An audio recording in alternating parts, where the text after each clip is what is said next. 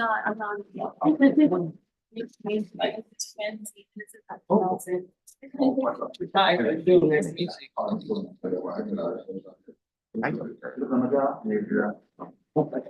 was he wondering? What was it? No. Rest of the big budget. I don't know.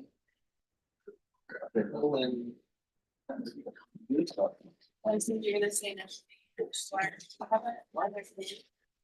What happened? Yeah, I do.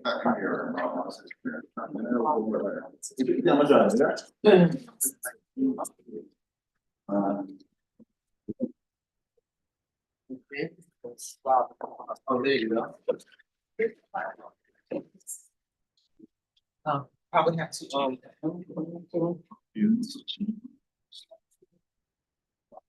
you order the onion, David? No.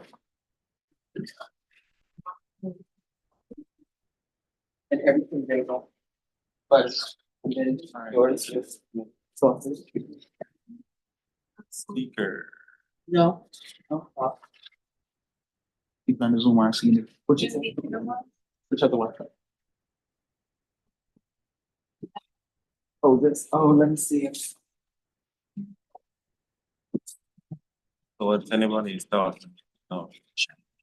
Were you able to copy and paste it? Yeah. I know that. Yeah, so. Oh, man. Not a lot. That has the right number on it. What happened? I have the right number. Wait, trust me. You know the order number? Oh. Those nuns were rapping. And by the time I realized that they were gone. But when So right now, well, they're part of the UN. Oh, you went to one nearby. Yes, right here, right here. I can go back and get it. Yes, I was making sure you're here, we're coming up soon, okay? no problem. Yeah, first, all right, so now. Good, that's, yeah. One time, but if it helps. Sure.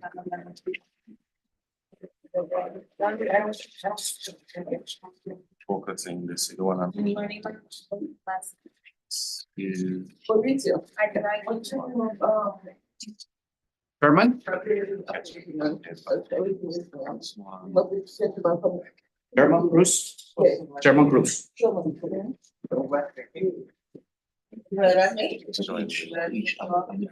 Yes, I said that one is to catch this if we have. That all. Yeah. And the end No. That's what I'm saying, I'm glad you. Oh, my God. No one needs to have. So or not. And I want to do something that catches.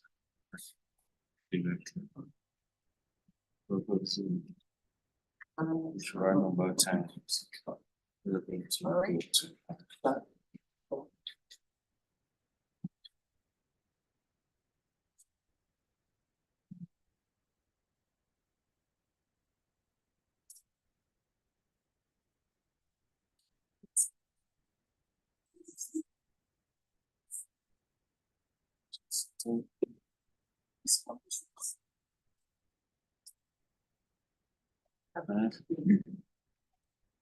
Mr. Benjamin, Podium, yeah. could you run the thing I gave you the last time, the video? You have it still? Give. Yes, I sent you something and you paid it, I mean. Alright, and then I'm gonna give national anthem. So after that runs, you're good. Thank you.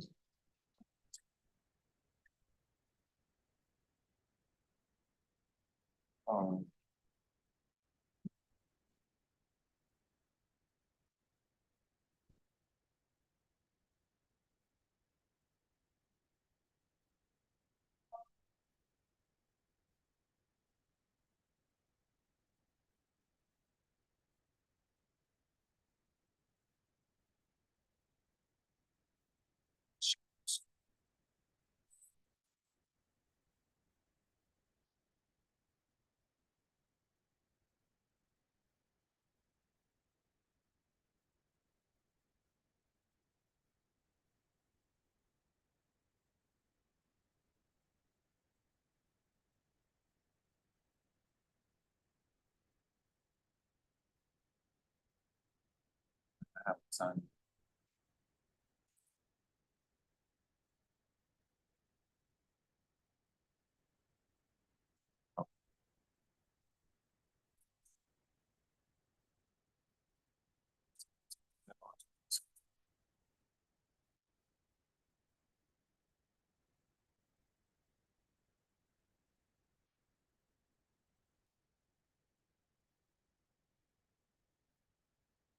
Good morning. Sorry, still being there. It's YouTube. Let's take a picture. Sure.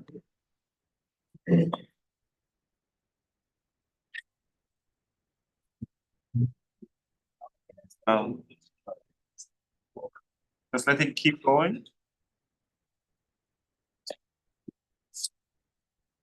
Want them to take your picture? Cheryl. I'm trying to put it on audio. See that? This first half.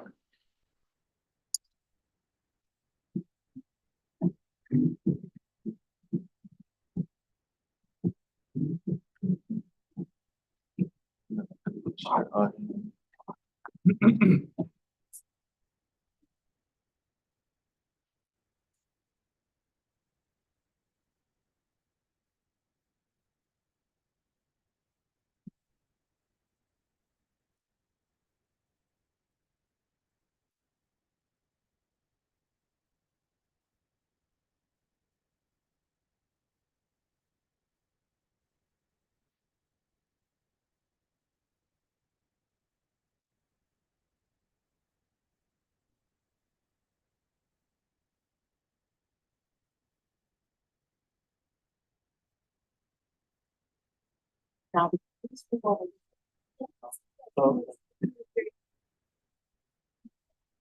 put it, you put it here, no?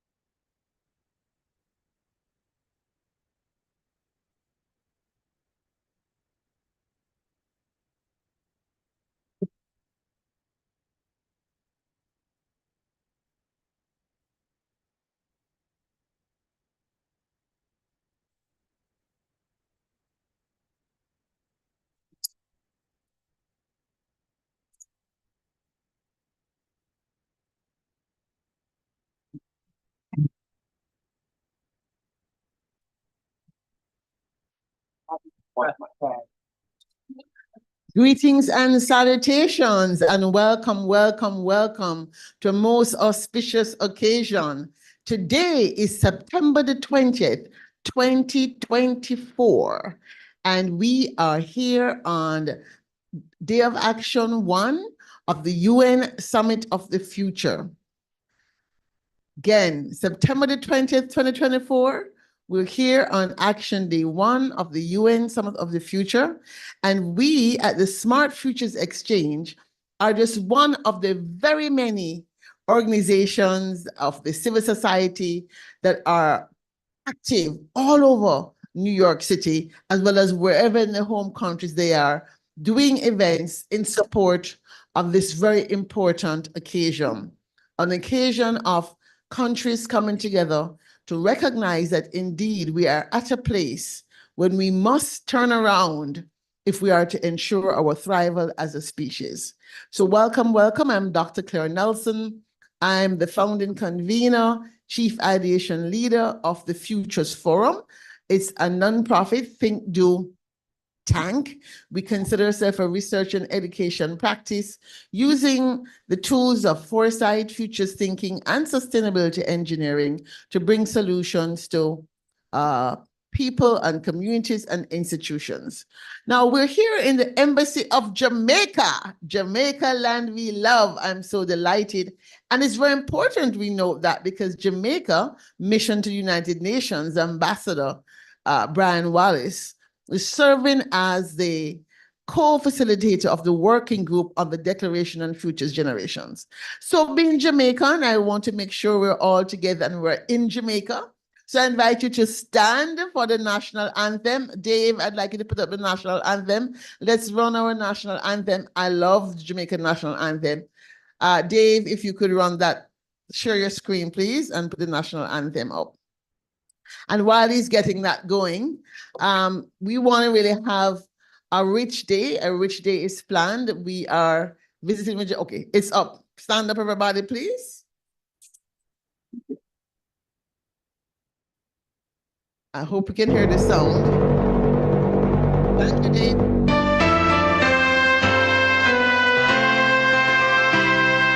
Eternal Father, bless our land. Guide us with thy mighty hand. Keep us free from evil powers. Be our light through countless hours. To our leaders, great defenders, grant true wisdom from above. Justice, truth be yours forever. Jamaica, land we love. Jamaica, Jamaica, Jamaica, land we love.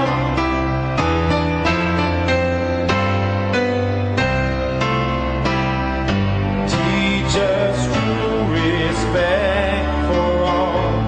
Stir response to duty's call.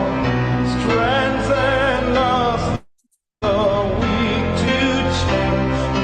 Give us visions lest we perish.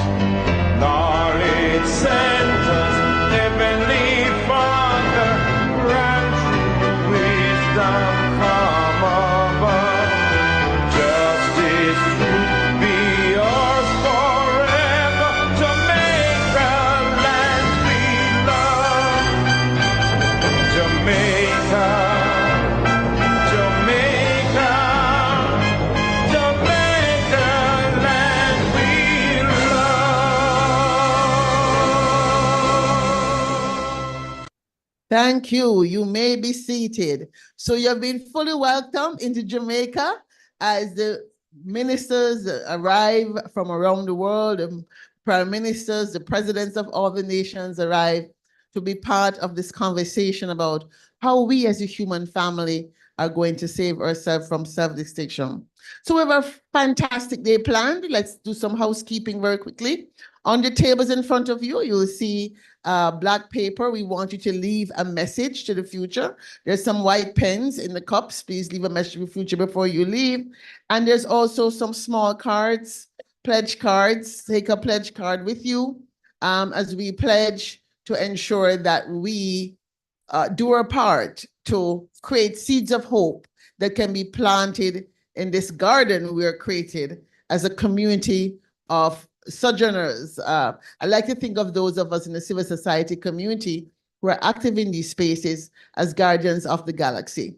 So we're going to begin this morning with the anticipatory governance session, advancing anticipatory governance session. And this session was brought to you by the World Future Studies Federation.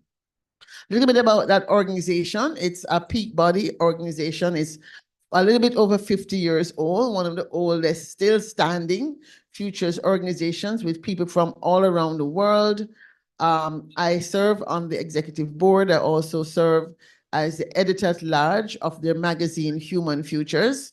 And I'll try to make sure I put that in the chat so you can find it online. Our new issue is coming out in time for the 23rd, which is the UN Summit of the Future official starting day, sorry, the 22nd, UN official starting day. In any case, World Future Studies organization put forward their proposal as to what we would do in order to support what we'd like to see as a community of professional futurists, people who study the future for a living, people who write books about the future, people who study the way we study the future. And so this morning, we're joined by our partner organizations, Teach the Future. We're also joined by another set of partners from the Global South. And I have to say kudos to Sherman Cruz, who hopefully will be calling in from the Philippines, and Mauricio, who is here from Mexico, who are part of that team that got the Global South Futurists together after the NGO Summit, the CSO Summit that happened to be in Nairobi this year. We at the Futures Forum have been following this process for some time. Once we learned that Jamaica was going to be the co-chair, we got the Caribbean Futures Forum going, and we were benefited by, in February of this year, we had Ambassador Wallace speak to us about the vision that Jamaica has and its role as really just basically shepherding a process. The Pact for the Future, the Digital Global Compact, and the Declaration of Future Generation says it all. And Ambassador Wallace shares that responsibility of shepherding that working group along with the Netherlands. So I asked Peter Bishop and his young partner, Amna, to join us. Dr. Peter Bishop is to join us, is one of the leaders in the Futures community. He has a storied history. He's considered in many cases the, if not the father, the godfather of much of the work of the last 30 or so years. He was very instrumental in setting up the University of Houston's project and process. And many people who practice strategic foresight around the world would have studied under Peter Bishop. Since his, I would say, his first retirement unto his retreadment, because people like Peter and I, we don't retire, right? We just retread. He launched something called Teach the Future. And it's a massive undertaking to really democratize futures thinking. And they'll be talking to you in this session about how they foresee anticipating governance, helping to train future leaders on anticipating governance, and talk a little bit more about the action plans that Teach the Future has for the post-summit undertakings. Peter, the floor is yours. You could.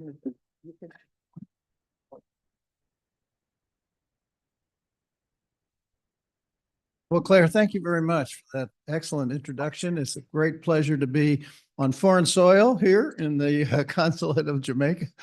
And we thank you for hosting this. Yes, I've been a member of the World Future Status Federation for a very long time. It is a terrific organization. It is the international version of, going back to, as you well know, to 1971, almost as old as I am. And wonderful storied leaders that we've had throughout the Federation and still the leadership today. So as Claire said, I am in the business of retiring over and over again. My first retirement was from the University of Houston. I have to tell you that my getting to the University of Houston was quite accidental. My becoming a futurist was quite accidental. It was because I came to Houston to teach statistics. I was recruited there. I was a sociologist with a little bit of a math background. University of Houston branch campus was wonderfully next door to the Johnson Space Center for NASA. And NASA, of course, that's where the astronauts live and where they train and where they run the missions. And the dean of the school that I joined had created the year before a degree called Studies of the Future. This was 1975, the very first degree in the world having to do with future studies and foresight. So it was a pleasure to join the faculty there. And I didn't know that I was going to teach futures when I came. But I said, well, I was interested in social change. I have a degree in sociology. Maybe I could teach that. He said, yeah, go ahead. In fact, would you run the program? The newest faculty member always has to do the work, talk to the dean, develop the schedule. And I said, sure, the price is definitely worth it. That was 30 years ago, 30 years before I retired, and I turned the program over to my colleague, Andy Hines, who's doing a great job running the program in Houston today. I'm very proud of that. And as Claire said, I retired in 2013. In 2013, I realized that I had been talking to adults about the future for literally 30 years, graduate students, government agencies, business people, entrepreneurs, whatever. And I looked around and I said, who's talking to young people these days about the future, giving them the insights that we have in future studies, which is a different way of thinking about the future. It's not econometrics.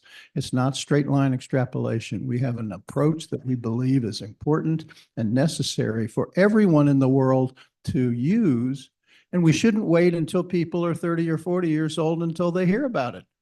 So I said, let's teach the future. Let's include future studies into the educational enterprise. And that's exactly where we are. We do have, as Claire said, a global organization. I'm accompanied today, and we'll hear in a moment from my colleague Amna Habiba, who is leading a young person in this field, and she has some things to say as well. So let me address the topic then, anticipatory governance. Anticipatory governance is a form of governance that uses the future, the long-term future, the alternative futures, as a very strong practice. Is there non-anticipatory government? Well, I guess so. If it's something, then its opposite must be something else. And non-anticipatory governance is basically run by short-term political, economic interests without the long-term perspective, believing that the smart people who run computers can tell us what the future is, who believe that AI will tell us what the future is, and we respectfully disagree with that. There is a version of the future which is mathematical and important and scientific, and we don't dispute that. We can run that line, that graph out as far as you want. You can run it out 100 years, you can run it out 1,000 years, and you'll get a number.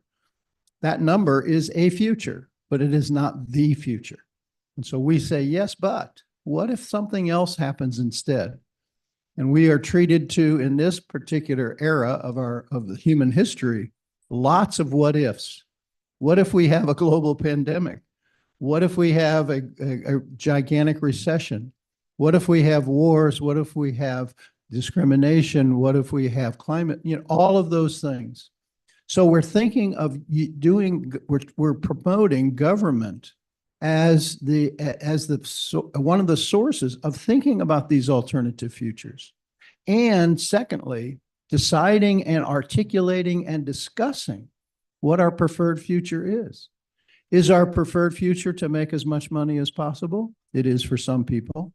Is our preferred future to take care of people and increase their well-being and their quality of life in terms of education and health and security? Some people believe it is. Those are the discussions that we should be having in anticipatory governance. So anticipatory governance takes what we call the expected future as a real thing. This is where we're headed without, 2.0 increase in climate change, increase of AI use and changing jobs and changing careers. All of that's expected. And then we say, yes, but what if something else happens instead, which happens all the time? So we should be thinking of the what if. We should be thinking about the alternatives when we do government. And then thirdly, where do we want to go? Let's have an agreement about our preferred future. What's government for? What's life for? What is society for? Is the economy in service of people who are running it with lots of money?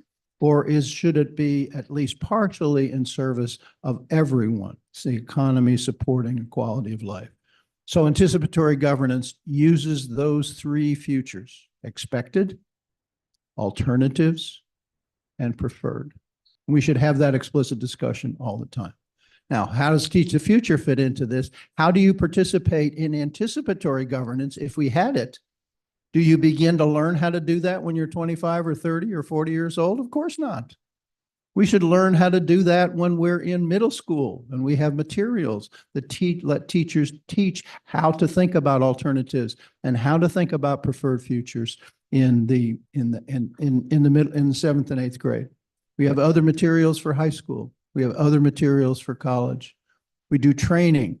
And so we accelerate the capability, as this title of this session says, to anticipate the future by starting earlier, before students are socialized or told to believe that the only way to do the future is through mathematical extrapolation, what experts will tell you is going to happen. No, we should have an educated citizenry, and we educate that citizenry in school, after school, of course, but begin at school. And that's exactly what our mission is, to include future studies as a regular topic.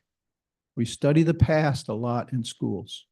We don't even mention the future. I mean, when you think about that, that's amazing. Are we going to live in the past? Well, some people wish we could, but they're not. Are we going to live in the future? Of course. It's like asking students to go on a field trip. And they get on, say, okay, get on the bus at 8 o'clock and we're going to go to the field trip. And the people who are the teachers don't tell them where they're headed. Shouldn't a teacher say, well, we're going to the museum, or we're going to the park, or we're going to the science lab? No, we don't know where we're headed. We don't know what's going to happen. But we now have in future studies over the last 50 years, literally, University of Houston program will be 50 years next year. And we have a way of doing this in a more serious and in a more effective way. And we should be sharing that way with our young people.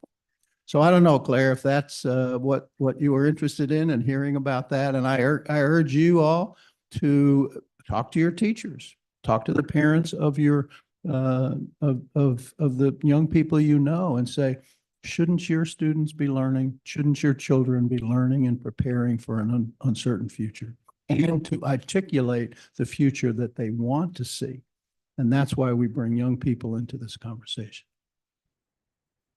Claire, time for somebody else. Well, let me introduce my good friend and one of the leading young futurists in the world today. I can tell you, I have seen her work. I have seen her resume. She was that famous before she joined Teach the Future, and she has been a great help to us, not only in many ways, but mostly in articulating a young person's vision for the future. So I introduce to you Amna Habiba, who is originally from Pakistan.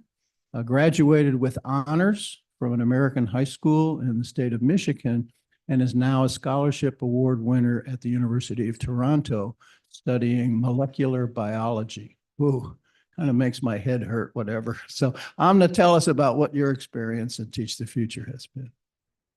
Thank you so much, Peter. That was such a good introduction. I really appreciate it. So I'm Amna Habiba, currently in Toronto, studying at University of Toronto. And I joined Teach the Future back in January 2022. So I was an NGFP, so Next Generation Foresight Practitioner Young Voices Award winner for 2021, which is when Teach the Future inaugurated the award program for young people around the world. And when I joined and learned about Teach the Future, I had no idea what futures literacy or futures thinking was, because my school never really taught me about it. And I've studied in different educational systems throughout high school to have that different experience as well. And when I learned more about the mission that Teach the Future was doing and Dr. Peter Bishop's work and the team's work, it was something that really was interesting for me to know about, because we, as Peter said, learned so much about the past in our schools, but we're never really taught about these skills about the future. So how do I really prepare for the future I'll be living in? I don't have any idea. And we're sort of left with the fact that we have to figure it out on our own. So if there's nothing that's taught at school, how do we really figure out these things?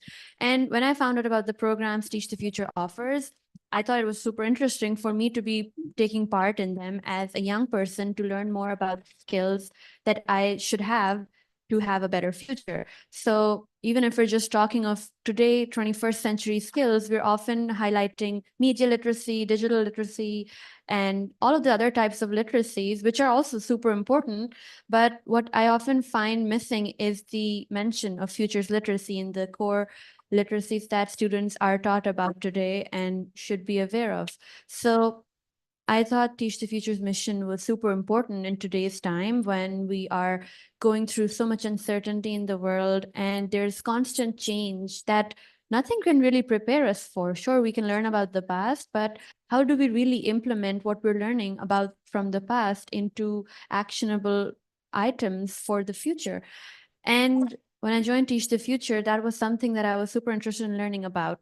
So this was also out of school. So I was still going to school, still getting all of my core subject competencies covered from school. But out of school, I would participate in activities and programs organized by Teach the Future and also working with the team.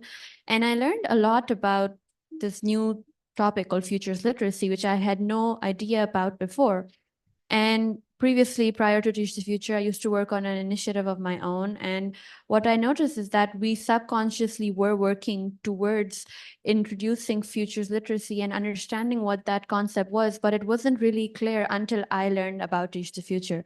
So fast forward 2 years, I've been working with Teach the Future and taking part in organizing programs for young people around the world. And the young people that I often get to work with as part of our Young Voices Network and the council it's just super interesting to see all of these young people around the world bringing their passion and energy for projects in their local communities and just looking for a better future that they will live in. Because oftentimes we're talking about the future of youth, the future of our world where youth will be living in, yet you don't really see young people being actively involved and engaged in these decision-making processes.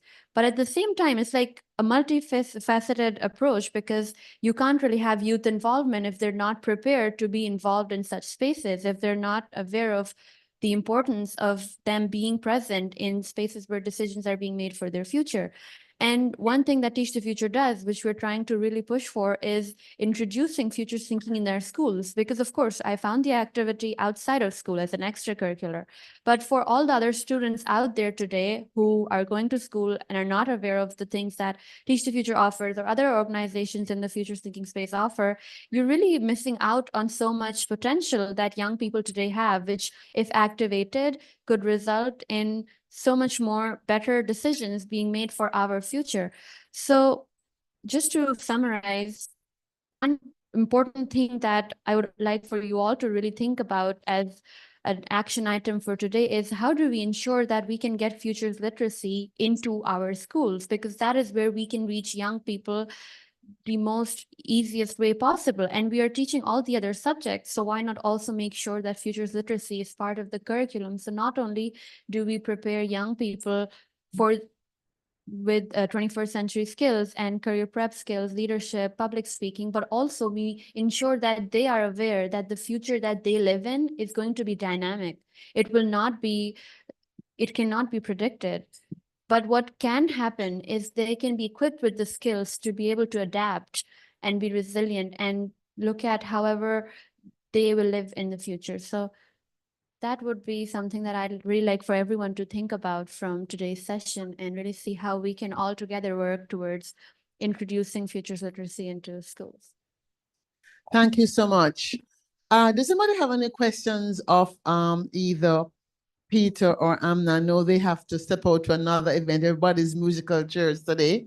But this idea of how we talk about decoration of future generations, and there are very few countries in the world that actually have a process for that. Wales is obviously the signature country, and I think Malta and a few others are following behind them. Certainly in the Caribbean, we would like to see Teach the Future get into the schools, and as a result of that, we have formalized the Caribbean Futures Forum. I used to do it as a practice of ICS, the Institute of Caribbean Studies, which is a nonprofit that brings the diaspora together. And so my personal action will be to, first of all, the young people in our network, and Nandi Walcott is one of the people who will be speaking today on the Caribbean Parliament of the Future, and beginning to introduce them to futures thinking and beginning to figure out, if you're not in school, but you're still young, how do we also engage these young activists, these young advocates around the world, in ensuring that they're part of the process? So any ideas as to how groups like ours can partner? Young people from the Caribbean region, from the Pacific, small island development states are very near and dear to my heart. We're very small, nobody ever remembers us, but we do want to ensure, given that climate change, one of the most massive, global systems that will impact us negatively, we want to prepare our young people. I'm not sure, is there anything you might say as to how you as a young person might begin to partner with us? And then I know you have to step out, but could you answer before you leave, please? Thank you. Yes, so of course, getting into schools takes time, and we want to start doing this and introducing future thinking to as many young people today as possible.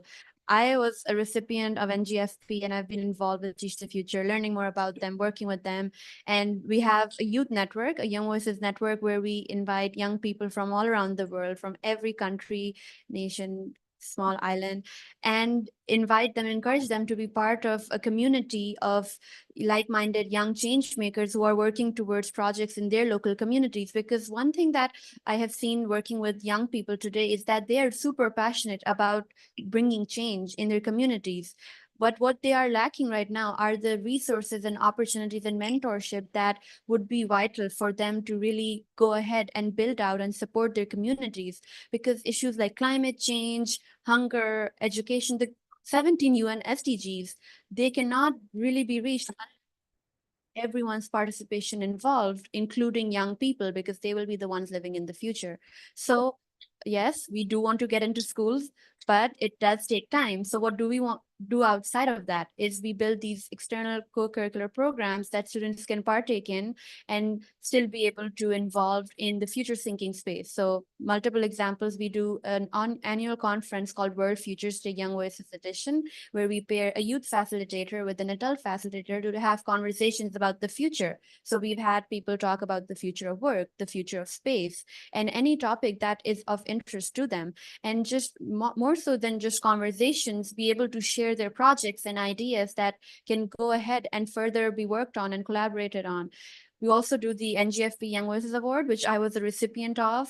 And we've had many young people graduate from that award program and go on to do many amazing things in spaces in their local communities and global communities too.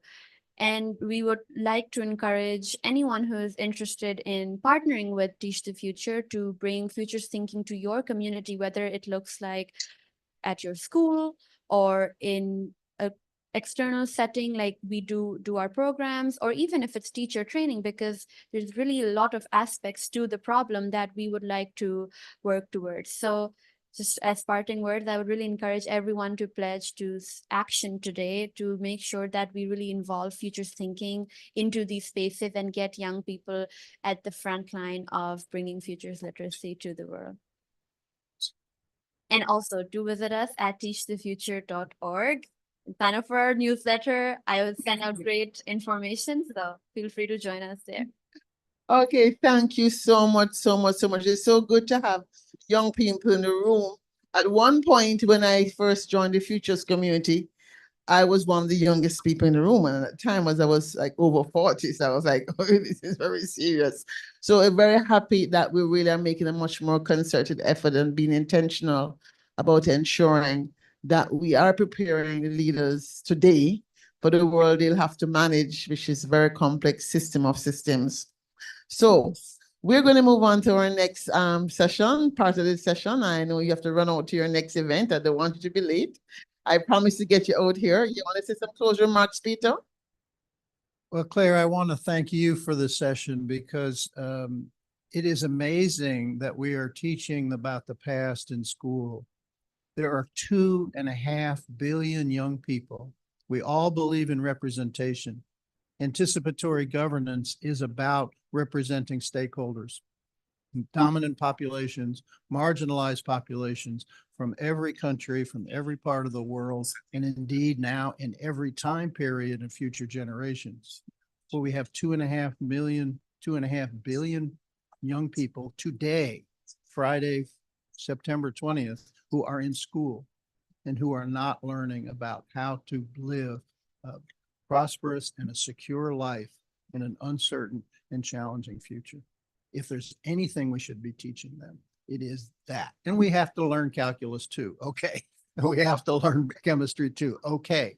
But two, not instead of. So let's promote futures thinking in the schools. Thank you very much, Claire. It's been a wonderful talking to you. Right. Thank you. Could I ask you, please don't go without taking our pledge card. Let me Dr. Nelson, who has, I'm not the host. So Claire. Dr. Nelson, she's the one who's. So what we want to do, we know these sessions are very fast, they're 75 minutes. They're the same length as the official side events, but we want to capture who is in the room and we will have a lot of time to ask questions.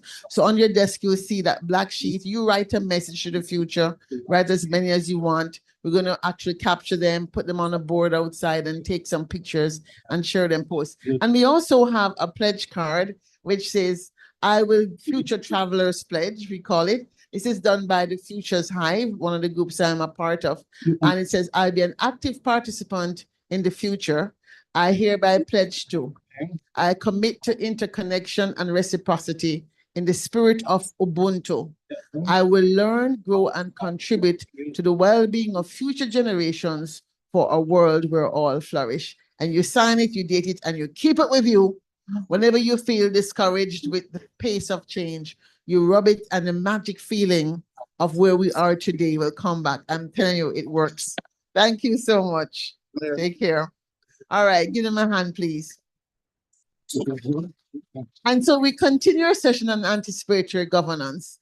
And speaking on behalf of the small island women states and Jamaica being very much one of the more visible global small island women states, we just came out of a 10 decennial UN conference on small island states in May. So this was going like back to back from Nairobi to Antigua. And we really tried to make the effort to make sure that even though very few people from the small islands were there, we were there. But I was delighted to find that many of the members from the Global South decided to organize themselves into a Global South Futures community. And we have with us Mauricio. Mauricio, you have the floor. Tell us a little bit more about the Global South Futures community before you get into the meat of the matter. And I'll see if I can find the co-chair of the community somewhere who is in the Philippines and hopefully is not lost in space.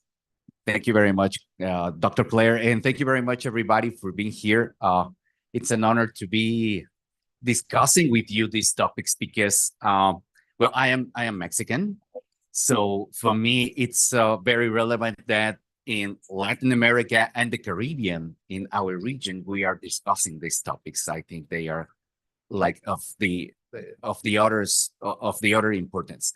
So, yes, as Dr. Claire mentioned, very recently with another group of people, we were talking about the importance of futures and foresight as a discipline that should be discussed and should be worked out, not only in governments, because that's also that we for sure want, but we should be thinking about education and how are we giving these elements to our young people to think about the future. I can assure you that the work that Teach the Future does is something very, very relevant. They have been doing this for decades. So that's a very important thing. And it has been an example for a lot of different organizations around the world. When we were discussing this group of people in countries like my own, in countries like the Philippines in Asia, or in Kenya in Africa, or in Brazil in Latin America as well, is that our vision of the future sometimes is not the same that they have in some other parts of the world. We have our own cultures, we have our own traditions, we have our own ways to see life and to see, of course, the future. So that's what we started to discuss. And we thought it was important that we could have this group, this community, as you called it, because we took some time to discuss the name. We thought if it was good to be called an association or something like that. But in the end, we decided that community was the concept that we want to work out. Because that tells you a lot of how we are thinking about the future. We think that we can work together with everybody in the world, but we have our own vision of things and our own vision of future, and we want it to be discussed. And I think it's of the other importance that now these days here in New York, we have this discussion with different countries talking about the future. I think that's something very important. The Summit of the Future, it's a very great step. But the most important thing is that the things that are being discussed in here can be taken into our reality to change our futures and our present. And I think that's the most important and sometimes the most difficult thing. How can you assure that what is being discussed these days in the Summit of the Future can be translated into people's realities, into people's everyday lives? I think that's the most important thing. And particularly from our point of view, from all our cultures and different visions in the Global South Futures community, we think that we should cooperate more than compete all the time. That's something very important. We can cooperate, we can collaborate. Competition is very important, and that's also part of our system of education. But if we take part of our roots and our cultures in all our countries, either in Asia, in Africa, or in Latin America, we will realize that collaboration and community has been always very important. And I think we should take those elements, yes, some elements from the past, but project it to the future. And that's something that we want to achieve. And we are just starting this discussion in our group. And of course, we are inviting people to join us, because what we think is that this is one way to tell the world how we see the future and the futures from our own point of view, how we see the world from all these regions that sometimes are not really heard around the world. I mean, our countries, our different cultures, sometimes they don't have this loud voice, and we want that voice to be heard as well. So in this sense, I think that we have been working with different things. I can tell you that something that I see very joyfully is that education for the future is something that is being finally taken into consideration in some of our regions and our countries. As Peter Bishop and as Anna was saying before, I think that we cannot expect people just to start talking about the future when they are just 30 years old, 40 years old. I mean, we should take young people into consideration. And that's why I am very happy that we have young people not only speaking, but they should be the stars. They should be the stars in all our forum. They should be the ones taking important decisions. I think that adults, sometimes we don't give them this power of decision, maybe because we have this idea that experience is something very important. I can tell you from my experience in my country, we had this discussion some years ago when it was discussed if people of 18 years old could be or could become a legislator at that age. So I remember we had this very, very hard discussion in our legislative parliament. And I think that in the end, it was very necessary to realize that, of course, the voice of young people is important. How can you even talk about the future if you are not talking to the people who are actually the future, the young ones? So that's something that I think we should also work out. And I hope that this is part of the discussion that we have in the Summit of the Future these days. That's what I can tell you now for the discussion that we have had in our different countries. So I hope again that what is said in the Summit of the Future, what is decided, can be translated into actual changes in life's persons. I think that's the most important thing that we can do. Thank you so much. You know, the thing is, there's no surprises right now, I don't think. Many people say that the actual Pact for the Future document, the Global Digital Compact, the declaration are very watered down and don't have much of anything in them. But that's to be expected simply because people want to write something that all 100 and something countries will agree to. And so I think all of us need to study the action plan very closely. What WFSF is going to be focused on is the fact that we have now an accreditation system for universities, and we really want to see more universities partnerships. I have been very disturbed by this very silo approach. Futures of all people should be system thinkers. And I find that the few future studies universities there are operate as if they're the only ones except for a conference here and a conference there. And so we really have to change that mindset. And I think now that we have this accreditation system, WFSF does have the imprimatur of UNESCO. It's an ECOSOC organization to really take it to the level where we can not only teach it as, let's say, okay, we're teaching capabilities of future thinking to college students, but we can also do it from the academic level, where if at least one university in every country even had a minor in future studies, right? You would have the capability for more, let's say, transfusion into the bloodstream of the society in a different way. We're joined by Alex. Alex, could you join us here? Who is a member of WFSF. And he's been talking a lot about having a leadership lab.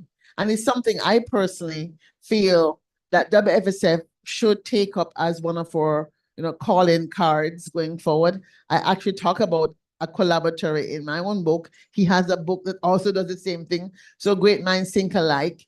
And we're going to kind of open the floor for discussion and questions from people in the room after Alex kind of presents about his vision of the leadership lab and where he thinks it's not just about having the institutions, but how does the mindset shift happen? How do we create the values in our leaders so they're not doing it, okay, a checkbox, I'm going to check that I did, assessment. Can I say something very fast about that? Very fast. Yes. And then please. Yeah, just about the universities and all these programs. I think that we have been working out in our countries about these programs of the future and certified programs. And I think still it's very scarce around all the region, Latin America and the Caribbean, I mean.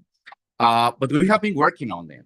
So at least I can talk about my country. We have maybe 3 universities teaching programs about the future. That's very scarce. We need much more. But I think this is a good base to keep working. And I hope that we can just have more programs and more universities participating in this. I myself, I'm a university professor. So I think it's important for us to have this education for the future. Of course, in universities, maybe we needed much more before from elementary education, but in universities is one of the cornerstone topics that I think that we should be also discussing. So that's all. Thank you. And what I'm about to say actually dovetails very much into Maurice's statement. But I'm going to start with maybe somewhat controversial statement.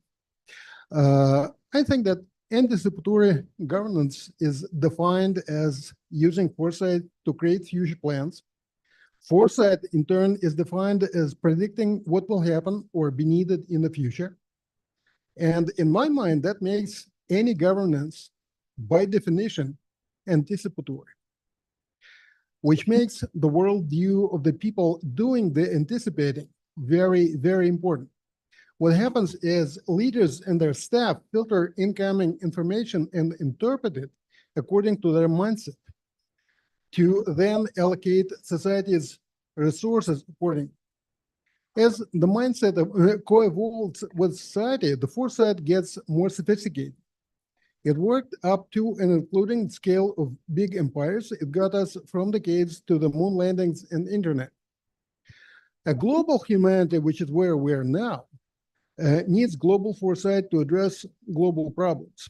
Our common agenda is a good example of a global anticipatory study. It was supposed to accelerate progress towards sustainable development goals. It didn't. Humanity keeps earning a failing grade on the SDG progress reports. Why do we keep failing? Global problems have no local solutions. Unadmitted problems have no solutions at all. It's time to identify and resolve the root cause of our collective failure in the pursuit of our common agenda. We don't deal with it as common. The nations of the United Nations are clearly anything but united. Instead, everybody is myopically looking for ways to contain others and sabotage their access to perceived limited resources. This inevitably involves dehumanizing and disparaging your competition, which I must remind you is most of humanity. Misanthropy, arrogance, xenophobia, and cynicism perpetuated by this approach are an existential threat. Without overcoming these, we and our parochial leaders are powerless to deal with global problems, even as these grow more urgent. As an example of urgency, 82% of humanity's energy still comes from fossil fuels. In 40 to 50 years, it will cost as much energy to extract oil and gas as they contain, with nothing left for you and me. And despite the practically inexhaustible abundance of solar energy, there are no viable local paths for sustainable development using solar energy or any other mature, ready-to-deploy technology to completely replace fossils in time. Solar still gives us only 1.5% of our energy supply because intermittency of local solar hobbles it by requiring energy storage, and the massive investment in storage only bought us 11 minutes of storage capacity. It's time to admit we have a problem and consider our options. The good news is we have options. Human civilization is, among other things, a process of learning to engage progressively bigger groups of progressively more diverse people in pursuit of progressively more ambitious goals. Evolving cooperation and trade is how we got from the caves to the moon landings and internet. And that's how we can keep the lights on for our grandkids together. Collectively, we inhabit a ball, half of which is lit by the sun at any given time. So we don't need local storage. What we need is a global electric grid infrastructure to trade energy globally, just like we trade everything else. The faults on the sunlit side of the globe will sell excess energy to the faults on the night side, and 12 hours later, sellers and buyers will swap. That's how we go 100% solar in the next 20 years, using only mature technologies and only available resources. This flagship project, likely funded by selling global grid bonds, makes us humanity's shareholders. The success of someone halfway around the globe will perceptibly benefit you. It'll immediately give geopolitical rivals something better to do than sabotage or shoot at each other. It'll pump better wealth of the global north to create prosperity in the global south. It'll also create precedent for meeting many other challenges. Examples include freshwater availability, design for recycling, biodiversity preservation, space debris cleanup, development of human-rated non-rocket space access systems, perhaps coupled with space-based solar, etc. Now, how can we change the leader's mindset to enable cooperative sustainability? And this dovetails to the limited teaching capacity, leadership teaching capacity that we right now have, and the desire to make it as efficient today to catalyze, the mindset shift today, so that we have some tangible results tomorrow. I think that the best way to leverage what we have is to influence the influencers. That's the Global Leadership Lab project. The Global Leadership Lab would conduct interactive gaming-based and participant-guided research into available futures. The participants would represent the governments around the world. The goal is to get decision makers from countries to help each other learn the consequences of their potential decisions without having those decisions play out in the real world at a great cost to their constituents. That is how we leverage existing resources to make an immediate impact. And I'm looking for partners to make this happen. And if you guys are interested, please give me a buzz. Thank you.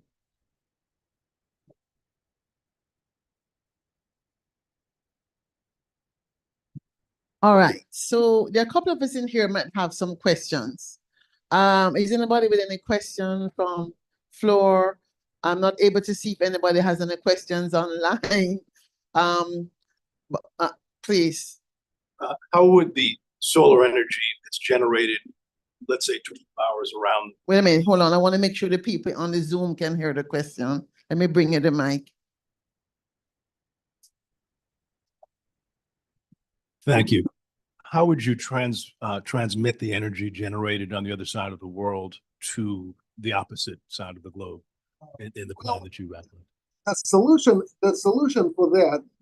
Mic, please. Microphone, please.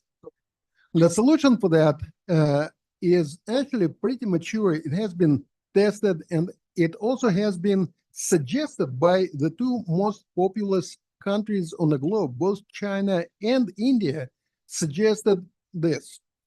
And it was technically feasible since, I would say, about early to mid 80s, when people learned to build megavolt power transmission lines.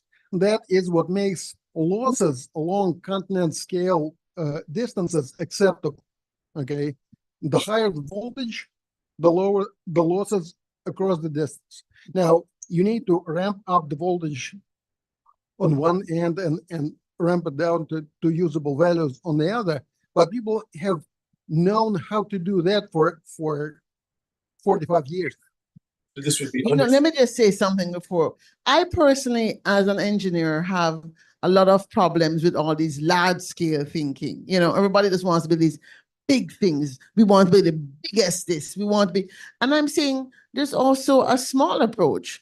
There's absolutely no reason we have to be beaming stuff all across the world, quite frankly, which we don't know the secondary effects to all of the insects and virus and bacteria that might need to live in that space.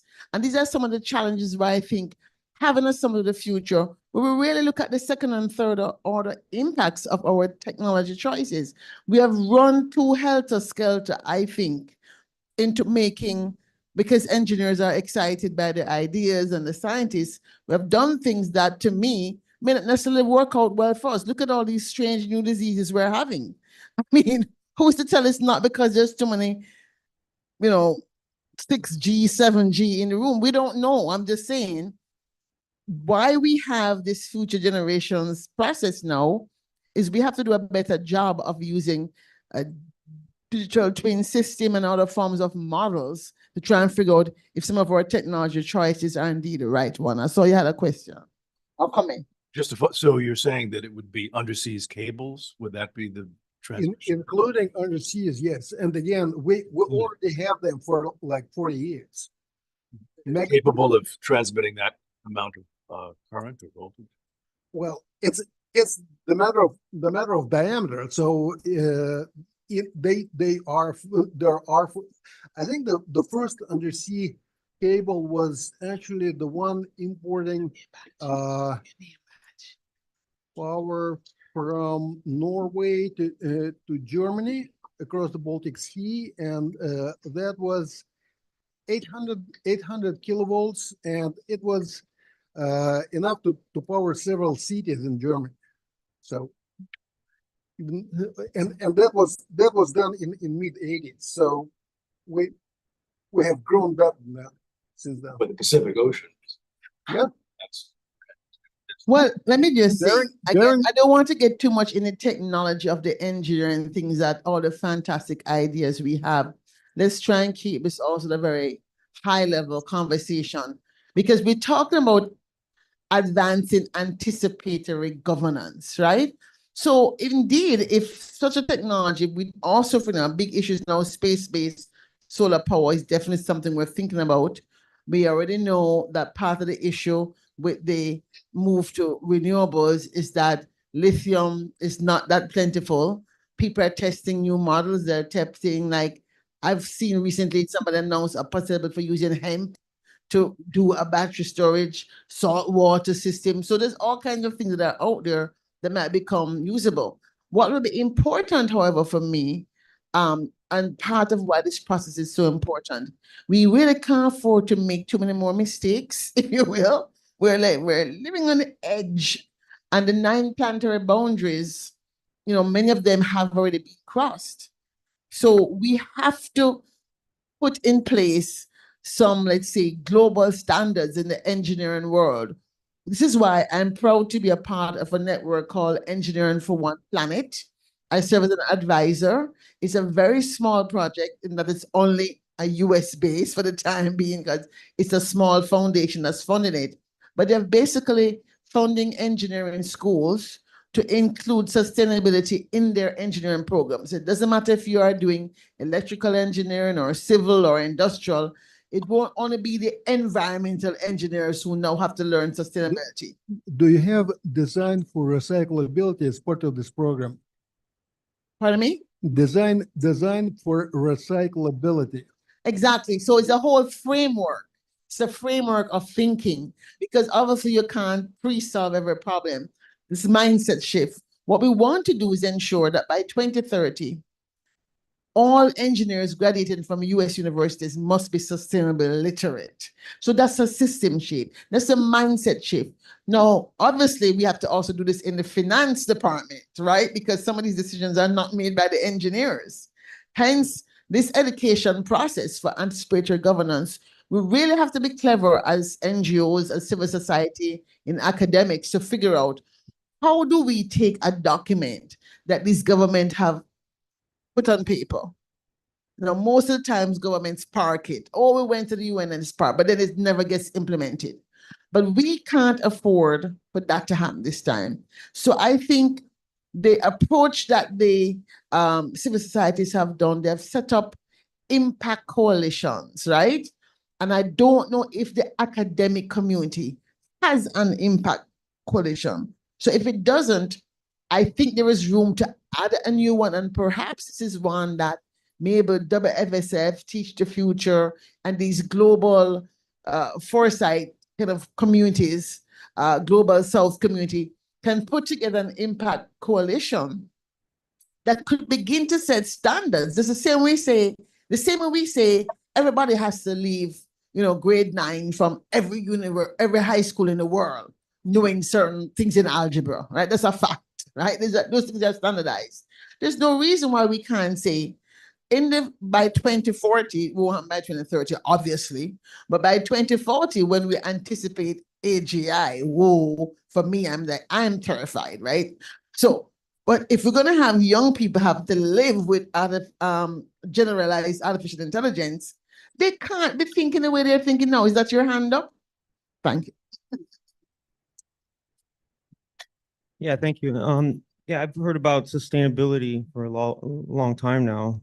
And when we sort of create a campaign to evolve the understanding of what's going on in the future, we kind of step away from sustainability and move into regenerative engineering and concepts, and also more like agile, like permaculture within activating certain communities or educating in the process, because sustainable is sort of like to create a baseline, but we're already past that baseline, so just transitioning, to a sustainable community based on engineering is a little bit too not future vision.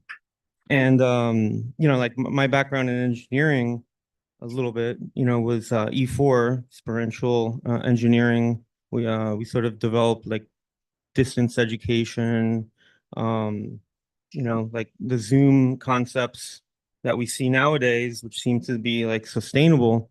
We've been doing that in the early 90s, in terms of like engineering concepts like STEAM programs rather than STEM, pre-nanotechnology, kind of always looking at the future as something, now. And so even the software people, 20-year-olds now, they're not embedded with sustainable concepts to create software that galvanizes education. It just seems like there's a lot of redundancy, even like, two-dimensional ways of looking at information doesn't, like that's been done in the 90s kind of with like desktop publishing, and everything we see now is like two-dimensional. So we prefer to use three-dimensional platforms, initially to sort of bring, the education or the gamers, which are the future, kind of like into play to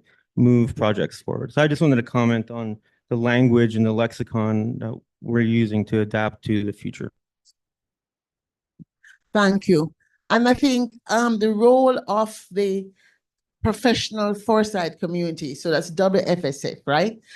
It's funny, I actually Googled, I asked ChatGPT when I was working on my essay. I'm like, let me just ask the questions I want to answer and see what they say. So one of the questions was, what are the top 5 futures organizations?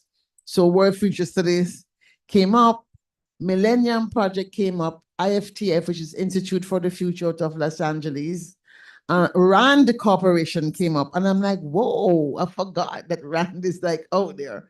Then I think I commented in my article, of course, I have no idea what it really did to find these 5, right? Did it look for the most hits or the most mention of the future on your website? Who knows what the SEO was for the ChatGPT who came up with that 5. But I thought it was interesting to see if anybody else signed on. And I'd be curious to know if some of this, goes and said, what are the top 5 futures studies organizations, what would come up to see if your machine is bringing you something different than mine, which is knowing that I look for the word future all the time. It might be something very different. We're going to do the experiment, Nandi, all right? All right. So I'm saying this to say we have to be very intentional as a professional foresight community to help the other NGOs that are advocates see the future clearly and be able to work with that future that they want and avoid the future they fear. And in my book, Smart Futures for a Flourishing World, I try to say you don't have to have a degree in future studies, but you need to learn to think about systems. And so I made the word SMART into an acronym. So I'm asking them, when you have your smartphone, remember, everything is a system. That S in your smartphone, it means system, right? So everything is a system of a system.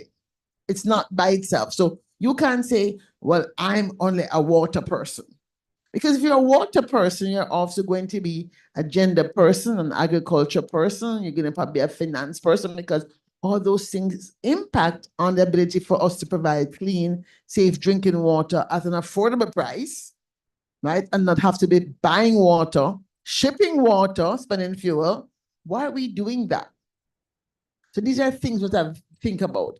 And so my question to the panelists is, as you think about the actions that you may have many things you want. I'm going to ask you, Mauricia. First, you're from the Global South. You have 77 countries. That's a new organization, but you're also in a university.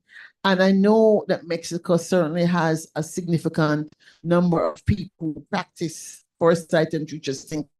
What might you do in Mexico differently to sort of model this new approach that even we as futurists have to come out of our own little silo, because we're very much like, we're in a silo studying. And I have to say, academicians are the worst. They're so scholarly, they can't speak to a practitioner sometimes. That's not going to work for some of us, right? What are some of the specific actions you want to go back to Mexico and begin to implement with the Latin American futures community, beginning with Mexico?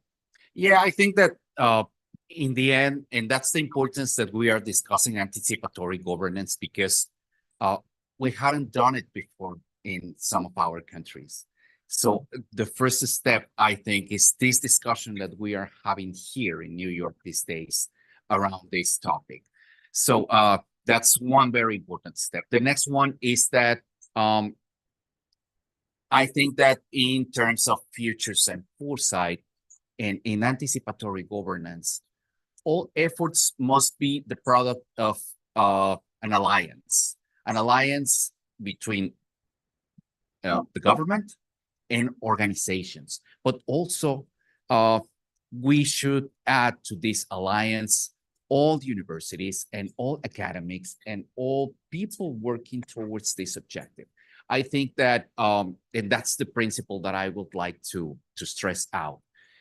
If we collaborate and if we realize the importance that thinking about the future has, that's a very important step. Why do I say this? Because in general, in my experience, in many of our countries, people are not thinking about the future. And you can't blame them. People are thinking, what am I going to eat tomorrow? Yes. What does Very my short family going to have in the table tomorrow? And I have experienced this when I talk to some people in my country and in some other countries of the region. It's like, how do you come to me to tell me about the future if I have to think about today? I think that the challenge is specifically to help all our people to realize that thinking about the future is also very important, even for these people. That Well, even for today, and let me just, before I let you go, let me just answer somebody online here who asked a question about 5 minutes ago, and I didn't see it. Sorry about that. So she's saying in 2030, Caribbean islands have combated socioeconomic, cultural, environmental, and political systems towards sustainability through anticipatory governance. The approach must include national development plans with indicative implementation strategies, financial and human resources, communication strategies, monitoring and evaluation. People-centered approach balanced with technological use. Then the question is, how do we take the global frameworks to the national levels? And this is exactly the question, because from a university perspective, you know, I think many times the university itself in those countries is very ivory tower. They have to have a paradigm shift themselves, because many times outsiders like I am go and we say, I think a university should, and eyebrows go up to their foreheads, and they want, how dare you come and suggest something different than what we've been doing for the last 30 years. I know best. And so I think it behooves those of us in the advocacy community, right? The activist community, to do some of the anticipatory governance work at the level of the community. Don't spend all of our time focusing on trying to convince the minister of anything. Because ministers always have egos that are bigger than the, you know, the height of the room that they're in. But if we can find some keystone nonprofit organizations in the country, right? You study the ecosystem and you figure out in this country, okay, agriculture is important. Let me insert into the, and then you look and see who was at the summit from the country, first of all, who actually showed up. Then we as professional futurists say, okay, let we reach out to those companies and say, hey, we see you're concerned about whatever, agriculture, water, whatever SDG they're working on. And we help them use the future. And while we're doing that, we insert in the idea of anticipatory governance and what they should be asking and expecting the government to do. And we can all then, I think, have a better chance, because if they're already influential enough to come here, I'm not saying they have all the influence in the world, because, you know, NGOs in the small countries and even the big countries, sometimes if they're, you know, small ones, they don't have much power. But I do think that's a good place to start, because civil society cannot dictate to any government office that they must or they have to. So we first have to change ourselves. And I think that's how we can take the global frameworks at national levels. And I'm hoping that through the establishment of these impact coalitions, we can learn from each other.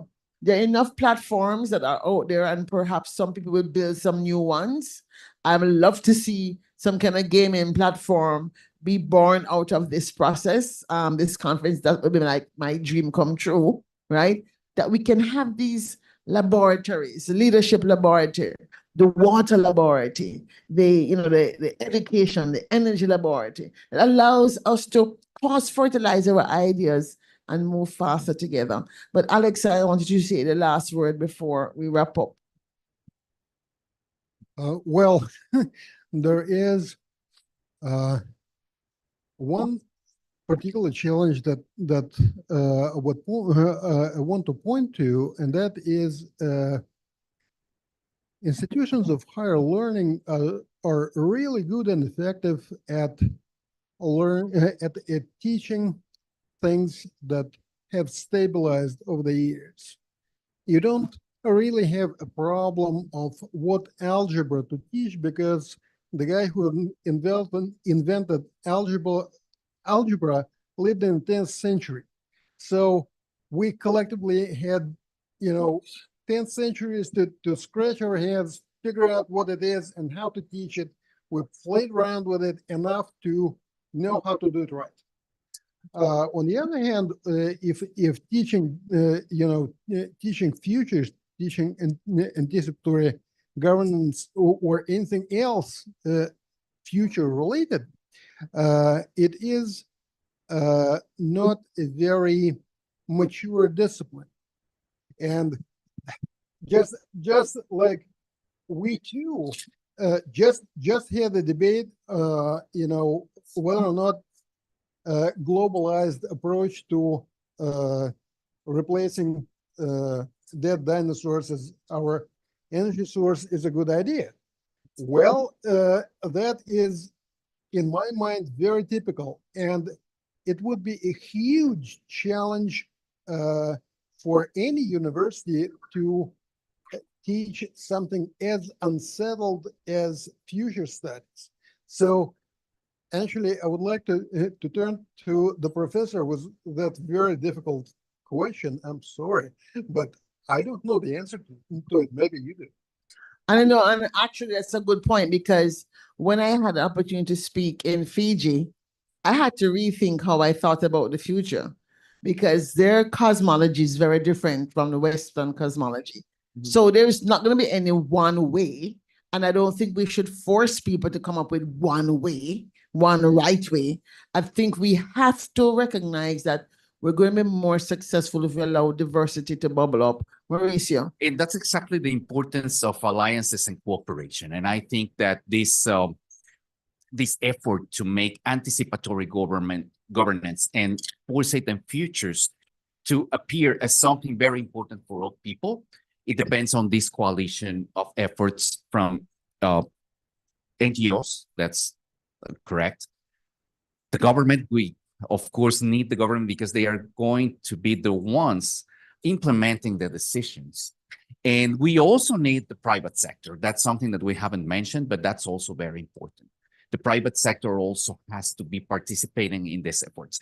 Not only my hope, but I have seen this in some specific regions. If we are able to reach this cooperation, and if we are able to build these alliances between all these sectors, and if we also consider the educational aspect of this, which is very important, we must work in education of our children and our young people about the importance of the future. Because in the end, whatever we are doing now in the present is going to determine what is going to happen in the future. It's not like magic. We need to do something in the present to have a bright future. And these alliances, I think, among all these sectors that I have mentioned, I think that they make them possible. And that's why I think this particular weekend here, and the discussion at the United Nations is going to be important, because it's actually this confluence of different sectors, all these sectors that we have mentioned.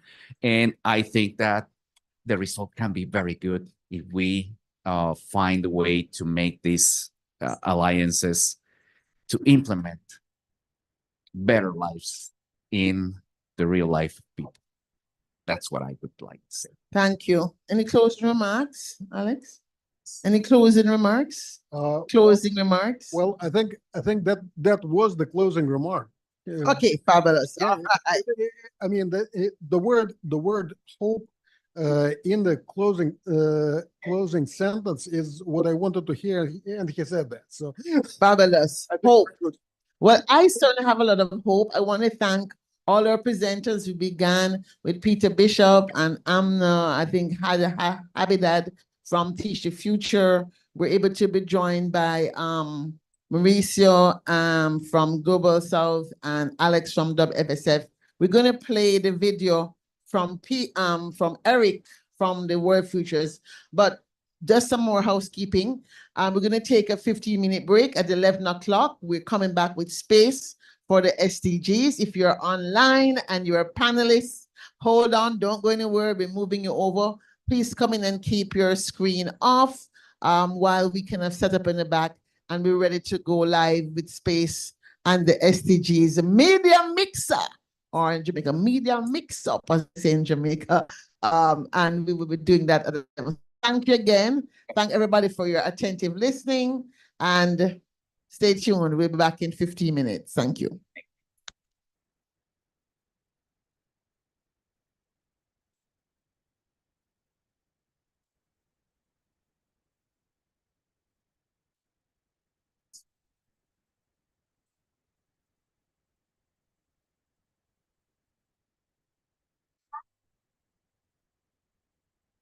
Dave, if you could please play the video from Eric. Thank you.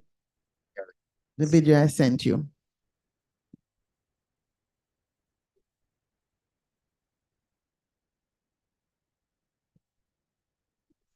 Okay.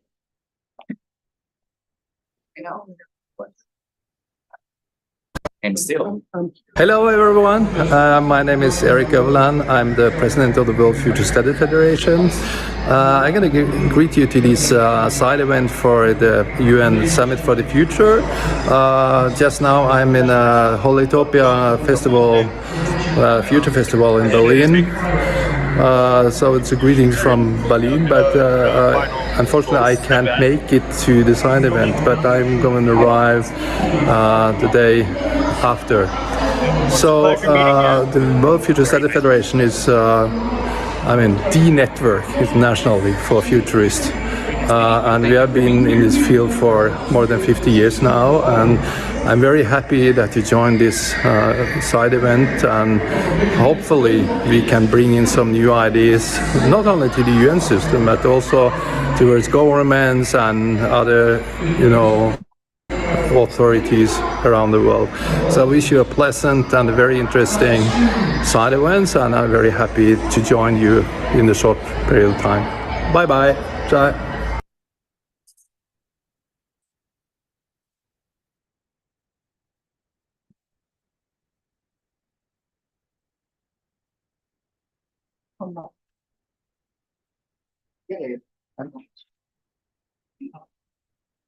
Adriana, so Robert to accept. I'm trying to move him over. He's not. Tell him to accept. Sorry? I'm trying to move him over, but he's not accepting. Would they call him and tell him to accept?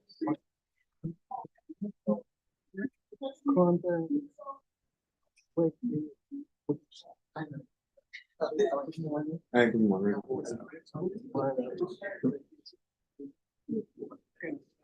Okay, awesome. Thank you so much. You guys hear me? I don't, but how can I Hello? contact you through the social media? Yeah. Do you guys I hear me got okay? later. Testing. So, sure. Can you guys hear me? Okay. For you, okay. Thank you very much. Can you guys hear me? I don't know if you can hear us, Robert, but it's sounding good. Okay. Are you speaking into a mic, or because you're not? I don't hear you that clearly. Hello? Can you keep your mic up here? Ari, could you go to a mic, please? Ari, Okay, so Robert, you can go ahead and move your people over. Thank you. You're okay, now a co-host. okay, I need to check, make sure you guys can hear me well. Can you guys hear me well, please? Okay, Ari, Yes, it's Robert. okay, could somebody go to a mic so I could check how you guys sound, please? All right, could you go to that mic, please, Ari, at the front? You're good. We're getting it set up. Okay, all right, great. I'm gonna let in. I see Adriano.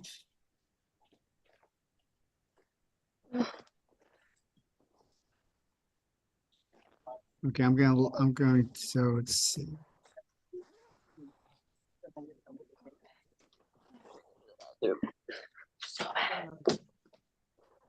Find the participant. Oh, okay. Justin. Okay, so I'm gonna let in I'm gonna see Jerry's here. Adriano's here.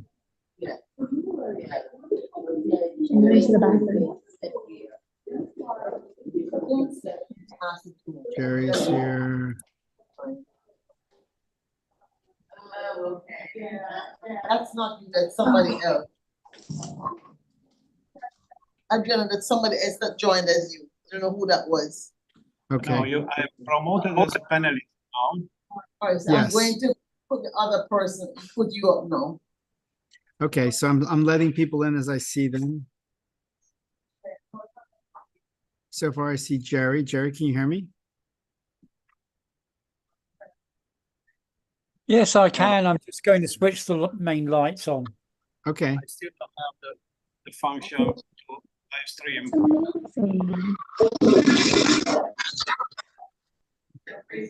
Hello? Hello?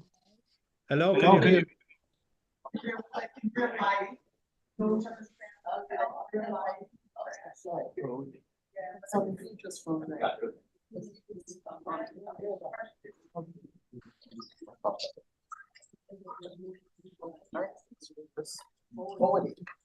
I cannot call you. But he's following. He's following.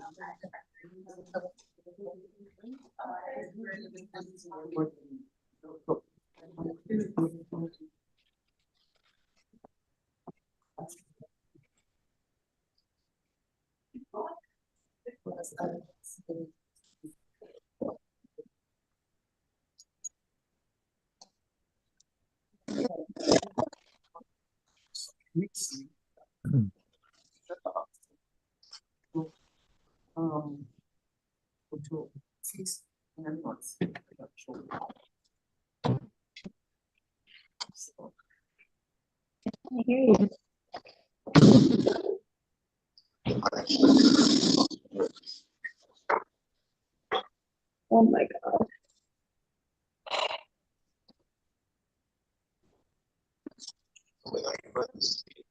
Hair is so Okay, bad. Christian. Later.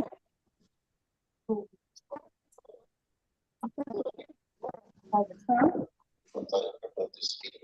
No. That's why I was part of this thing. Oh.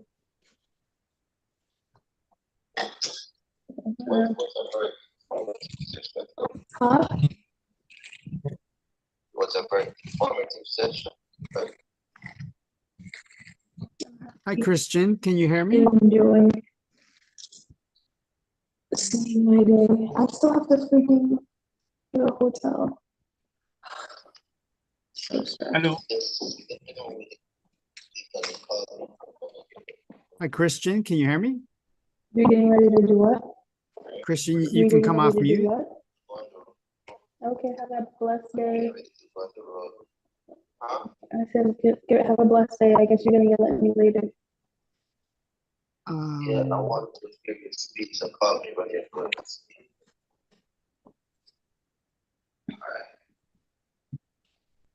Oh, okay. So, We'll see.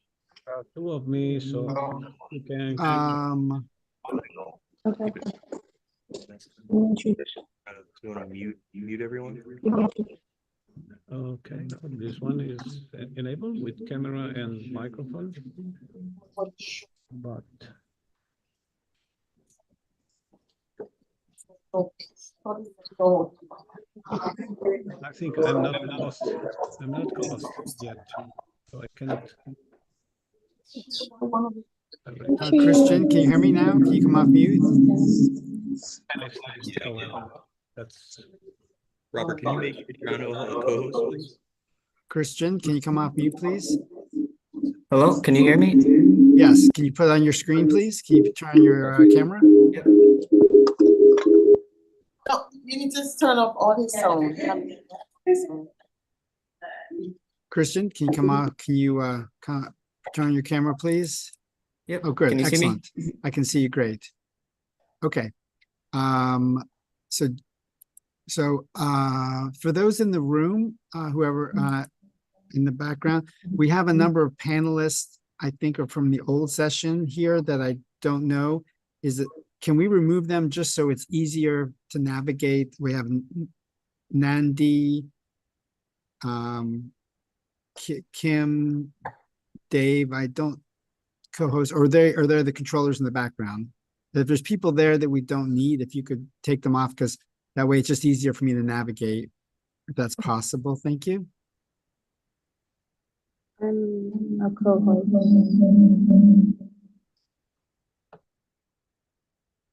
Adriana, I assume you're there in the room, right?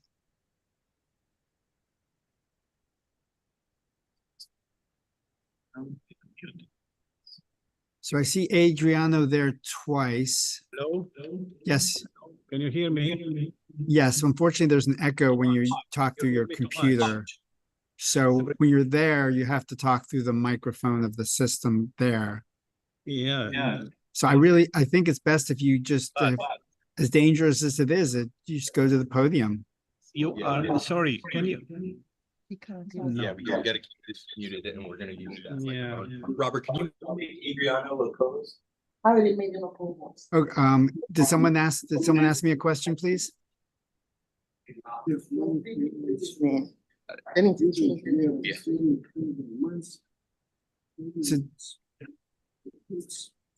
So, Can you make me co-host, please? pardon me? Can you make me co-host? Oh, okay, let me see. Hold on.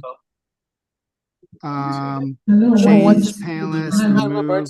we're in a smart room, Robert, and so Adriana cannot have his mic on. Correct. He will have to just simply go on the stage up there. Correct. That's what I said. I agree. Adriana, Yeah. Adriana, you'll be speaking from the front of the room. Correct. Yeah, right? exactly. He's not going to be online, okay? Right. He'll be speaking from the front of the room. No, I'm. But 100,000 miles. A reservation. Cool. Very awful. Sorry. No, he can't. Adriana, you have to go up to the mic. You can't. Pacific Ocean itself is probably. I am using my headset now, but there are repetition, however. Yeah, No, there's still an echo, unfortunately. Have to use your microphone. Okay. So you can run it Adriana, like an airplane. when the session starts, you can airplane. here, up there. When the session starts, you have to use go there. Yeah. Yes, because the room is a smart room. You will not, the room, where is it? With all my things for that. Yeah, but you're not gonna be using the video there. They'll pick you up from the room. The cameras all around the room. And you're here in person, so you need to be in person. I can think it's So I cannot live stream. I can do We are one family, different shades of skin. Why we gotta fight? Let the peace begin. Different flags we wave, but we share one sky. Stop the tears of war, let them all fly high. One love, one world. How are you doing? Every boy and girl. Hold hands. great. Probably could talk 1,000 kilometers. No more creed and color. So you're going from the place. So I try to change. The aesthetic is already live. Yeah. Transmission. Yeah, it's already dark music. Yeah. Two. Yeah, space. I would say that's. Together we will stand. Maybe that Great.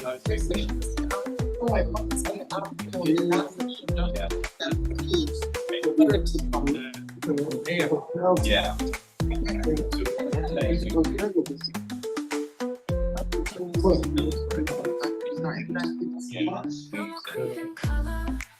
Erase the lines that scar. We are all a rainbow, shining bright like stars. Unity we need for humanity's soul. Knowing you wear the Break down the walls, make the broken whole. One love, one world. I will put in the library. Boy and girl.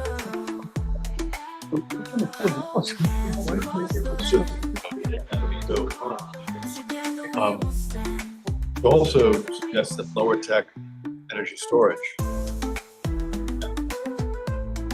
might not be quite sufficient. Power, running it back with it. Bottles of antifreeze added so it doesn't freeze it quick.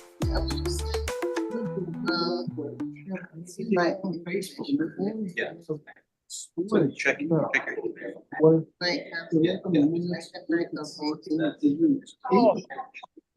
Hello.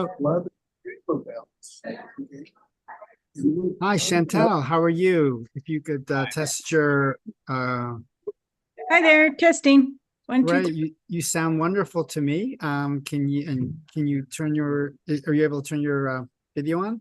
Not quite yet. That's fine. Take your time. I just take your time, but you sound great and we're so happy to have you. We have Jerry here. We have Christian here from Amarillo, and of course, Adriano. Adriano, could you please share with me, besides Ari, who you have in the room? Yeah, you have to use the other mic. Sorry, we're trying to copy this live to our. Okay, Ari, could you go to a mic and tell me who you have in the room, please, Ari? Hold on. All right. Okay, could Ari, could you let me know? who All you have right, in the it's room, 2 please? minutes to the hour and we are getting ready to have So media mixer with the space and the SDGs. So excited. The people who are in the room from the group who are supposed to be panelists, if you could join us on the set, please. Those of you who are speaking, could you join us on the set, please? Thank you. Wonderful. Yesterday was a very important day and the microphone is there. If you're just joining us on your desk, you will see a black paper. Could I ask my team, Francine and Cheryl, to please make sure everybody has a black thing and they have a futures card. Please fill out that paper. We want to get your messages to the future. It's almost 11 o'clock. We're going to get ready to start it. I think it's 10:59. We have 1 minute to go. Other housekeeping, there's restrooms, I think, out and to the right. I believe there might be some coffee still left. If you haven't had a chance to have something, Adrian, if you will come up. And we just want to welcome you to the Jamaican Embassy. I say an embassy, consulate. I'm so used to being in Washington, D.C. And I'm normally at the Jamaican Embassy. So welcome you to the consulate of Jamaica, New York. These are our brand spanking new offices. And as you see, we have gone 21st century. I'm so delighted that we have a smart room better to serve the many Jamaicans that live in New York. We have a large population. Some of us think there are over 500,000 Jamaicans living in New York. It could be more if it comes to the second generation and third generation. We have been coming here for a long time. Indeed, one of our national heroes, the Right Excellent Marcus Mosiah Garvey, that led the Universal Negro Improvement Association back at the beginning of the 20th century. It was the biggest and largest Black Power movement, was started by a Jamaican, and he had as his heart, Harlem, New York, was the center of things, and one of the world's largest ever marches around Madison Square Gardens. Over 10,000 people came by ship, people of African descent around the world. And so Marcus Garvey, if you know Bob Marley music, you know Marcus Garvey. Marcus, the Rastafarian community in Jamaica, look to the words of Marcus Garvey as a prophet, and much of their religious beliefs are, and they do use the Bible, by the way, in case you didn't know. Rastafarians use the Bible as their text, and they see the prophet Marcus Garvey as key to their religion. And I go there because, you know, back in the day when I was growing up in Jamaica, one of the phrases they used to say was, everything is everything. And we are coming to find out that space is the beginning and end of everything. And I say that because I've come to this new theory of change that says all the searching we're doing for the beginning of time, we're going backwards, backwards, backwards. But the minute we find the beginning of time, we'll also find the end of time. So let us be comfortable with the duality of our reality and invite our team for space and the SDGs. I'm a space junkie myself, space cadet. Okay, I'm not quite crazy. I'm a Mooney, but not a lunatic. Oh, I love that joke. I should be a stand-up comic. You I'm a should. Mooney, but not a lunatic. Well, you're both. We're You're going both. to hear from them. They had a day of conversation and dialogue. They have been plotting and planning for years. And yes, the Pact for the Future has one sentence. I think is action item, what, 59 or something. And they're going to speak about what this network wants to do to make sure we understand space as an SDG. I turn the floor over to the founder of this movement and his co-founders. And right here in the room, Adriano, thank you so much, Adriano Altino. You have the floor, sir, and welcome, welcome. Mabrika, as the Taino people say.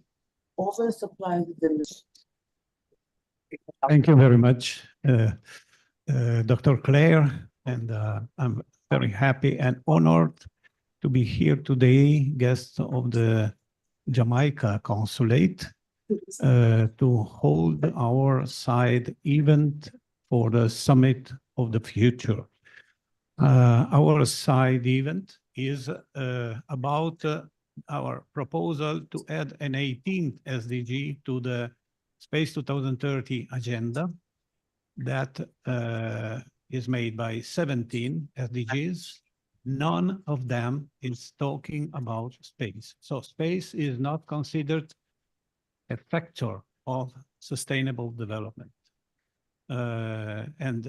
Yeah, we have to consider that this agenda was issued in 2015 when reusable rockets were just initiating to change our history, to trigger a big revolution in the space industry, space exploration, and all what is related to space.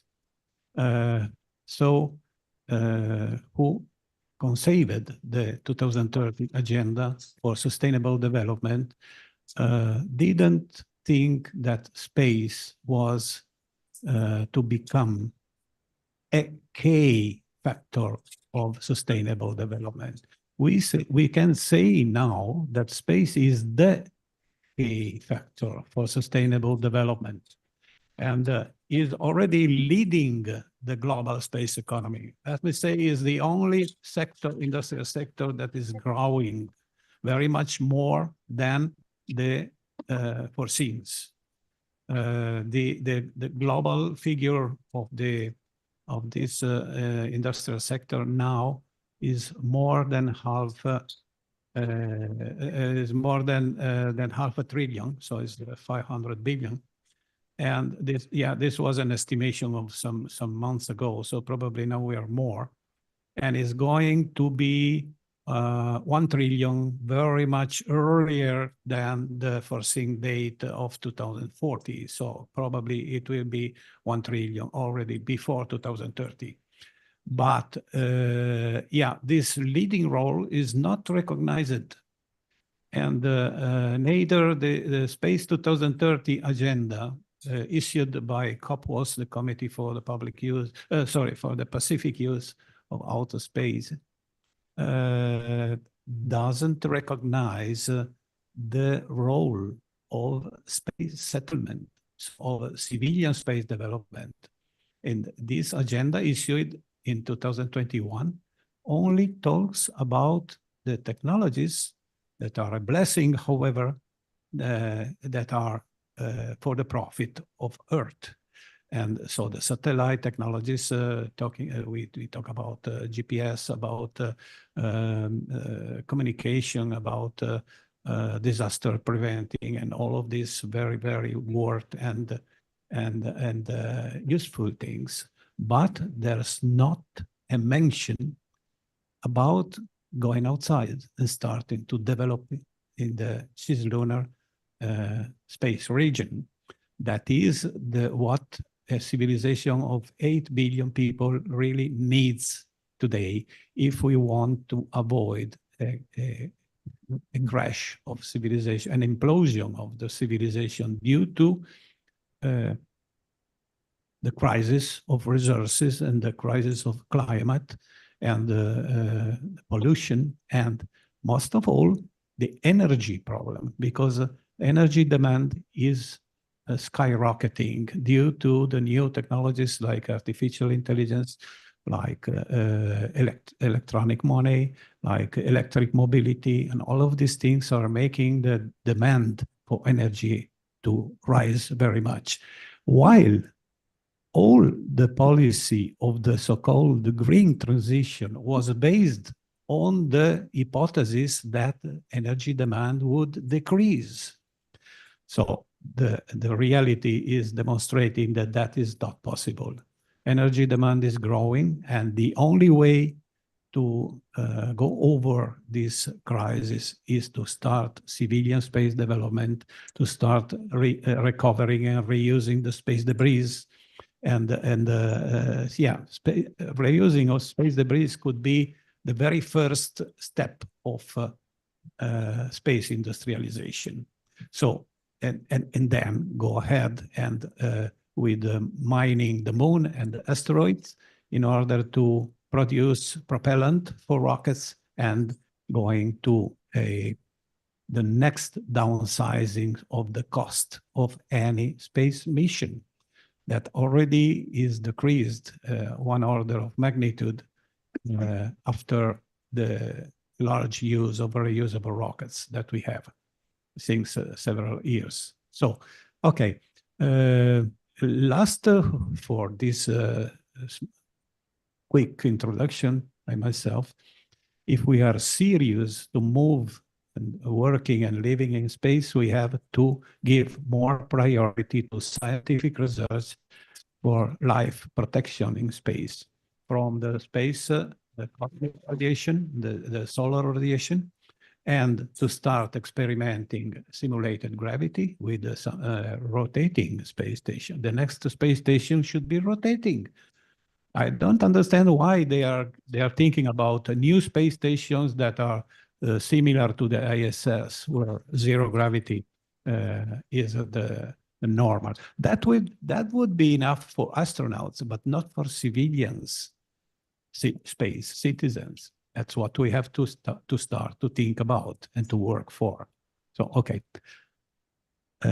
Thank you. And if somebody want to add some consideration, we have Gary Barnett. You're welcome. Thank you. By way of introduction, what I'd like to posit is an answer to what's the conceptual nexus of our concern.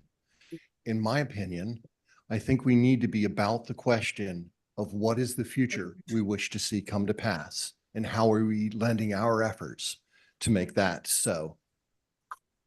I think we need to transition from what amounts to being the zero-sum paradigm where anyone else's gain is perceived as someone else's loss, to one where we find a path to provide for the coordination, collaboration, and competition on opening our civilization to the vast resources of space, be it energy, material resources, and the potential to build habitable areas.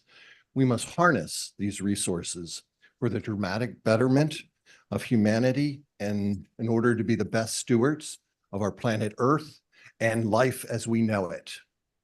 I think that's our charge. That's our call to action. Thank you. Awesome. Thank you so much. Ari,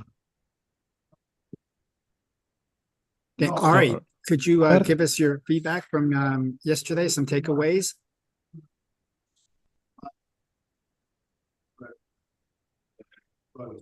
Ari Eisenstadt on Space for Humanity, right? Well, thank you so much, Adriano and the Space Renaissance International. We actually, I'm the honored to be the chair of the board of advisors for Space for Humanity. And we actually are lucky to have Antonio Paranace here, who's the new executive director. So we'd love to invite him to share some remarks. But I'm excited to come in and invite you all to the UN Space Technology seminar tomorrow at UNFPA, where we'll be joined by leaders from UN-USA, from NASA, and from the UN Secretariat to continue these discussions about how we can integrate not only space for sustainable development, but how we can sustainably develop space. And I think that that's really exciting to think about as we look into the far future. And so I'd love to yield my time and invite Antonio to share some remarks about Space for Humanity, a nonprofit organization that is really helping to expand access to the overview effect. Thank you so much. Thank you, Ari. Hey, Adriana, it's great to see you again. As Ari said, I think 6 months into being executive director for Space for Humanity. And if you haven't heard of us, we're a global nonprofit charitable organization, non-governmental organization. And we are dedicated to increasing access to space for all of humanity and sharing the overview effect. I'm sure you're familiar, but if you're not, I don't want to embarrass anyone. The overview effect is every astronaut I speak to. It's a cognitive shift that happens in someone's mind when they see our home planet, Earth, from space for the first time. They look down, they see there's no borders, they see this thin blue atmospheric line that separates us from the vastness of space, and they realize that our perceived rivalries or challenges are so small compared to the stage we actually occupy in the cosmos.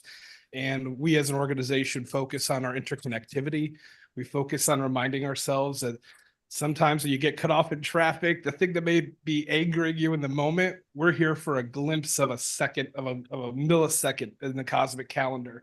And those problems they really aren't the ones that really we should be challenged by. We should be pushing ourselves to, as we venture out into space, to really reflect on our humanity, on our home planet, the fact that we're here, we should cherish each other and where we're from. And also we do increase access to space in a tangible way. We run a citizen astronaut program. We believe that space in its current and developing form should not be a playground for billionaires. It shouldn't be a battlefield. It shouldn't be even a place where just some countries have a seat and voice at the table. We run a citizen astronaut program where we take in thousands of applicants and we send up somebody from any walk of life up for a suborbital flight. To date, we've helped support 5 individuals to go up. Our first person was Katya. She was the first Mexican-born woman to go to space. Our second was Sarah, who I don't know if she's speaking today. I know she's speaking tomorrow. She's speaking today as well. Sarah was the first Egyptian to go to space, the first Arab woman to go to space, and the first woman from the African continent to go to space. We sent up Keisha and her daughter, the first mother-daughter duo from Antigua. And just several months ago, we helped support sending up Ed Dwight. And I'm not going to belabor you with that story, but there's a great documentary on Disney Plus about him called The Space Race. But it goes to show that, and I think I spoke to you previously about this, Adriano, right? That for me, growing up, even though I have dual citizenship and I'm European, but growing up in America as a white male, it was a very accessible dream. The idea of like, oh, look, those individuals in space look like me. I could go to space.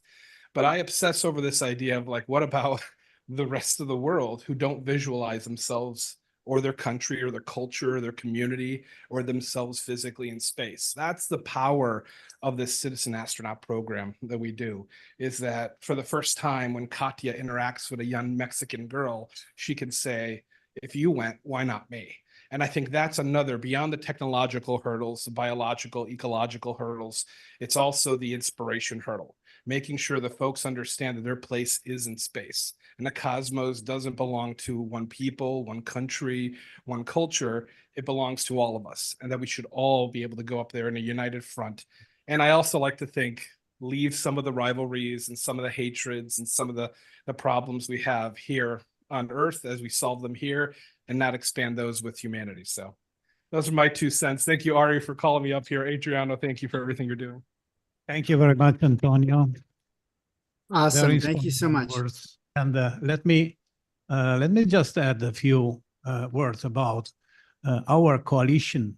The coalition that proposes the Space 18 SDG has now 102 organizations, partners. They are NGOs. Thank you so much. They are NGOs, they are commercial entities, and there are many educational entities. So I think we represent a good ensemble of different stakeholders from all the parts of the world. We are from America, from Europe, from Asia, from everywhere. And the coalition is growing, still growing. And we will be present at the Congress of the International Astronautical Federation in October with a booth. And yeah, we are making very more initiatives. This initiative for 18 SDG was initiated more than 1 year ago by the Space Renaissance International, the association that I have founded, and the NSS, the National Space Society, were the 2 main beginners. But immediately we had the Human Space Program with Frank White, we had the Mars Society with Bob Zabrin, and we have many other big, important space advocacy organizations. So I believe that this thing, this coalition is beginning to have a certain weight in the COPOS, where we are observers, and we already proposed this 18 SDG in 2023. By the way, to give to Caesar what is of Caesar, we say in Italia, dare a Cesare quello che è di Cesare. The first time the 18 SDG was pronounced, it was 2017 by the late David Dunlop. David Dunlop is anymore with us, unfortunately. He was a great space activist, and he was the first one to mention the proposal of an 18 SDG in context of the ISDC, the International Space Development Conference of the NSS. Okay, so this just to let you know how we are working and where we are heading. Next year, 2025, is the let's say midterm year from 2020 to 2030, and the COPOS will be reviewing the Space 2030 agenda. So we want to be ready for that. Space Renaissance already produced a paper that will be published in the next days with a punctual critical review of the 2030 agenda. We have 39 proposals of amendment, and we are proposing a 5th overarching object that is focused on civilian space development and space settlement, that is completely missing in the current version of the agenda. Okay, so Robert, if you have someone else that wants to add something. I do. First of all, thank you so much, everybody, for being here. Can you guys hear me? Yes. Yes. Thank you so much. Thank you so much, Adriana, can you guys hear me okay? Yes. Okay, Yeah, great. All right. So thank you so much, Adriana, for your inspiration, for your leadership, for pulling this whole coalition together, and now over 102. I want to just thank once again our amazing host, Dr. Claire Nelson, for bringing us into the embassy, the consulate general, for the United Nations. Here we are, and we're so happy that brings space to the Summit of the Future through none other than the Future Forum. And what a better platform to be able to do this and to be part of this entire amazing day. So good morning, New Yorkers, good morning, Americans, good morning, Jamaicans, and good morning to all 193 fellow nations that we're bringing this message of space sustainability to, because this is a space that we all share together, literally. And we have so many amazing speakers here to be able to talk to you about how we're going to contribute to that. And we talk about this being the first day of the action days, and we believe in action now. We had an amazing session yesterday, over 10 hours of thought leaders from all over the globe coming together. We'd like to share with you just some of the recommendations that emerged from the session that Adriana chaired yesterday, and bring that to all of you as we prepare to bring it to the Pact of the Future shortly, during the final day of World Space Week. So we talked about the overview effect here a moment ago, and we have none other than the person who literally wrote the book on the overview effect. So I'm pleased to introduce the brilliant space philosopher and dear friend of mine, Mr. Frank White. Hello, everybody. Can you hear me all right? We can hear you terrifically. Okay. For some Perfectly. for some technical reason, my image is not showing up, and we don't know why. But I would like to share a little bit about the relevance of the overview effect to the whole idea of an 18th SDG. And that is just what the Space for Humanity team is doing. When you see the Earth from a distance, that shows you why Space for All is so very important. Because, oh, it looks like my video is coming on. Asking you shall receive. So I don't know if it's on, but I did just start. Oh, there I am. Okay. Thanks, everybody. Yeah, so the ability to see the Earth from off-world, as we might say, or from a distance, creates a shift in thought and in feeling. And those who've had it truly understand the other 17 SDGs. The other 17 are about an interconnected world in which each event that occurs on this planet affects every other event. So poverty and hunger are linked. The environment is linked to every other SDG, and so on. And the other important aspect of the overview effect is that it really brings us to the notion that the experience of seeing our planet from a distance would reinforce the emotional commitment to the 17 Sustainable Development Goals. It is emotion that causes a change in behavior. And each one of our goals requires a change in behavior and action on our part.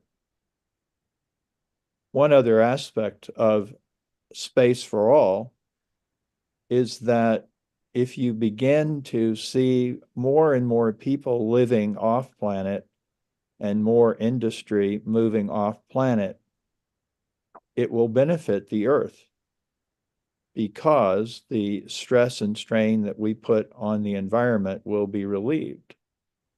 So there's so many aspects to the space perspective or the overview effect that it really should be seen as a context or container for all of the other Sustainable Development Goals. And Adriano is totally right when he says that leaving it out is really going to make it difficult for the other goals to be achieved. So that's why we want an 18th Sustainable Development Goal, is to help us achieve the other 17. So I will leave it at that. Obviously, we could say a lot more, but that's the overview effect perspective. Thank you so much. That's wonderful. We could say a lot more, and we're going to say it very quickly. Dr. Nelson has given us only, well, the UN has only given us 75 minutes. So we have just about a half hour to have quite a number of other speakers. So I ask everybody to be very quick, but we do have a celebrity in the room. So if my dear friend Mike Mongo and astronaut Dr. Proctor could make their way to the microphone. And meanwhile, if we, as they're doing that, thank you so much, Frank. We talked about how everything's connected. So one way we connect that is connect everything in a multidisciplinary fashion, as we heard. You being a space philosopher, you know that quite well. So we have Chantal, the first woman to play, actually the first person that plays artwork on the moon. And Chantal, if you could give us your quick interdisciplinary perspective, and after that we hear from Alma, and then Dr. Proctor and Mike Mango. Oh, hello, everyone, and it is an honor to be here today. I really support the 18th SDG as an overall, a collaborative effort to look at the 17 SDGs and find solutions through the space industry. I have a background with the National Space Society, which has been promoting space settlement for over the past 40 years. And one of the most important things that we find is all of the resources in space that can help us here on Earth. And we're really trying to promote these new technologies that can help us and really start showing the world, opening it up to the public, and what we find is a new avenue through bridging culture and creativity as well. And it starts getting our imagination to grow, and we start to be able to think of this in different ways and engage with the general public in different ways. And we know that we have solutions for poverty with and we have different energy sources and stuff. And so I love the fact that we're going to unite everybody to figure out how we can bring this 18th SDG in and start showing people what space really does have to offer for the world. And, you know, the overview effect that Frank has experienced is just a wonderful way to show that there are no borders and that we can all work together to collaborate on this mission. Thank you. Wonderful. Thank you so very much. We appreciate all the work you've done in inspiring all of us, especially young girls and women, to shoot for the stars. And is Dr. Proctor there at the front? Robert, hi, this is Mike Mongo. How are you? Good. Thank you so much for being there, dear friend. Thank you. Yeah, Dr. Proctor's right here, and she's gonna speak next. She's okay, great. Yeah, and I'm super happy to be sitting next to the first artist to be selected as an astronaut. And thanks to you, she's here. Thank you for bringing her to into our assembly. And Robert and I get to see each other all the time in Cape Canaveral, so that's nice. He helped me the other day when I broke a bottle of ginger beer at the grocery store. And the reason I broke a bottle of ginger beer is because my family is Jamaican. That's funny. And yeah, from Brownton and Trelawney. And so Baccabush, really. And I'm only here because Dr. Proctor said, "Hey, you want to go hang out at the UN over the weekend?" And I was like, "Okay, yeah, let's do that." And here we are, and I'm honored and proud to be here. It's my joy to let all the students in the world know that tomorrow's jobs are in space and that they have permission to imagine themselves living, working, and playing in space. And in the US, there's this thing that we do. We tell all the students that they can be whatever they want. They can be an astronaut or they can be president, and that's all great and terrific, but there's a whole world here, and that's the important truth. And so until you've traveled the world and told students in a place that they never would have imagined themselves being at the UN or being being whoever they want. Usain Bolt, it was raised on yam, and now he to the world he's brought it for us, and he's just one example. We never know which student, what room we're talking to is going to be the next person who changes the world for all of us. I mean, Dr. Proctor, when you were a girl, Dr. Proctor was born in Guam, and her daddy worked on the Apollo mission, and now here we are, and she spent 3 days in space. And when we talk about this all the time, and representation and permission is the game, and that's what we get to do. It's an honor to be here. I see old friends, and here we go into the future. Thank you. Wonderful. Thank you so much. Dr. Proctor, thank you so much. Thank you. It's such a pleasure to be here and to see familiar faces. And I feel so fortunate that in 2021, I got selected as an artist to go to space. And I did that by writing a poem called Space to Inspire. And I just want to share, one nugget from that poem for you, where I say, we have a moment to seize the light, Earth from space, both day and night. We have J for justice, to ignite the bold. We have E for equity, to cut past the old. We have D for diversity, to end the fight. We have I for inclusion, to try to make it right. A Jedi space to rally behind, a universal force so big it binds, inspiration to change the world, a new beginning for us to hold. And thank you. When I was thinking about this, what I wanted to say for the Inspiration for Prosperity seats, this opportunity to get the golden ticket to go to space and experience the overview effect.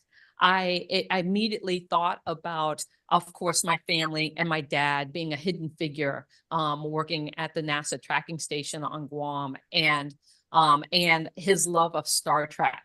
And when I was thinking about Jedi space, it's a Star Wars acronym, but it's a Star Trek meaning. And that whole idea of us boldly going together. And how do we do that? And so when I think about creating Jedi space, it's not about, space, outer space. It's about the space here. How do we create that just, equitable, diverse, and inclusive space for all of humanity so that we can boldly go together into this new frontier? And so when I went to space and I got to experience the overview effect, just like Frank said, it transformed me. It transformed me in a way that even now, I can't believe, because I discovered Earthlight for myself, and it impacted me. And Earthlight, if you don't know what that is, it's the beautiful light that's coming off of our planet. And when you're in low Earth orbit, you literally get bathed in Earthlight, and all of that energy that's coming from the Earth transforming sunlight into the life-giving, nurturing energy that we need to be able to survive here on Earth. When you experience that from low Earth orbit, it fundamentally transforms the way you see our planet and the way we're connected. And it causes you to have a love for the planet that was always there, but you didn't appreciate it in the same way. And the way that I can express this is through moonlight. We just had the supermoon, right? How many of you saw that? When you think about when you walked outside and you saw that moon and you were walking in moonlight, think about how that impacted you psychologically. And this is moonlight, and the moon's 3 days away.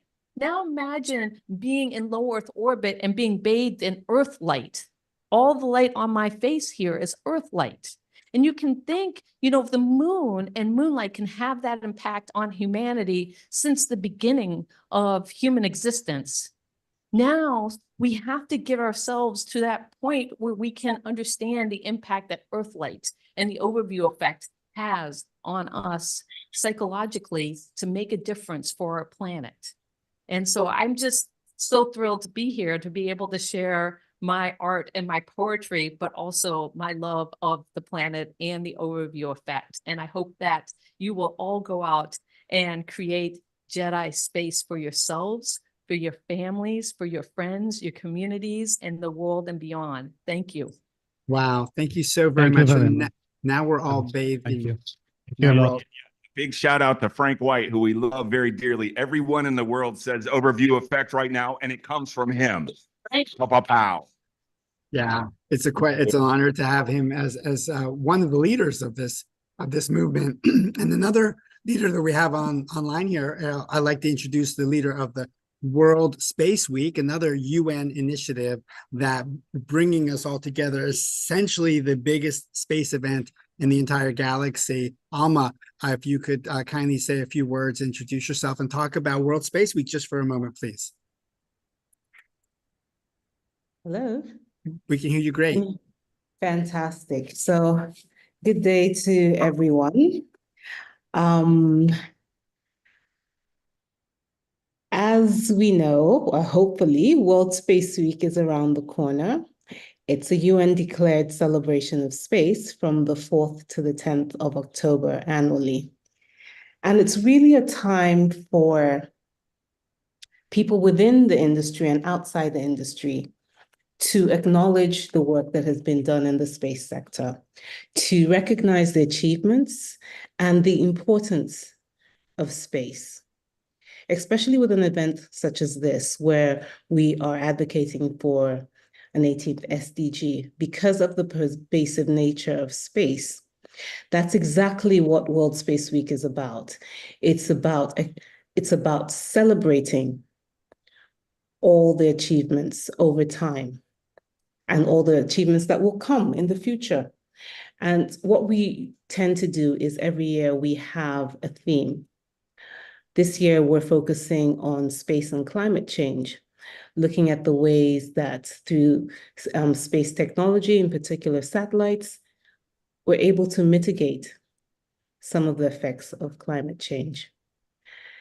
In the years past, we've looked at space and entrepreneurship, space sustainability, and even women in space.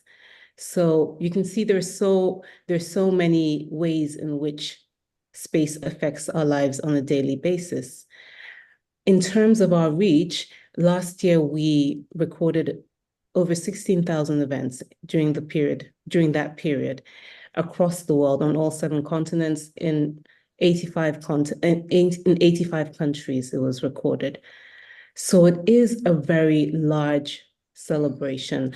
And one thing that we have noted is that it's actually really well received in the emerging space nations.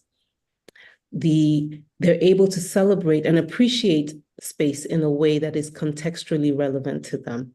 And this informed some of the discussions that we had yesterday. For you to have space for all, space must meet everyone at their point of need, their point of understanding, the point of their capacity in terms of resources. So on that note, I would like to enjoin you all to celebrate World Space Week in any way that you feel would promote space and would also be, of course, enjoyable to you as an individual or within your organization. So thank you, Robert.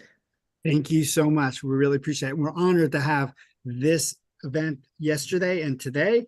And as part of a series for World Space Week, we're culminating on our specific recommendations that came out of yesterday and today to be coming into points of action that will be recommended for the Pact for the Future, which is the output of the Summit of the Future that we're so honored to have an official side event be part of here in Action Day #1. So with that, I would like to allow our another esteemed guest that we have here, Robert Zubin of the Mars Society, to please give us some reflection on yesterday and some meaningful recommendations that you have for the Pact of the Future. Sir.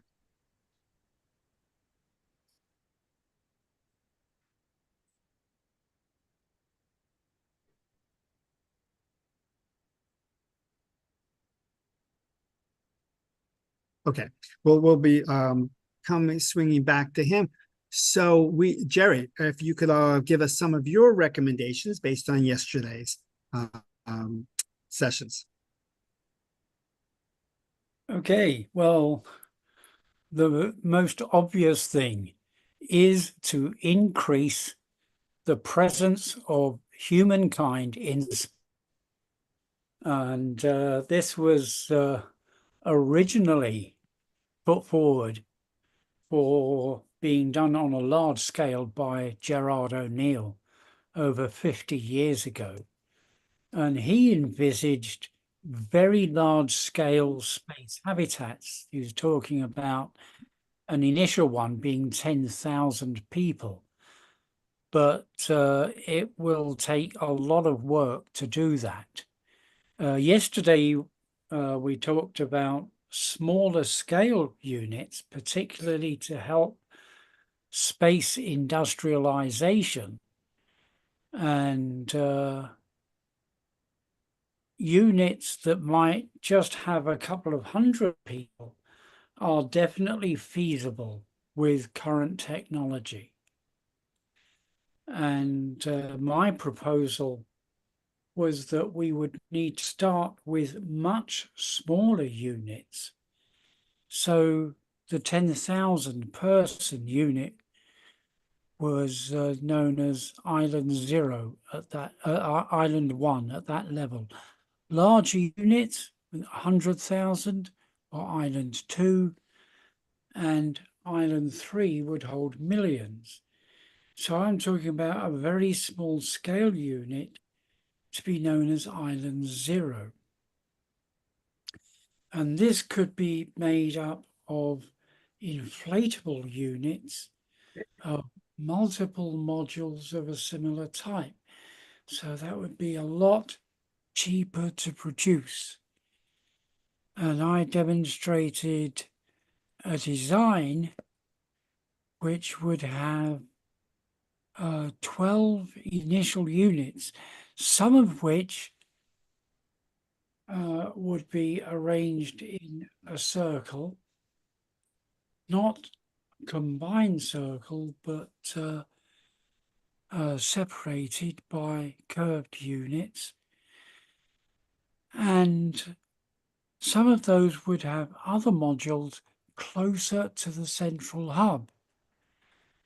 That means they would provide simulated gravity at lower levels. So we could have 0.9 G, 0.8, 0.7 simultaneously.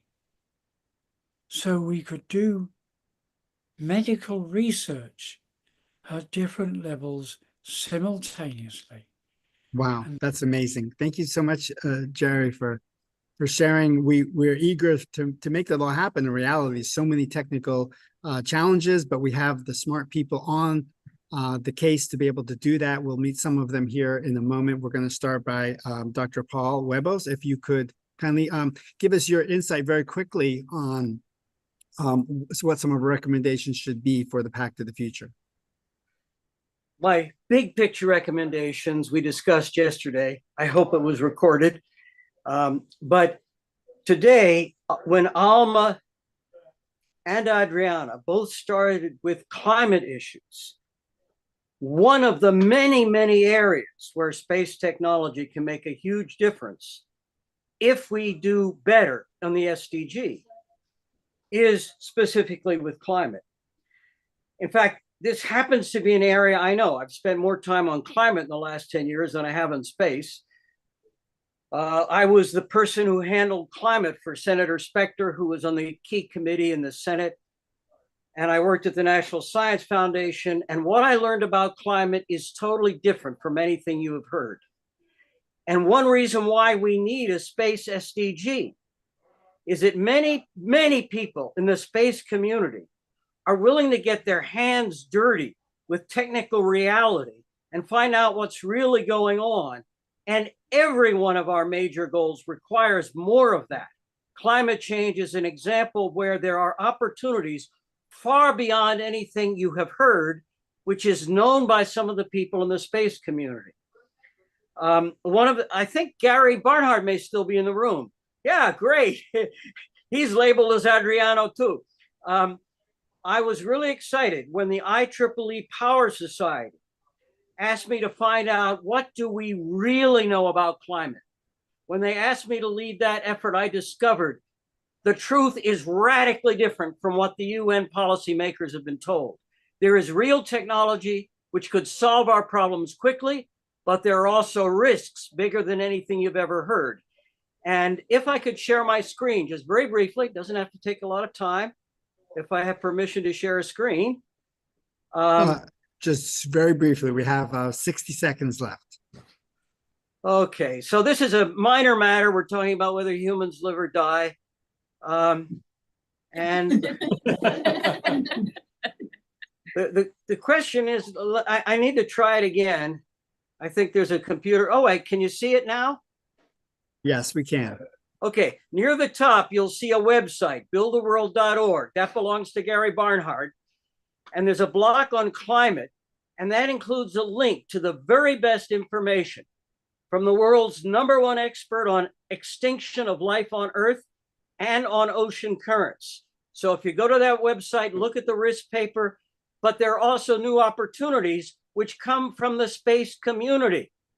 People in Europe are saying you have to stick with dirty polluting fuels or you can't use renewables. And it turns out that's wrong because they don't know the new renewable technology. I learned a lot of it from Gary Barnhart, and that's why I cite his website.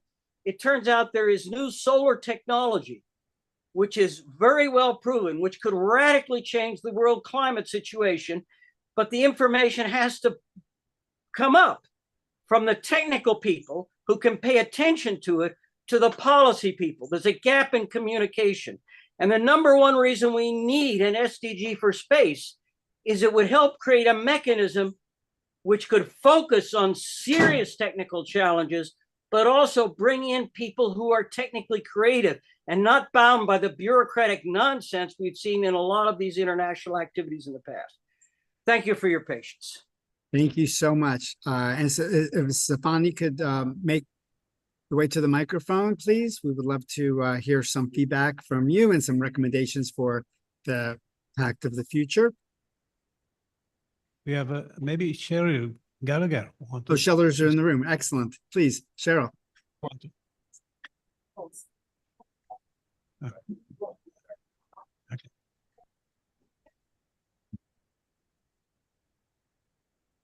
Aloha, everyone.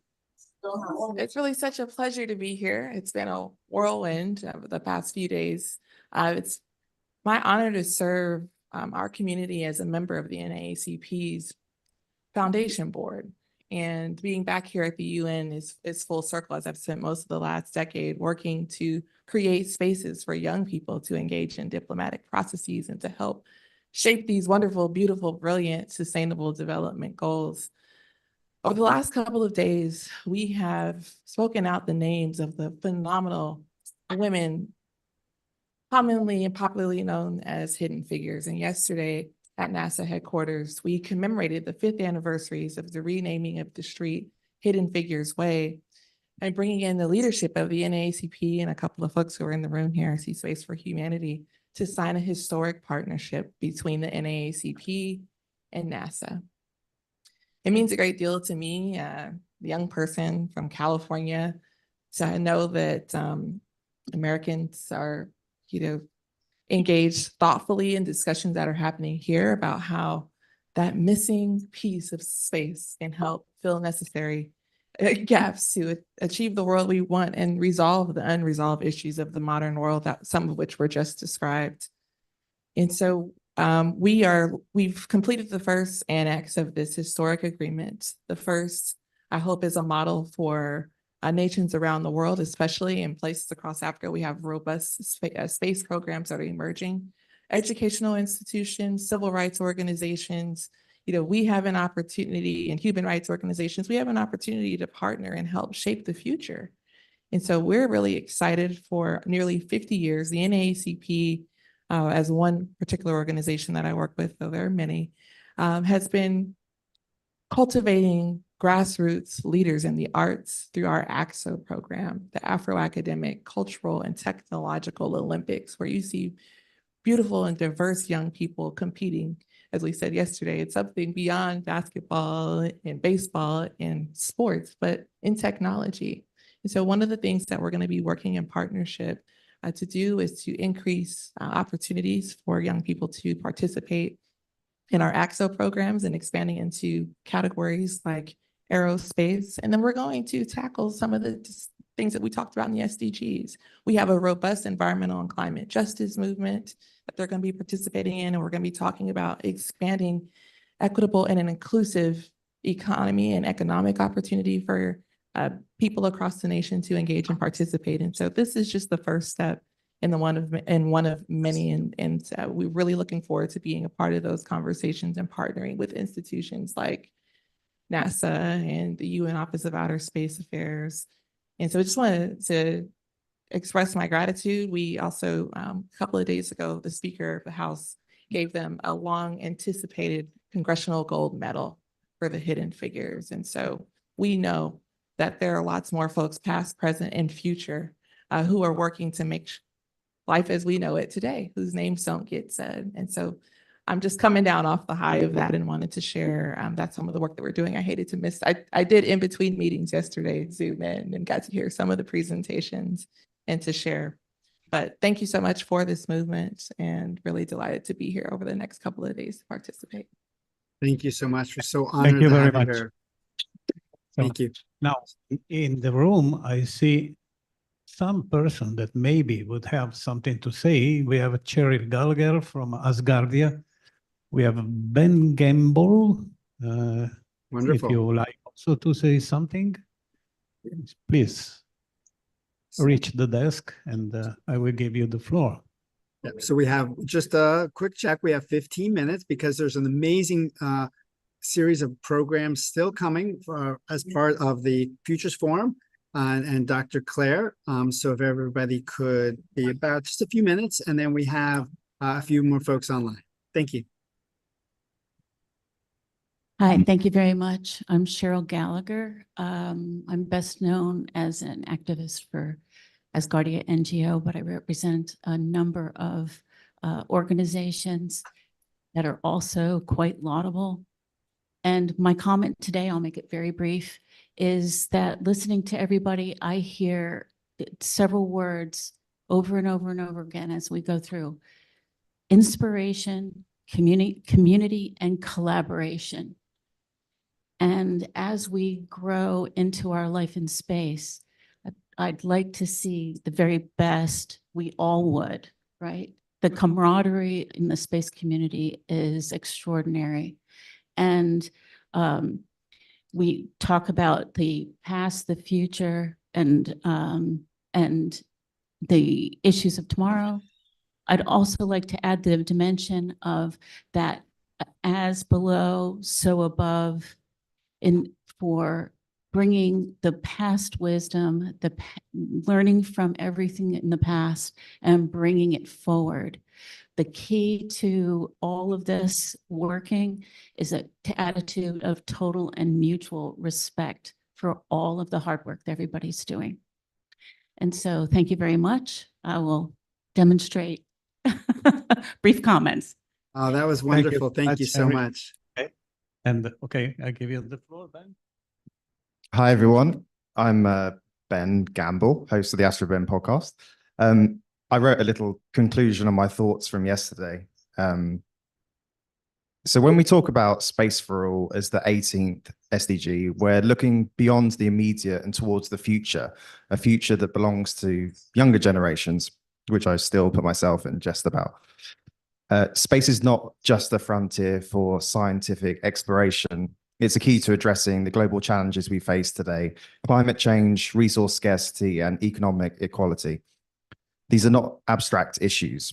They are the pressing realities the young people will inherit, and they need to see space as a vital tool for confronting them. Why should young people care about space? Because space is a platform for innovation and a gateway to solutions that we can't achieve by staying on Earth alone. The vast resources of space offer the potential to shift the dynamics of our economies, reducing the competition for limited resources here on Earth, which is often the root cause of conflict. Imagine a world where space technology can help balance energy needs or provide solutions. This is not science fiction. This is the opportunity we are presenting to the next generation. As we push space for all to become a global priority, we are empowering young people to see space not as a distant dream, but as an essential part of solving the world's biggest problems.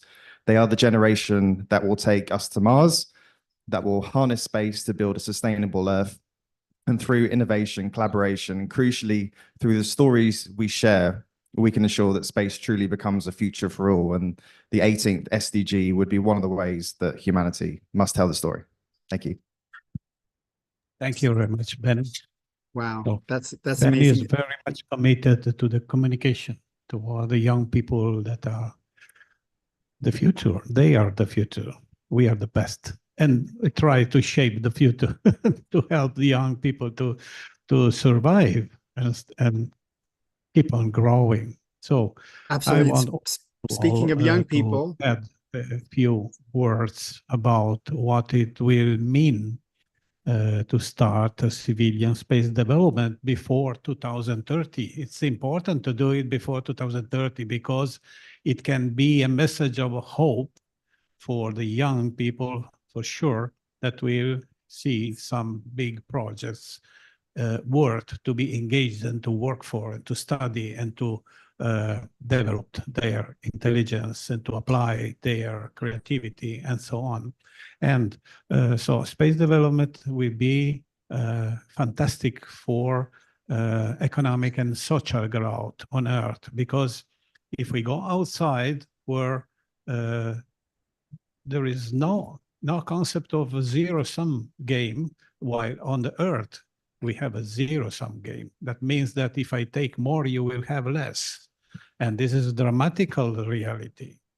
But if we go outside, the abundance of resources of the solar system, that will become history. And there will be an enormous quantity of opportunities for everyone, for growing markets, for growing business opportunities, for growing jobs, both on Earth and in space. So it is fundamental. It is a key issue to start civilian space development before 2030, making some meaningful steps from the engineering point of view, from the scientific point of view, from technological and from social.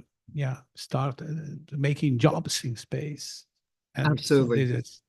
So this is what we have to give to the young people.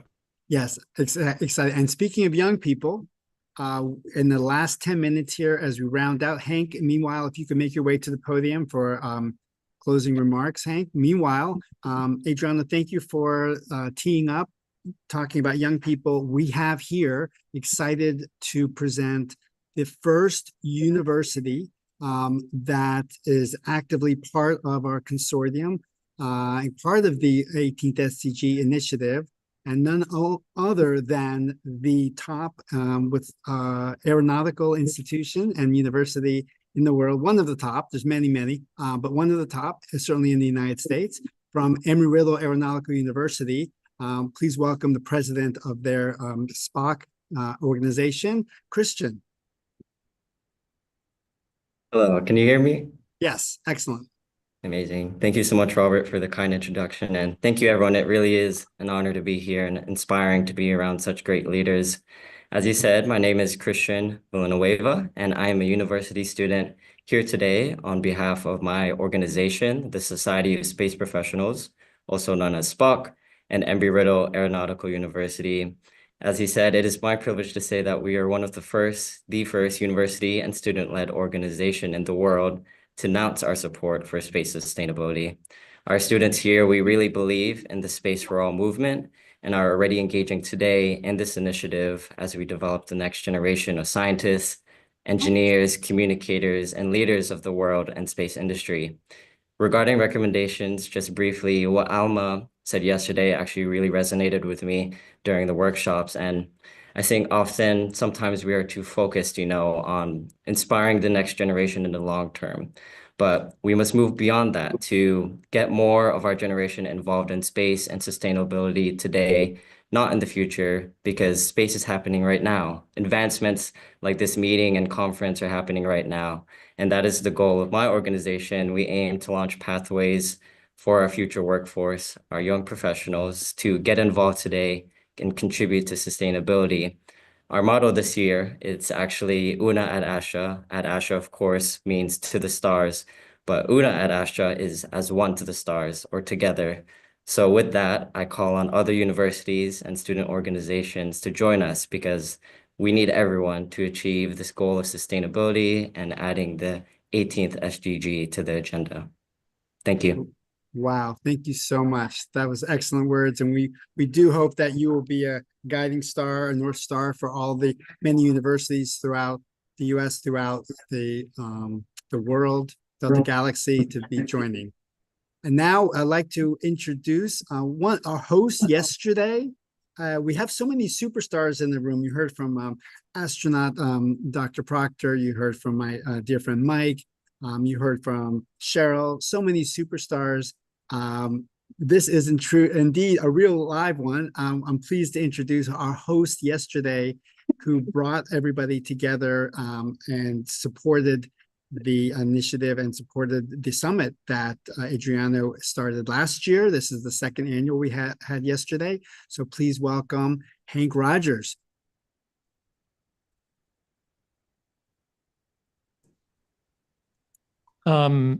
So my name is Hank Rogers.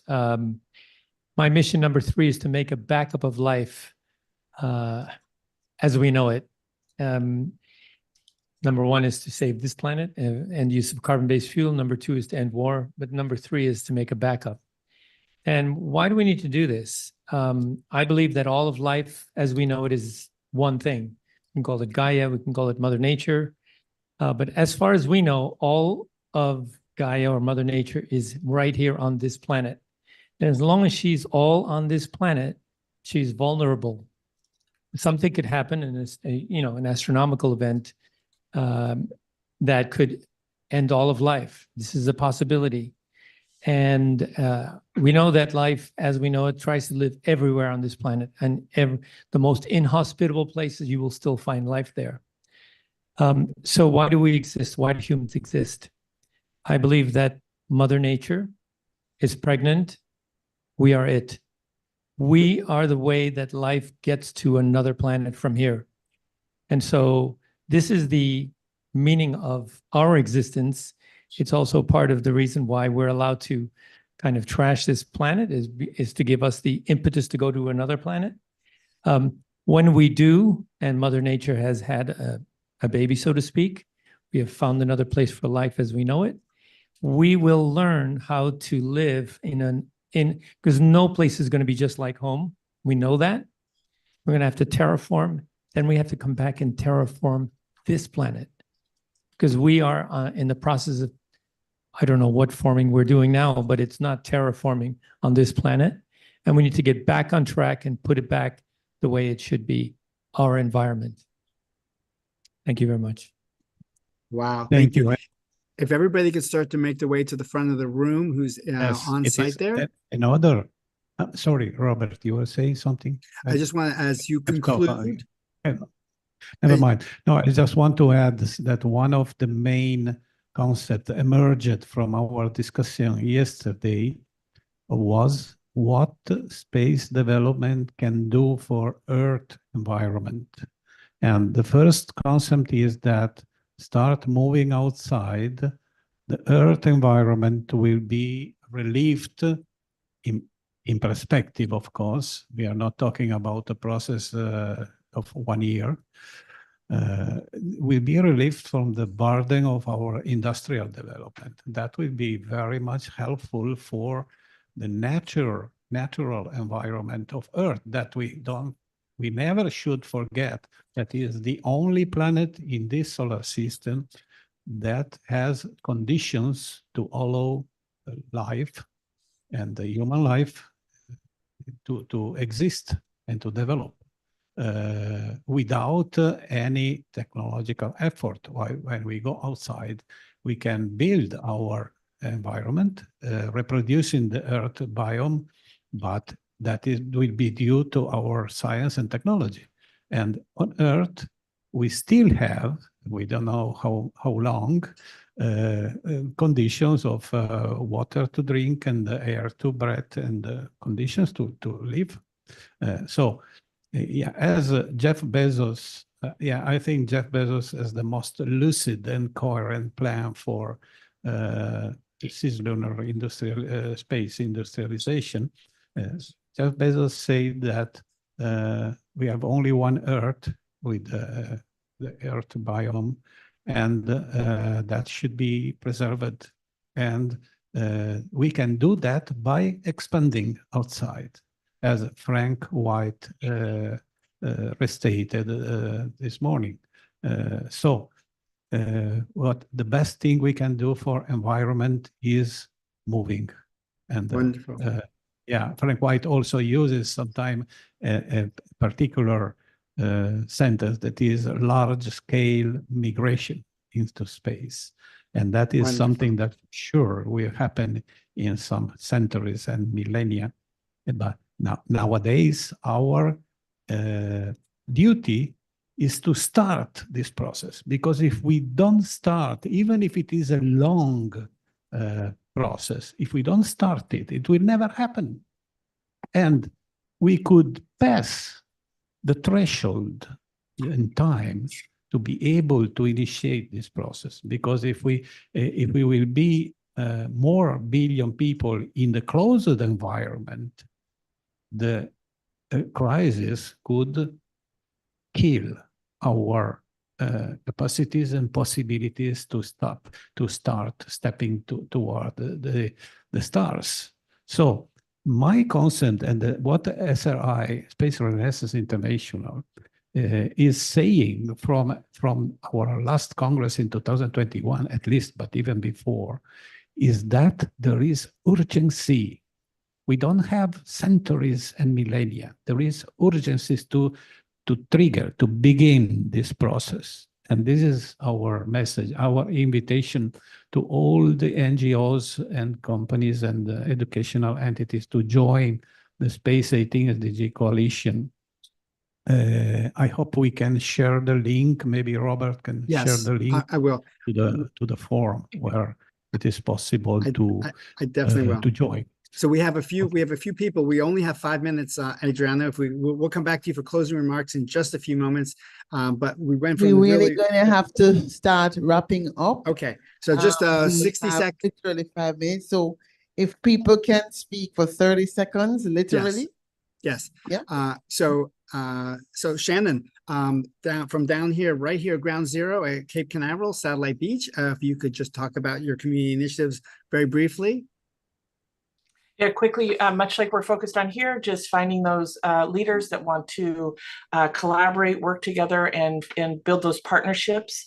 Also, finding out ways that we can align. And I love what was mentioned yesterday about really supporting competitors. You know, how we grow is by supporting those in the same industries and helping them connect. So we're making a great impact here in Florida. And thank you for having me. Thank you so much. And from the very small to the very big up to Mars, the Mars Society, Robert.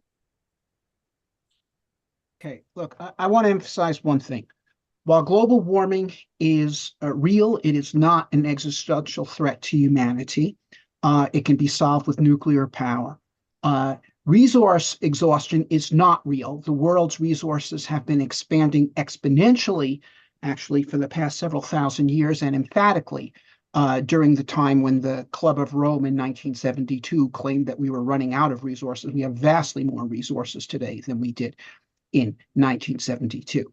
Okay, the threat to humanity does not come from overpopulation or climate change. It comes from bad ideas, and in particular, the same bad idea that caused the catastrophes of the 20th century, which is that there isn't enough for everyone, because that idea sets all against all. The Malthusian idea is the root of the disasters of the 20th century, World War I, World War II, the genocides, the Holodomor, the Holocaust, and it is what is threatening us with World War III right now. And we need to undermine that idea. There should be no compromise in this group saying that the Earth's resources are finite and therefore we have to go to space. No, the Earth's resources are infinite. We need to go to space in order to establish new branches of human civilization so we can expand the inventive capacity of humanity, so we can invent even more things and create even more resources. Okay. Here's the thing. If you say that resources 30 are seconds, finite, sorry. and you say that all of humanity are the enemies of each other, every nation is the enemy of every other nation. This is the National Socialist thesis, that the human race is composed of nations in a struggle for existence over limited resources. This idea is false. It is dangerous. Rather, we are a family of nations that are engaged in a joint product to expand the resources available to all of us. And by going into space, we make that the clearest we possibly can. And that is what we need to do.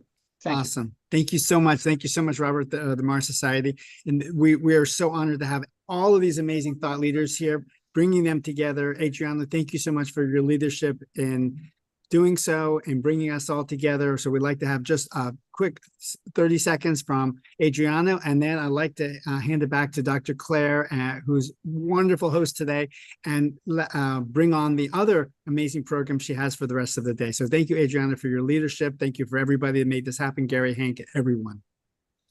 Oh, okay. I've already spent my 30 seconds before, so I just want to renew my call to support the Space 18 SDG proposal, because that is what will maybe allow the space discussion to expand into real society and not only among the space community. We need to talk to the real society, explaining why civilian space development is so necessary and so urgent. This is something that people doesn't understand. If you go on the street and you talk about that, they will also, they don't know about UNOSA and COPUOS, the UN branch of space. People doesn't know about that.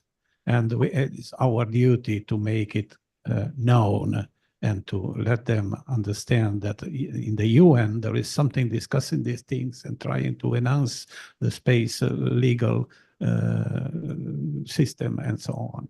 So, okay. Thank you.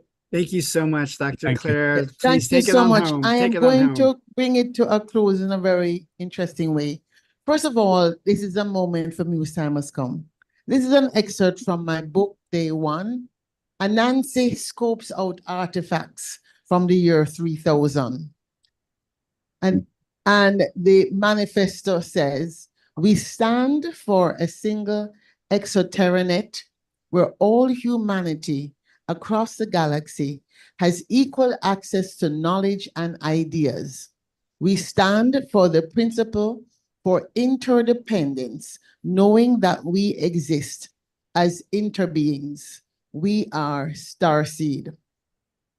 January 1st, 3000, Ambassador Dr. Araminta Adjeman, Commissioner for Interplanetary Peace for the United Peoples Interplanetary Federation.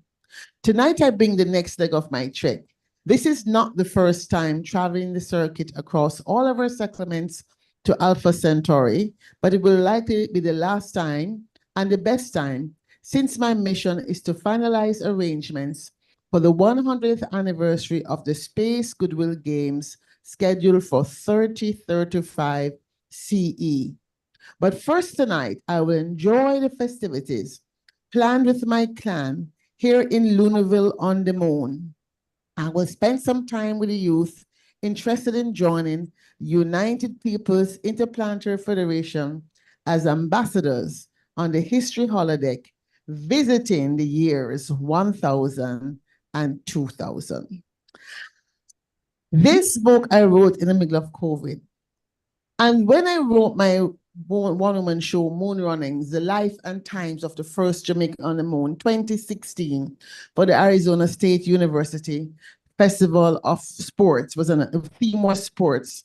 I decided to set my games on the moon because I was focused on creating planetary consciousness for the SDGs. At that time, I had no interest on actually being active in the space community. I was going to be as SDG evangelist.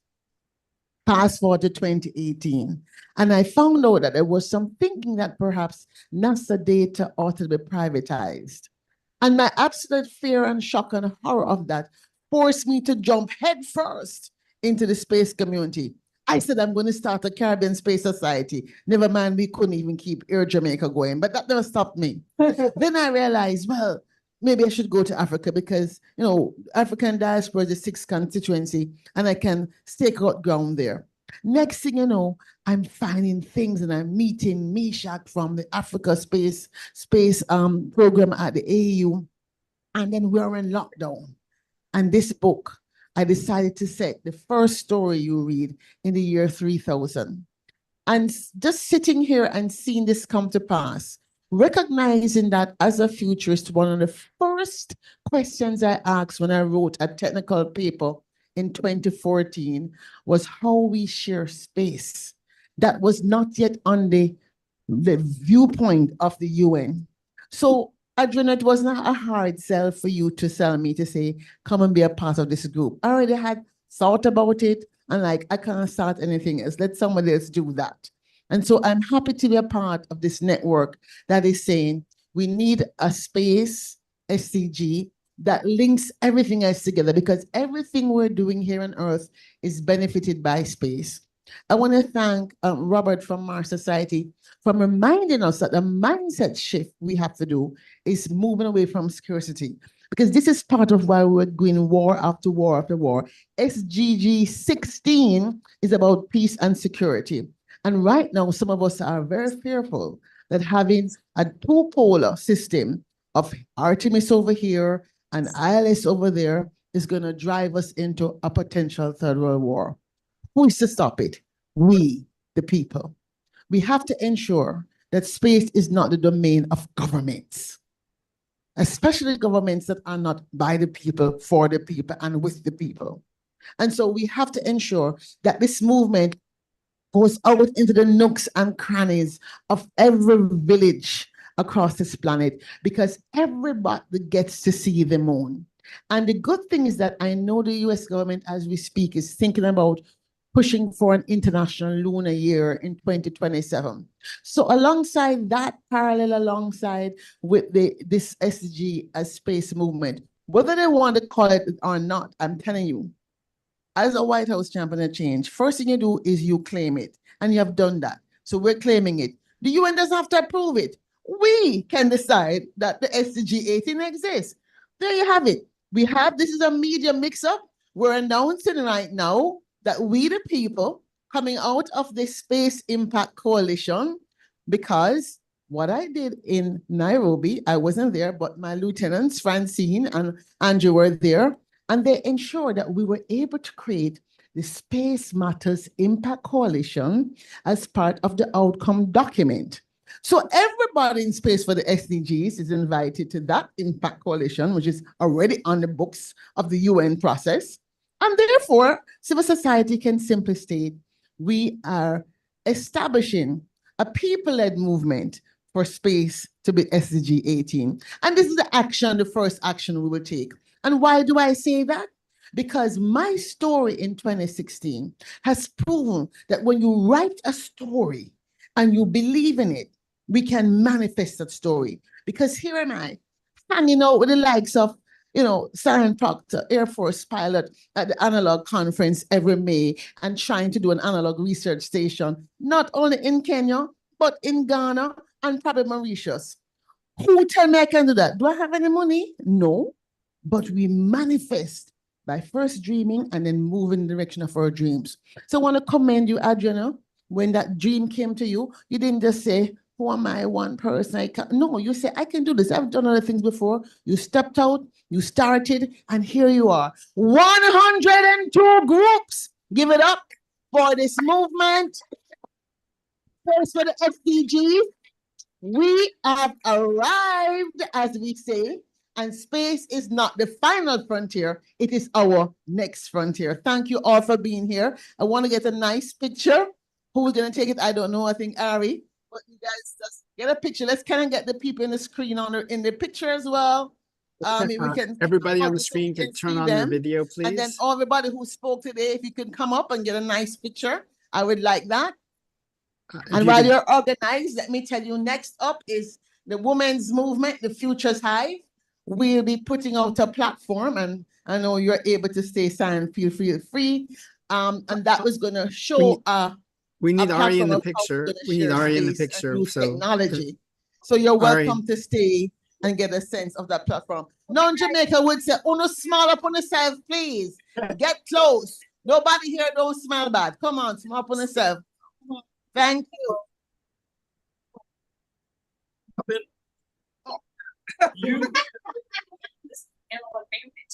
Thank you, everybody.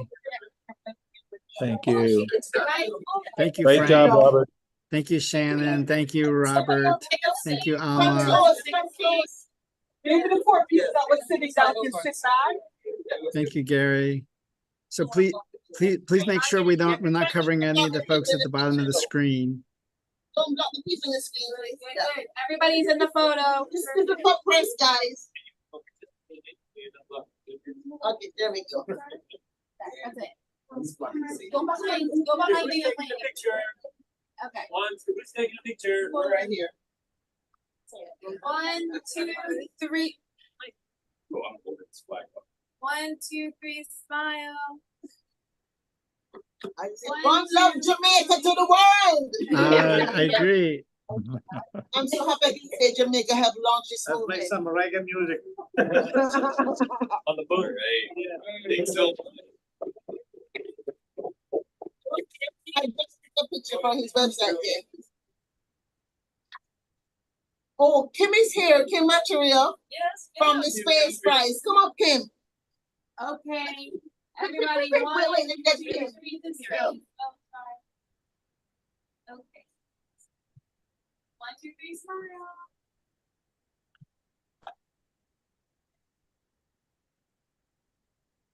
hey, where do we go from here? One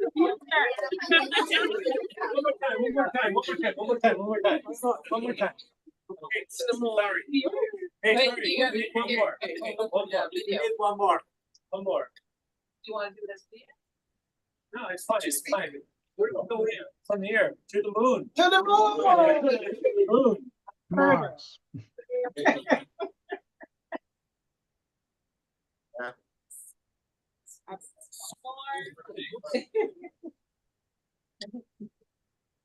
One, two, three. To the moon. All right. I should say I also recommend you to the pulpit. Thank you so much, Dr. Claire. Thanks to everyone.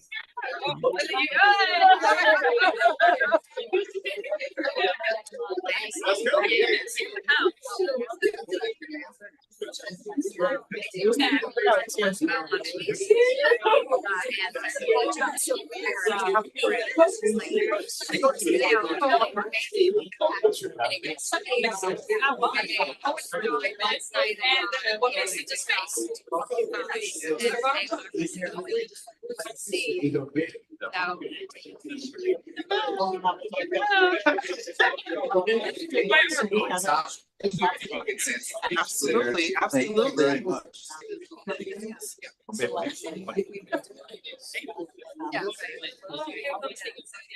For asking. Oh, very easy. So.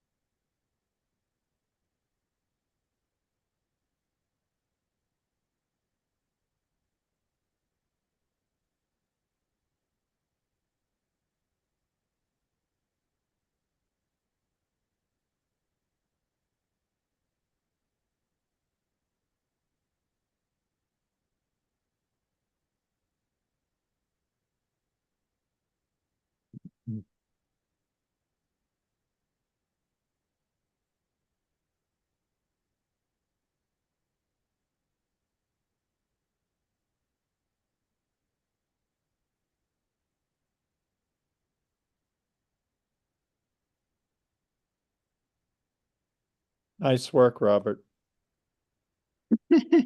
You're too kind.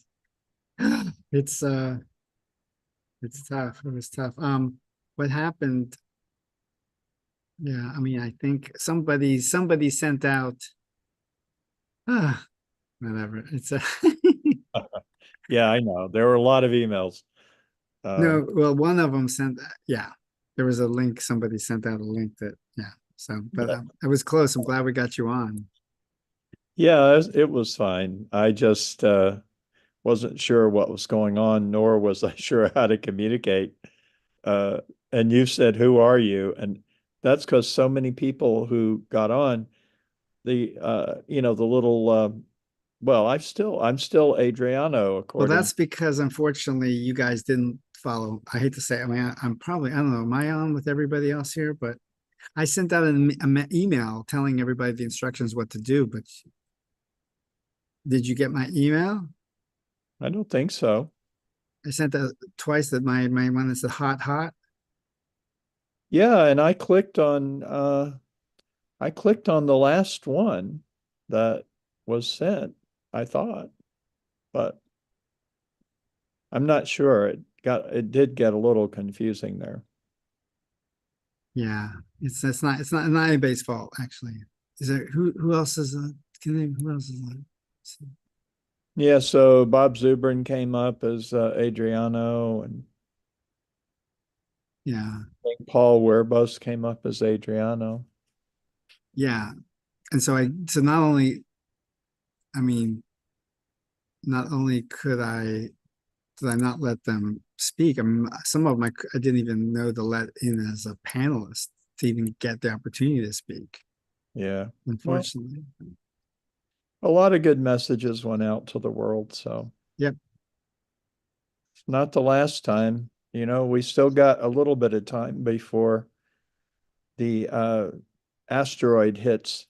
There was quite a lot of talk about that yesterday and today. So we've got Cindy and Kim. Do you have any, who's Cindy? I'm sorry, is Cindy and Kim in there?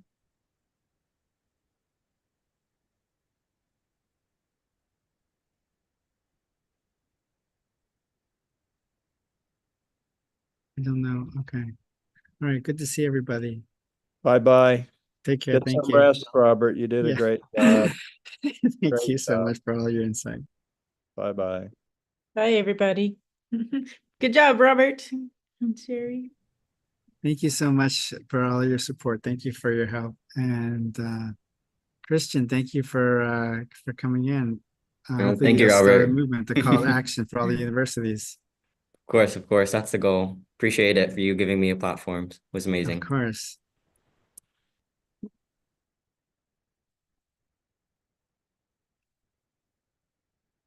Okay. Bye, Robert. Take care. Thank you so much, everybody. Thank you so much, Jerry. Good job.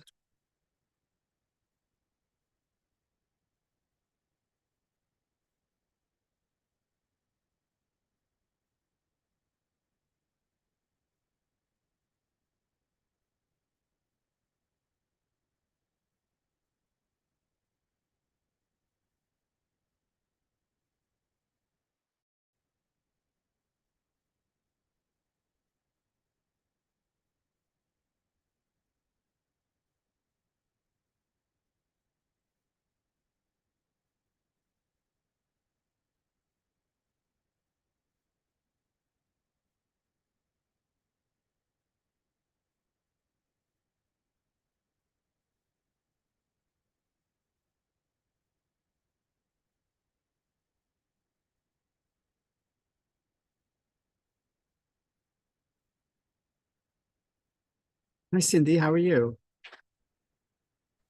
Hi, can you hear us? I can. I'm so sorry. Did I miss bringing you in?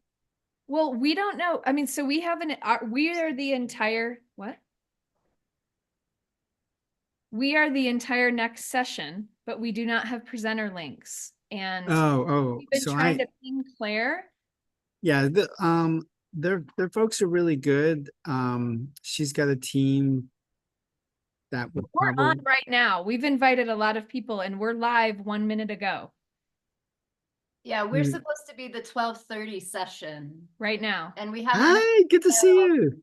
today and we Good to can't. see. Excellent. Excellent. Congratulations on, hold on one sec, guys.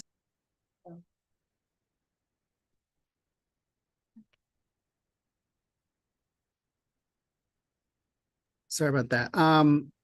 So I don't, yeah, I'm just the space one. I'm just the previous session. No Unfortunately, problem. We I just thought, we didn't know apologize. if you were in touch with Claire or anyone in her team. I am not. I wish, I wish they were only through this platform. Did you, I assume you tried to message them? Yeah. Yeah. That's my only connection, unfortunately. Hello. Thank you so much. I sure appreciate Hello, it. can you hear me? Yes. Hi, how can I help you? So this is Cindy and Kim. We're supposed to be presenting right now. Okay, give me 1 second. Thank you. Thanks, Robert. We really enjoyed your session. Oh, you're so sweet. Thank you so much.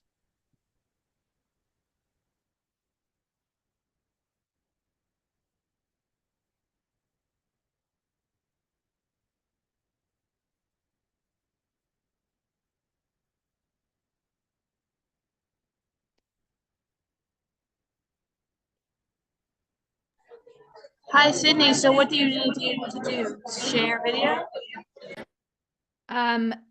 Yes. It's in Claire's email as well as.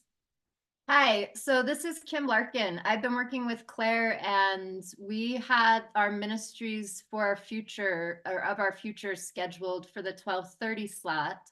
We haven't heard from Claire and we haven't gotten any information. And so we're trying to just find out what's going on with the session because we had everything prepared, including a video that's all queued up on YouTube that can be shared.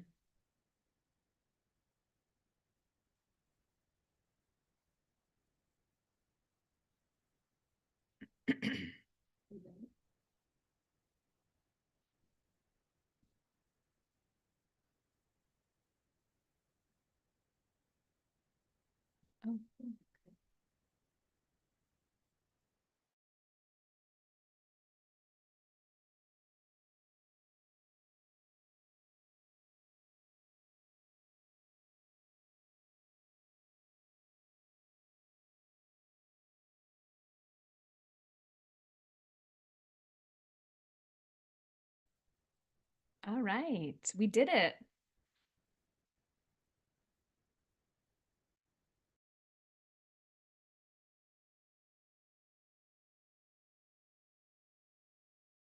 Us in the room. Can we ask, what is the status in the room? What's our timing for go time?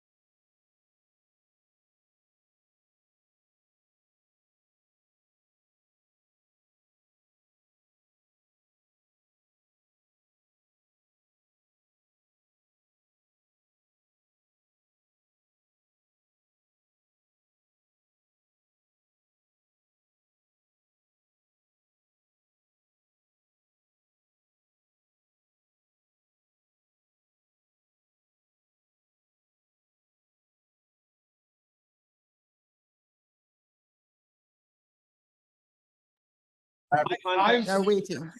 All right. Home. Gallery that we're. If you are going to be networking, could I ask you to?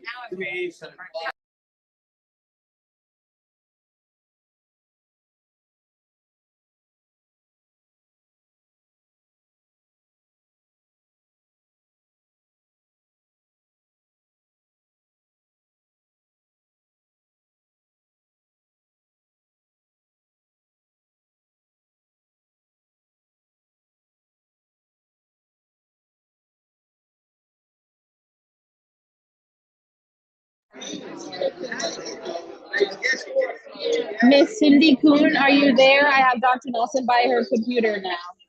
Hi, yes, I'm here and I'm ready whenever y'all are ready. Okay. Dr. Nelson. Yeah, we all thank you so much.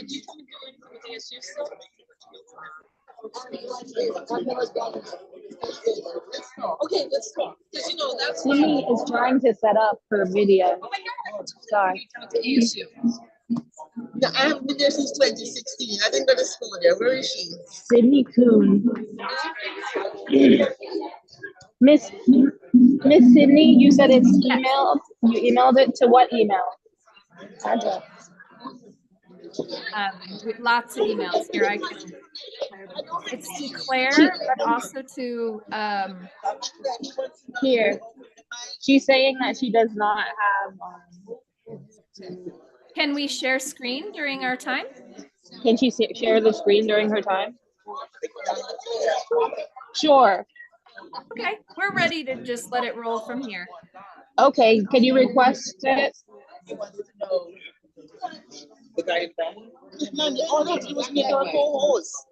Okay. Perfect. Okay, she made you a co-host, so everything should be fine, Miss Cindy. Sorry about the wait. No problem. Just let us know when you're ready and we'll go. Thank you.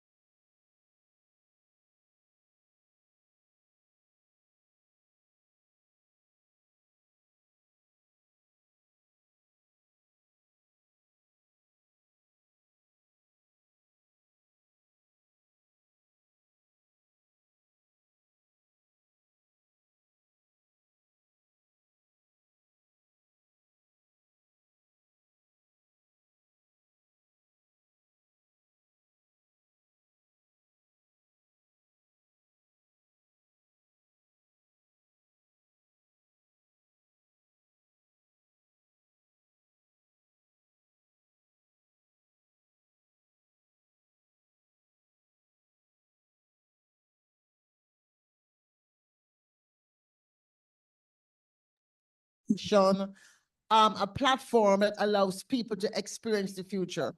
So of course we have big dreams for funding and all that. However, when we didn't have the funding for the physical way thing, we said, wait a minute, we can do this online and it will actually serve more people. So we pivoted and now we're going to actually have a preview of the platform that we're developing so people can experience the future and learn. So I want to turn the floor over to Cindy Kuhn. She's the godmother of the Coven. She's the godmother of the Coven. And so Cindy, is Kim online? Yeah, Kim online? she's right here with me. We'll tag in. Okay, all right. And so the other people in our group who want to be online, they should just let me know and I'll bring them up into the platform. And then if you can take it away. So Cindy Kuhn, take it away. Oh, Claire, thank you so much. This has been a glorious day so far. So I'm Cindy Kuhn.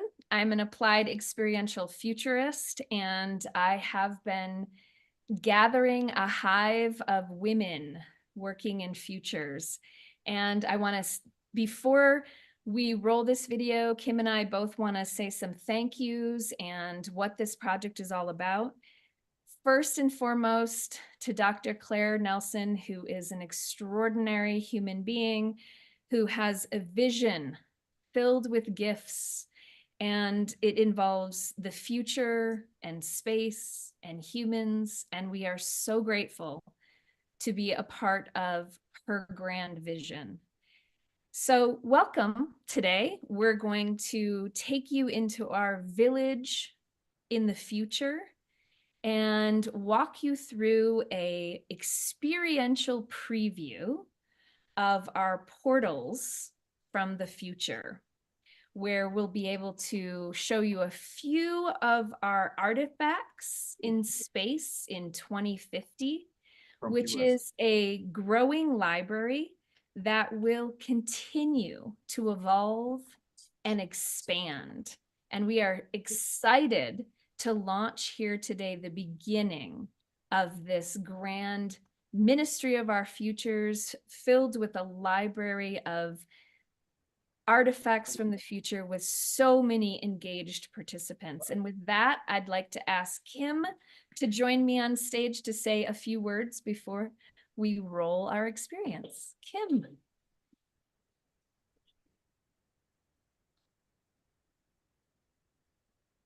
Hello, everyone in New York and all around the world. I'm Kim Larkin. I am an experiential futurist and strategist and a collaborator as part of the Futures Hive. I have had the distinct honor and privilege of being able to work with Claire and many other incredible women to infuse this project with so much joy and hope. And we would like to welcome you to this ever expanding, evolving resource and archive of human wisdom. It's focused on critical topics in future studies and human development. This space is designed to spark meaningful conversations about the future, helping us develop shared visions and inspire action across global communities. We're truly delighted to share this project. It's filled with insights, expressions, and tools from incredible thinkers, and we hope that it provokes hopeful thinking, inspirational creativity, and new ways of imagining what's possible. I'll go ahead and invite you to join the experience now. Thank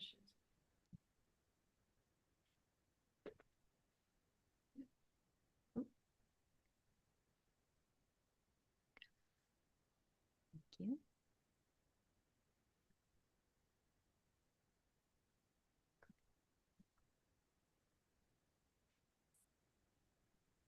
One moment, please.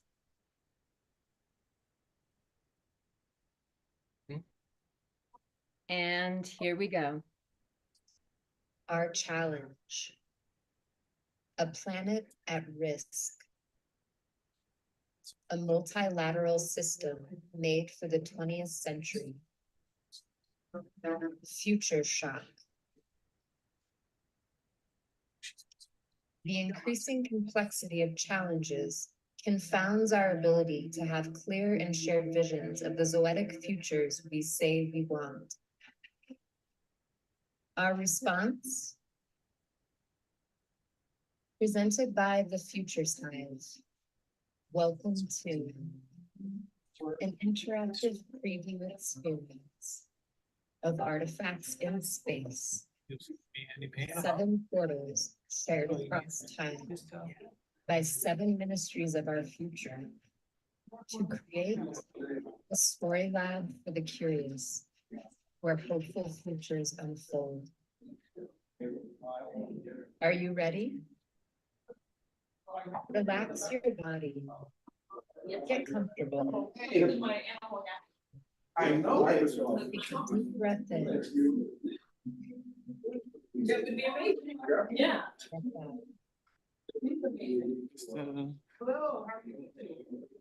Let's go. Is that the way your classes go? Oh, yeah, no, I love it. Okay.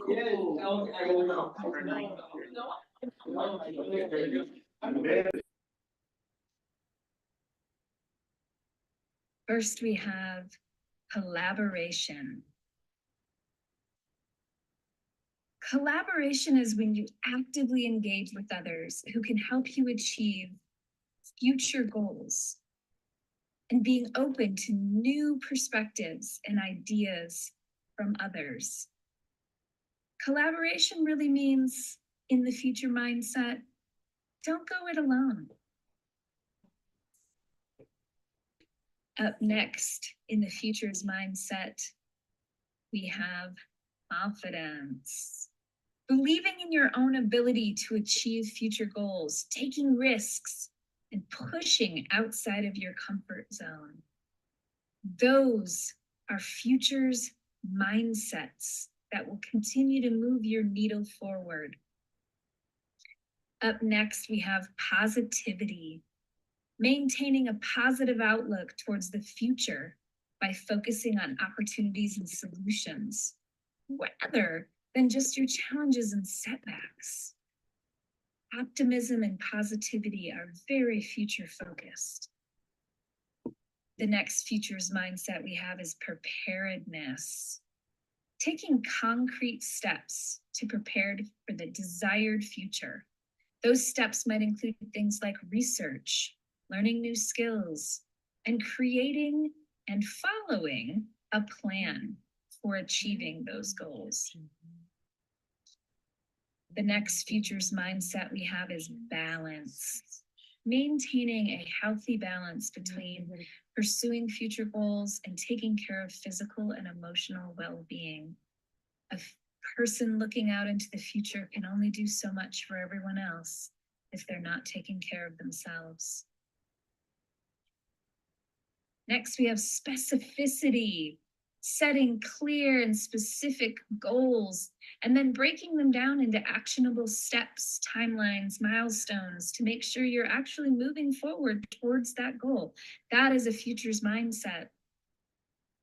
Next, we have open-mindedness.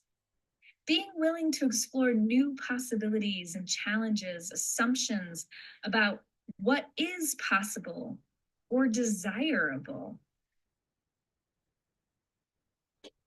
And then finally, we have patience. Allowing enough time to achieve your future goals and being patient with yourself and the process of growth and change. Having a futures mindset really does ensure that you can tackle whatever is necessary in the future if you can maintain those mindset pieces. Write them down for yourself and put them up somewhere where you see them often to remind you, as you're looking out into the future horizon, it's the mindset that gets you there. 7 portals shared by 7 ministries of our future. They include regenerative growth, peace and security, global governance, sustainable development and financing, science and technology, youth and future generations, and human flourishing. Our first stop is the portal of regenerative growth, where knowledge and community unite to build a flourishing future for humanity and the earth. Here, we embrace Ubuntu, the spirit of interconnection, to shape social and economic environments for holistic planetary and human ecosystem management. Imagine a world where education, cultural exchange, and sustainable practices rejuvenate people and the planet. This is a space for learners and guides exploring interconnected growth to ensure future generations inherit a balanced, resilient world. Let's enter.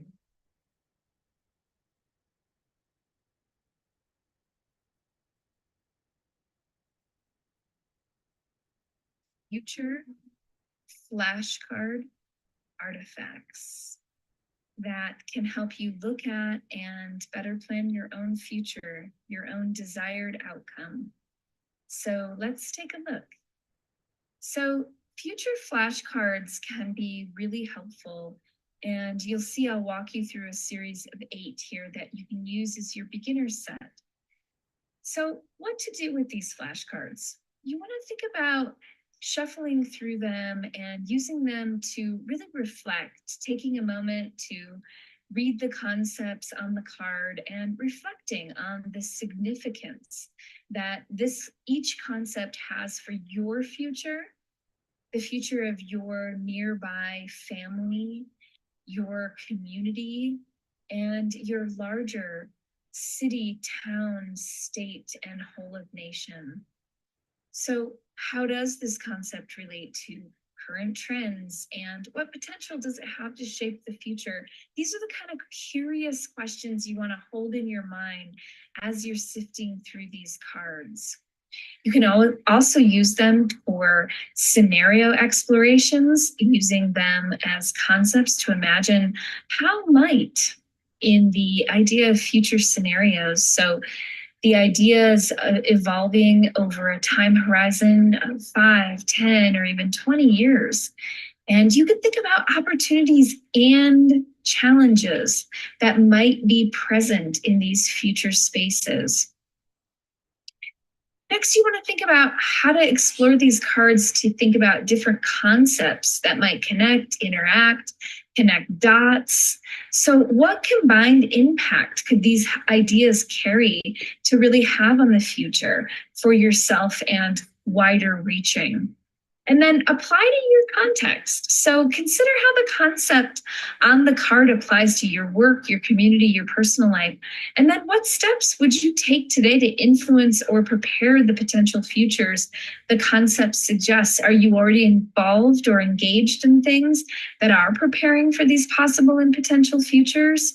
So then you want to save your thoughts, write them down, and review these insights to track your evolving thinking and your informed decision-making.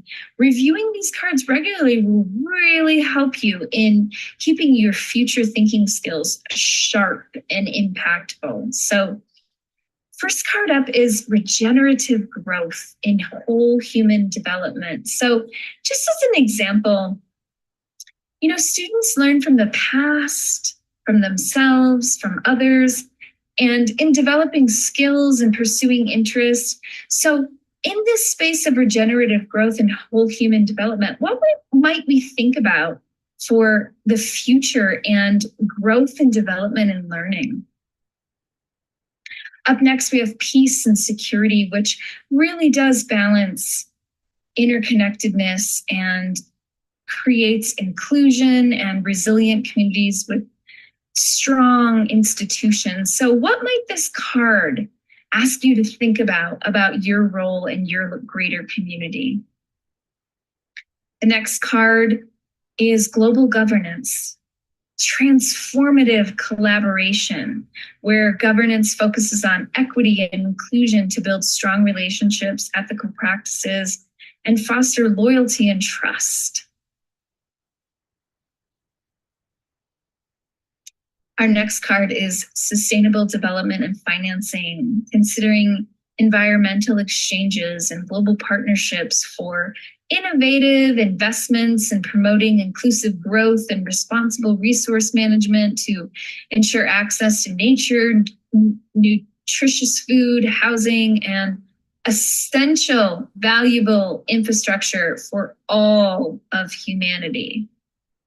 Up next is the science and technology card, where we look at discovery and innovation and technological advancements that really do revolutionize education, global connectivity, even economic growth. Thinking about efforts that really promote lifelong learning, climate action, international collaboration, and lead to the ultimate prosperity for all.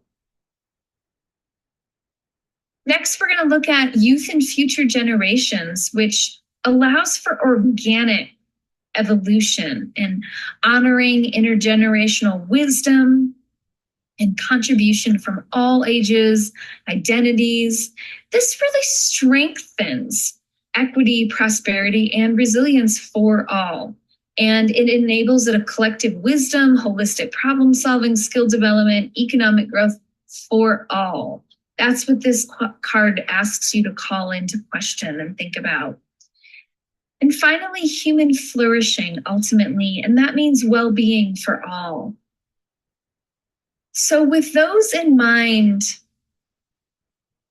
use these flashcards as a way to engage with individuals, yourself, teams, your greater community, to think about how might we create hopeful futures where we're able to think about all and engage in all of these areas that really affect everyone, who are all part of humanity and flourishing futures.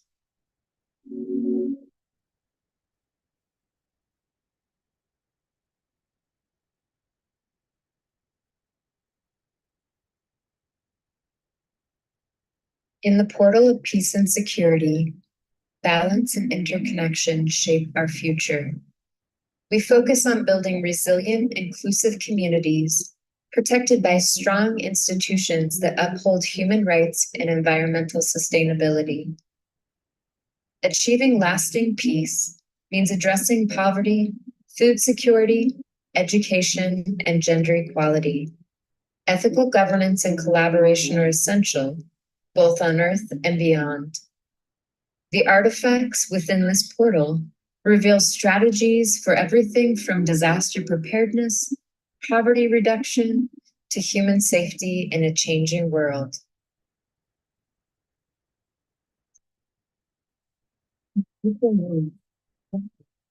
Ex-combatants successfully reintegrated through VRP simulation.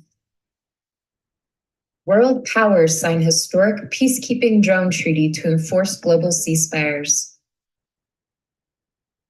SHAKTISAT is a female-led lunar satellite mission representing 108 diverse nations on a mission to educate and empower 12,000 girls globally. In a world scarred by division and discord, SHAKTISAT stands as a beacon of hope, fervently dedicated to fostering unparalleled international cooperation and unity. With hearts ablaze with the spirit of unity, their mission dares to transcend the confines of geography and culture, envisaging a momentous occasion that unites humanity under the vast expanse of the cosmos.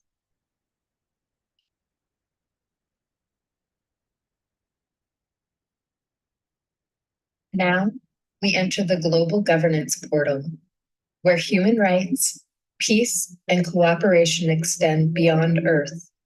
Here, we'll see governance systems that ensure every voice is heard in shaping our future, both on our planet and in space.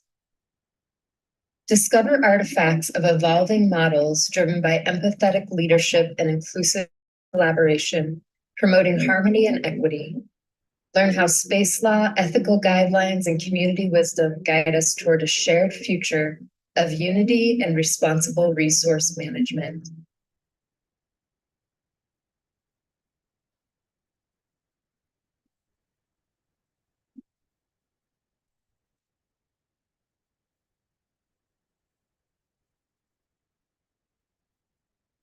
The remake of indie film Powakati has sparked a global movement to advance aspirational capital and reverse the growing mental health crisis called Koyaanisqatsi Katsi syndrome, where Koya means life out of balance. Zutix Media released a remake of indie sleeper Powakati, Life in Transformation. The series has become a blockbuster with over 2 billion downloads and is the inspiration for what some are calling the first global political party called Starseed. Others say it's a cult in the making and are placing names of its leaders on the dragon net for increased scrutiny. Meanwhile, e-gaming platform Katsi reports its 1 billionth user. Researchers on Lunarville says they have proof of contact with extraterrestrial beings. The United Planetary Society to Assure the Right to Space, UPSTART for short, has reported that Cosmos Scouts in its moon outpost, Lunarville, has made contact with extraterrestrial beings. Speaking from the Chapel of All Religions on the Moon, Chief Chaplain Gabriel Kipling states that messages have been received by all 9 of the members of the Interfaith Council that could not have been sent by known means of communication. The Abrahamic Religion Alliance has decried the reports as blasphemy.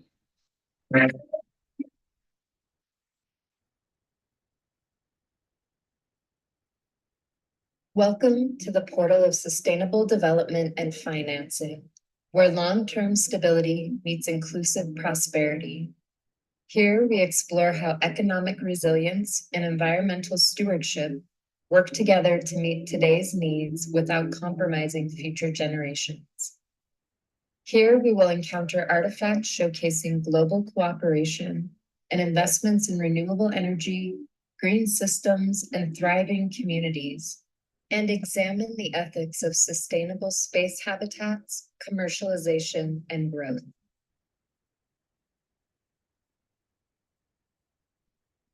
Renewable energy landscapes. Behold visions of future cities powered by integrated energy systems at the nexus of water, energy, food, and waste.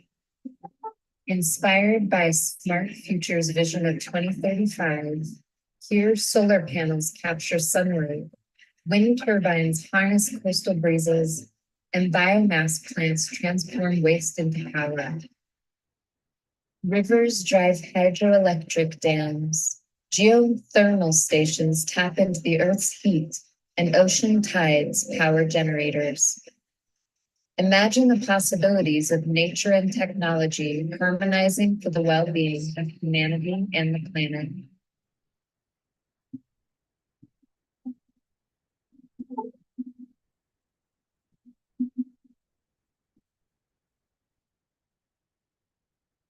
Enter the portal of science and technology, where innovation meets sustainability, driving human progress and well-being. Here, sustainable technologies work harmoniously with nature, creating interconnected solutions for thriving communities. Human-centric advancements in healthcare and mental well-being promote healthier, more resilient societies. Explore how connectivity, education, and global collaboration revolutionize learning and economic growth. Discover the future of robotics, biomimicry, and precision medicine as we shape a more connected and sustainable world.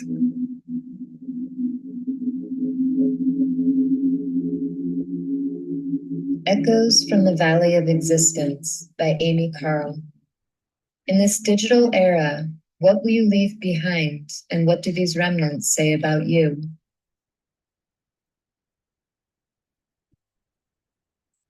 What message do you want to echo through time?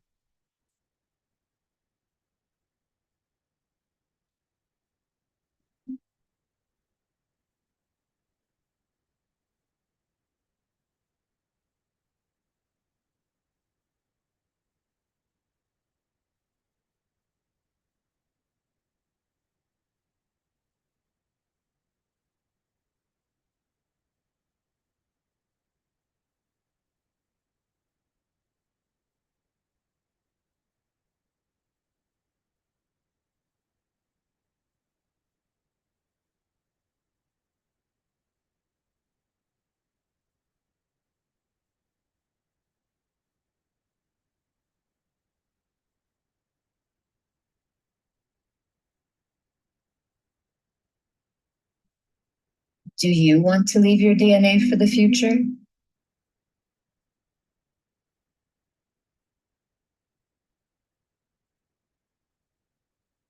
Bloom Tech, The Fashion Evolution by Wildy Martinez. In this visionary 2050 fashion collection, the fusion of technology and nature takes center stage.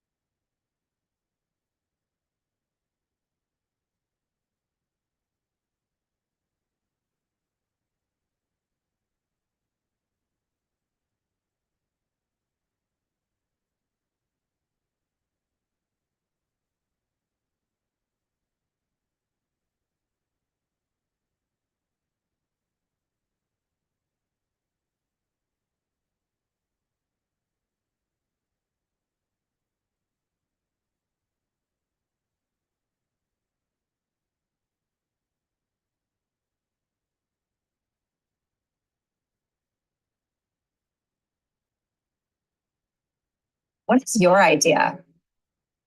Well, I guess there's plenty, but one of them is that we need more positive, optimistic, inspiring yet credible visions of a better tomorrow.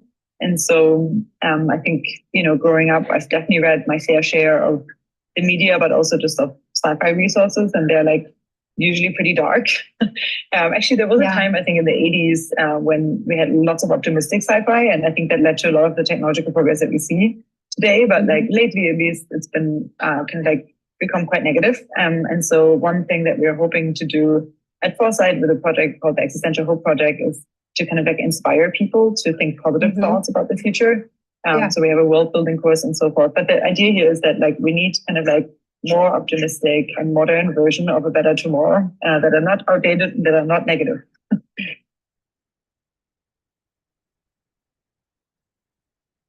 What is your idea? My idea is that we have the power to shape our lives and shape the future. And my idea is also wrapped into a hope that we're doing that for the best and highest good of ourselves and each other.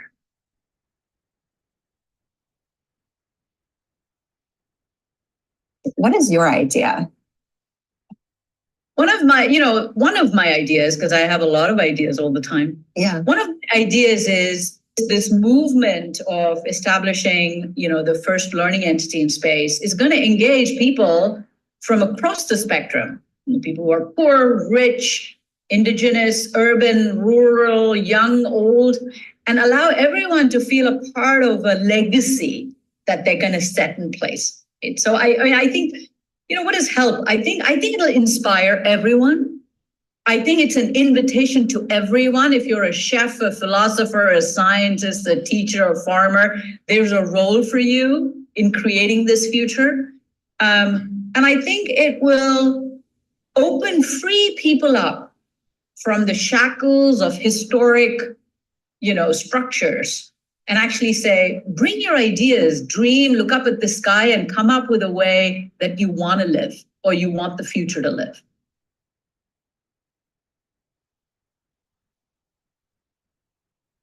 What is your idea?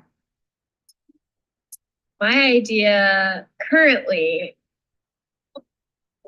is called Solo Supper Club. Yeah. So I had this idea of a thing that came to me of bringing strangers together for dinner, which is something I've been doing for a long time. But just as I've been back here in Omaha and trying to figure out what is it that I want to put into the world to create, and like what I love doing is seeing other people connect over deep and like transformative experiences. And so I wanted to create something that wasn't just a supper club, but it also wasn't just in a home, like private gathering, but it is more communal, but in a public space, kind of to bring different people together, to get to know each other, have a great experience. So come solo, leave with many. Solo Supper Club. That's my idea right now.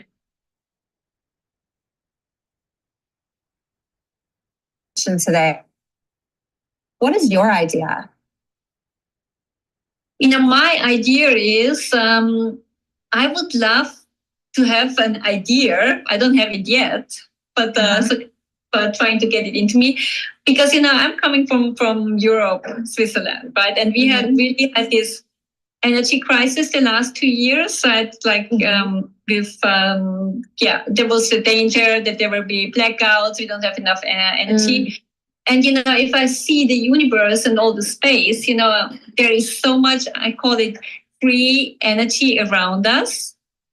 And I would love to have an idea how I can, approach this energy to create our own or generate our electricity.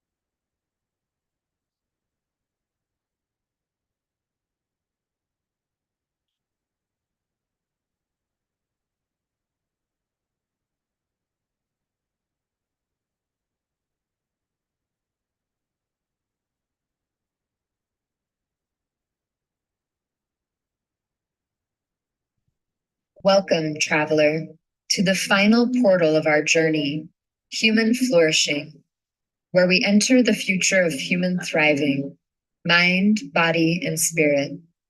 Here we embrace holistic health through advances in preventative care, mental well-being, and tailored wellness. Our world supports intergenerational exchange, lifelong learning, and cultural expression through music, dance, and craft, fostering belonging and well-being. Step inside and discover the innovations in healthcare, longevity, and nutrition that shape our path to true flourishing.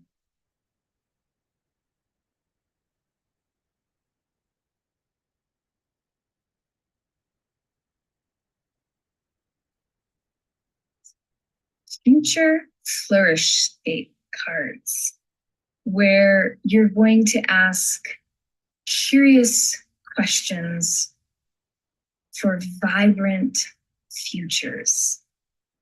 So let's take a look at the cards and how they work.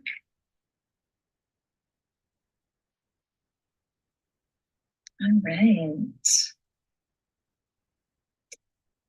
So Future Flourishscape cards are designed to ask curious questions for yourself in partnership, as a game, a thought-provoking exercise, really to look at holistic health revolutions and community resilience. And let's walk through how does asking curious questions create vibrant futures? First and foremost, asking questions allows us to think more expansively with open minds, ideas, and brainstorming about things that you are curious about leads you to find ways to proceed further out into the future. And not asking questions leaves you stagnant and left in the past. So let's think about some of these questions. I mentioned a couple: holistic health revolution, community resilience. We also have purpose-driven education, sustainable living paradigms. We'll walk through a few more and then cover a few. So we have technology for flourishing, intergenerational wisdom. Let me go back to that one. Mental well-being renaissance, ethical AI and automation, global well-being index, creative flourishing, universal basic wellness, global compassion movement. So let's take some of these questions and ponder them. This activity is about printing out these questions, cutting them up, having an activity with yourself or team members, a partner.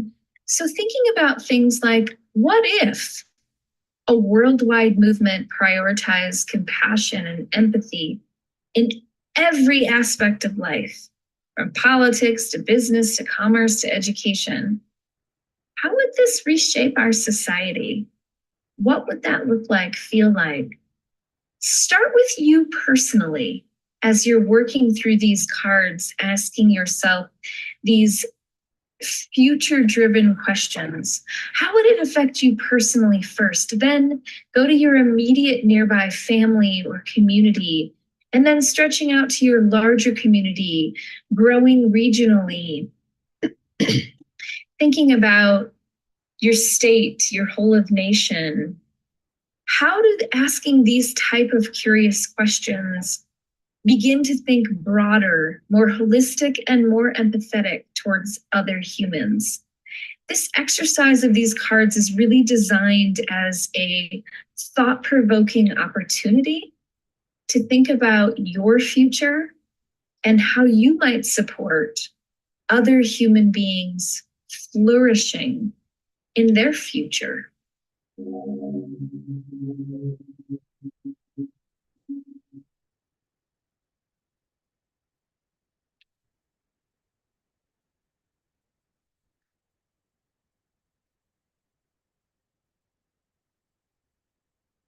right. And with that, we thank you so much from the Futures Hive for joining us on this journey to visit portals from 2050.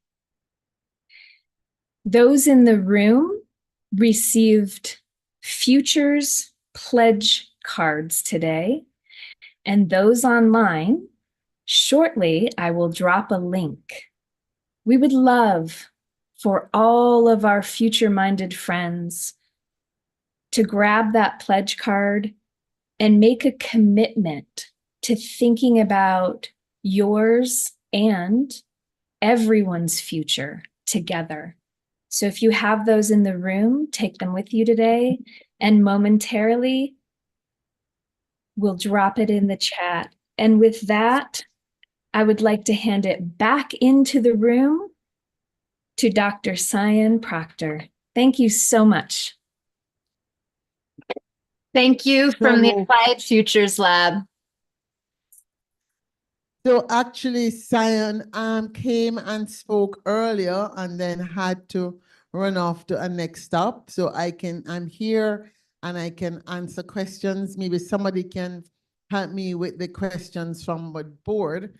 But I just want to give some backdrop to that process. So the birth of this idea was, we've been meeting for, I think, third year. Last year, we did something for UNGA Science Summit, and they did something the year before. And the year before, I think it was still in the middle of COVID or some version thereof, so it had to be. Then, of course, last year, some people traveled, but who has funding? So everybody said, well, let's do it from home. And then when this Summit of the Future came up, I said, we really have to do something for the Summit of the Future because we're all futurists. Some of the women in our group are science fiction writers. Some of us, like myself, I guess I'm not really a science, I'm calling myself a future factionist. It's not quite fiction and it's not quite fact. It's a whole new genre, right? I have made up. But and of course they jumped on it. And those luscious designs you saw, Kim's brain is very photogenic. So she basically started throwing all her images, and I just kind of said, oh my God, this stuff is real. You know, you say something in a meeting, you don't think anybody's going to do anything with it, and they do something and say, oh my God, this really could happen. So of course we had very grandiose schemes of getting funding for this fabulous installation, and people will be like interactively touching, and then they'll visit. And this would be for the whole week of UNGA in some museum in New York. Now, mind you, it didn't happen this year. That's not to say it won't happen next year. So we decided rather than stop, anybody who knows me knows that I never stop. When I say something has to happen, something has to happen. It may not be what I originally intended, but something has to happen. So I said, well, let's just keep moving. Let us just, you know, maybe we should just do a metaverse inside. As a matter of fact, we probably should make it a metaverse inside, given we're futurists. And if we want to really make it accessible, it shouldn't just be in a New York or a Smithsonian. It needs to really be a place where in the future people can go to and engage. School children can go to and engage. And so we said, let's just create a prototype of what we're looking for. Let's air it, get some feedback. Let's keep it going and see, can we actually develop this in such a way? And I really think now looking at it done, I just want to give a big shout out to Kim Larkin and Cindy Cohn for all the hard work that they put in. The three of us, I was more like the mother, and they were, in this case, they were like, okay, is it okay? I said, yes, ma'am, this is fabulous, go ahead, right? But I really feel as if to say we can turn this in something very real. Because if we're talking about a shared future and space at the same time, I think we have to really democratize access to space in a different way. And let me just introduce, since she's here, my friend, and I call her my godmother, even though she's younger than me. She's my fair godmother, because when I started on this journey, we met on a call. Her name is Kim Machiria. And I think she just never minded how crazy I sounded. And at the time, she was able to support the first ever grant I got, which we still are working on the project, Kim. It's slow, but it's not dead. And I can tell you, having been on a call Tuesday night with the gentleman from the University of Australia and from the University of Mauritius, trying to figure out how to get the pyranometer that we can afford to work with the pieces that we have, I said, this is going to be a fabulous paper that we can write about team science with developing countries and on the resource universities like Morgan State that doesn't have a big lab. And therefore we have to wait until somebody has a break to come and work on our project because we can't pay them enough to leave their job. It's been a really strong exercise. They go write like a preliminary paper and just give it to me to publish on the researcher on the website? Okay. I'll talk to my academics in the project because I'm not the academic, they are. But the professors that are involved, right? We have a university in Australia, a university in Mauritius. Those are the ones that are most engaged, and Morgan State. Then we have two, Finland and Jamaica. But it don't have to be to elaborate on. Okay, all right. Well, we'll come back to that. But I said that to say, this platform that you see here, I really see it could become something. And we have kept the Hive a woman-centered space. Not that we are denying that men have something to bring to the table, but we thought that we should just be by ourselves for a while and see what we can come up with on our own. But at the same time, I do think, especially because you saw the Shaktisat project that we put out, that's also real. Space Kids India are run by a woman who I think she actually was a business woman, started this project, and she came up with this dream of doing a lunar satellite and called me, and I said, I don't know, I'm doing too much. I need to not do anything new. I can't. And then she said, oh, because what I really wanted to do was XYZ. So once she said that, I said, the moon, my ears perked up because, you know, I'm a Mooney. And here I am giving her advice, which she liked. So I'm very happy that I was able to give her advice. And now this thing is blooming. I think that this platform, we have to find a way to make it real. If you looked at it, you saw that 5 of the portals related to the Pact for the Future. And we added the other 2, the one about human flourishing and the first one whose name I can't remember, because we wanted to just anchor it in people. We saw the other 5 thematics of the UN summit don't feel people-centered, right? And so we said, let us make it a 7-program thing. After all, God, she made the world in 7 days, so we'll have 7 portals. And then we'll have, you know, human anchoring each side, and then the technical piece in between. So that's what you saw. What we'd love to get from you, some feedback. And if you have, I have another mic up here. If you have I'm sure that Cindy and Kim especially would love your feedback. She really worked hard on the design. Could you help me with the mic to get some feedback from the floor? We have some time, a little bit of time before our next session. I think Kim, that lady, and then Kim. Good afternoon. My name is Eileen Peltier. I'm an educator, author. So I love what I just saw. I was looking at it because it can be integrated into education at both the secondary and even elementary level. Because what you want to have people do is start thinking. I always say with sustainable development, let's start people-centered at the bottom and grow it up, because the old folks already have their beliefs and it's hard to change minds there, but we can start changing mindsets from the bottom up.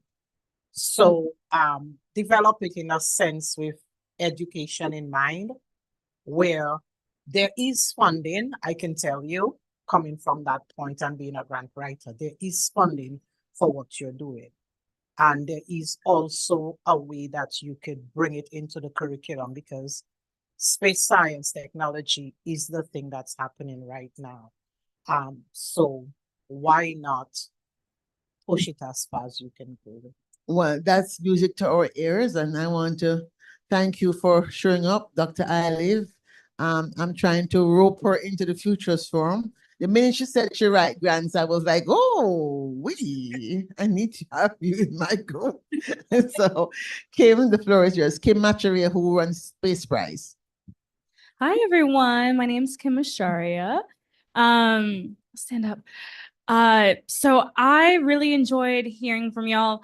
I run programs like in-school programs. I'm around sustainability and such, and I could certainly see myself integrating the format that you guys have outlined into some existing programs. And I'm sure that there are other entities that connect that I work with secondary education institutions that would love to leverage that as well. I know here in New York, we have a New York City STEM Education Network, and I work heavily with them. And it's a network of like 150 different organizations that are directly in schools, doing after-school programs, workshops, things like that. And I feel like communities like that would be great sources of additional feedback as to how you guys could get really, really integrated into some programs. Like even some of the workshops that I run today, I could see myself adding this as a component to support the larger curriculum that I already have going on. So thank you so much for sharing. Wow, so that's 2 thumbs up so far for report for Nandi. You want to say anything? Or you're passing the mic around? This gentleman wants to say anything? I was passing the mic around, but one thing that really interested me was the development of the housing and the incorporation of a futuristic design of areas of land, and that was very interesting to me, especially like with the water. Thank you. Would you like to say something? Would you like to say something? There's a mic. Do you envision this being implemented essentially as a multimedia wiki that has tiles for these portals to go into, or you've got the beginning of a framework for structuring and ordering this knowledge along the lines of the portals. The question comes in is how you make it extensible. The value is not just in the initial articulation, but the framework being extensible by others. That's always a challenge. You want to do something, especially because we're focused on having it be a tool for imaginaries about futures in space as a starting point, but bearing in mind that space is going to drive our food, our health, systems design, those 2 in particular, right? Energy systems will be driven a lot by people designing for space habitats, transportation systems as well. So we really want to find ways in which we can engage the viewer into kind of seeing themselves as a co-designer at some point, or co-storyteller, if you will, of how this thing will be used. The notion of storytelling, this ancient human tradition of how we inculcate the youth with the understandings as we've come to know them, so that they can be data points that the youth can reassemble to face the challenge in their efforts to face the challenges before them, is an important thing. But those exist at different levels. The site that was cited in an earlier program today, build-a-world.org, has a collection of technical papers at different levels dealing with existential challenges.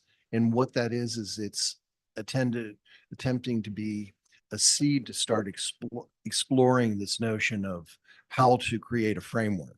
So it's build-a-world. Build a world. Okay, build a world with hyphens. Yeah. That's actually interesting, this existential, because my one-woman show, Red Sky Falling, the mantra is red sky falling, Mother Earth is calling, the future is warning, turn around, this is how the world ends, or perhaps not.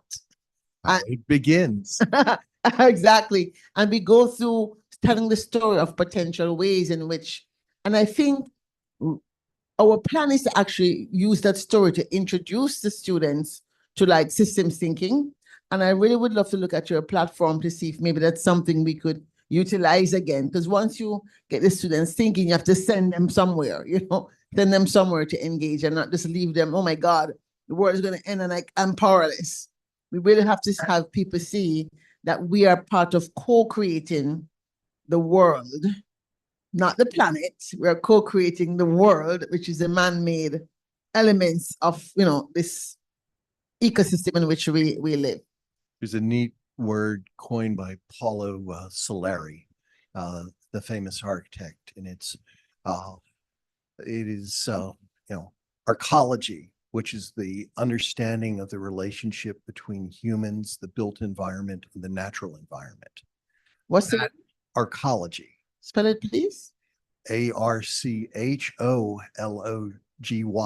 Okay, as opposed to archaeology, is arcology.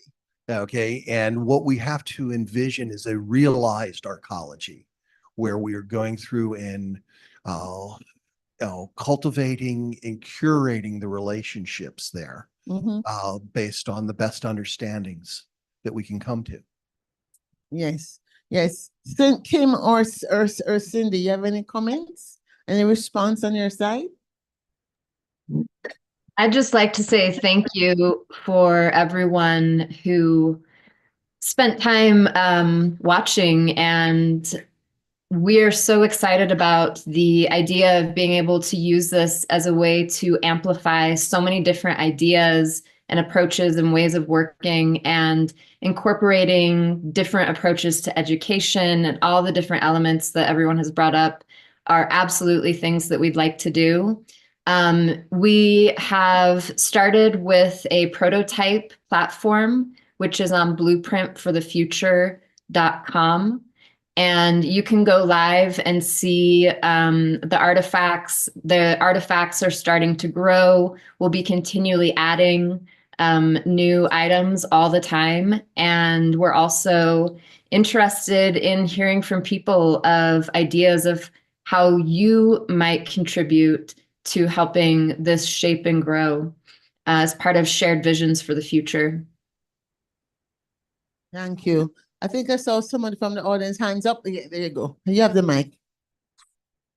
Yes, I just wanted to, that's what your statement was, a perfect segue into, if I believe correctly, the first portal was collaboration. And as we grow as a community, and as you set the intention, as you've done so beautifully with your work, those people will show up for you to come and expand your universe. The work that I'm seeing that's coming out of the young people around the world is spectacular, almost impossible to keep up with. And so best wishes for you and your initiative, and I'll be watching. Thank you. Anybody else? I had one last thing to add to what you're doing. I'm excited for you, and I'm also excited for the whole idea of what you're doing. One of the things I'm thinking of, and I'm having conversations with, because I'm also in creativity, is the idea of design thinking as a class in schools, and it would entail what you have, but it would also bring in the creative problem solving, where it's real for the students, where they use it to design and to solve problems that have not yet happened. That's what creativity does. So we're looking at problems in the world. These problems have not yet happened, and you could use what you have to bridge into getting them to do it that way. So that's something else that you probably can add to what you already have.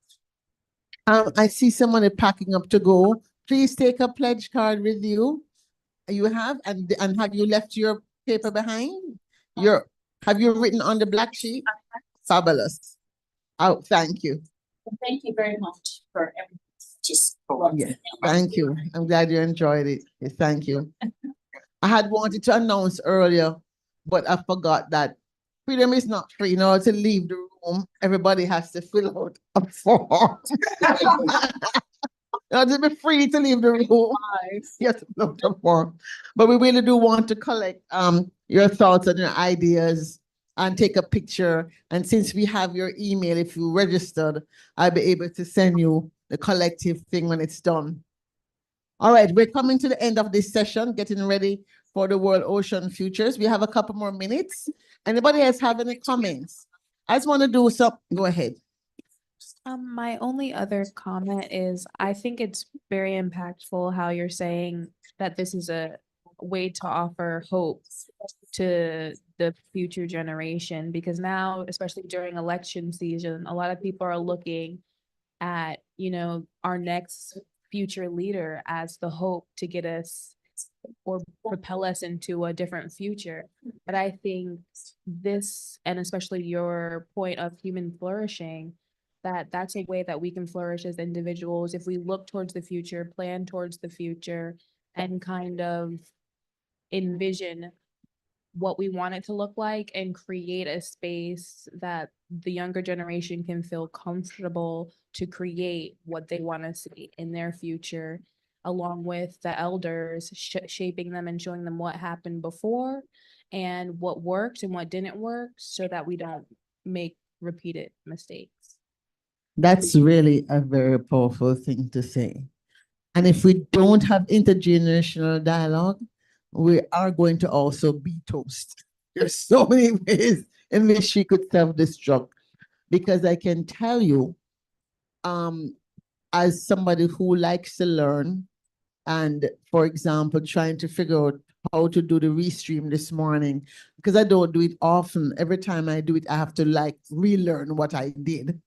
And I'm like, then I said, no, remember you have pledged to always remind yourself it's about continually learning.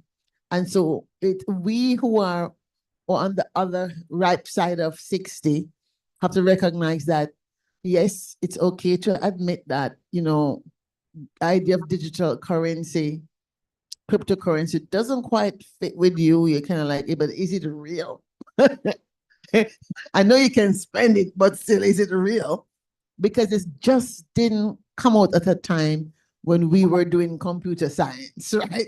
I was in the days of going to the big computer room with the big computers the size of this room. What do I know about blockchain? Blockchain for babies, blockchain for dummies. I have a whole blockchain library. I'm still rereading, but I will not give up. I have to say, I did understand the blockchain for babies book. I understood it, but it still did not get into my brain, and so it's internalized.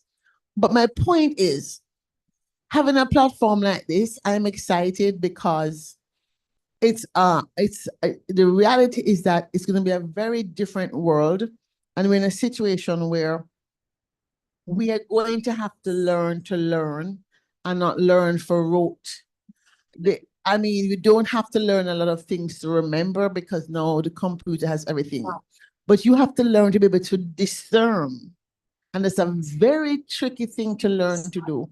How do you, and it's something you can teach, or it's something you train.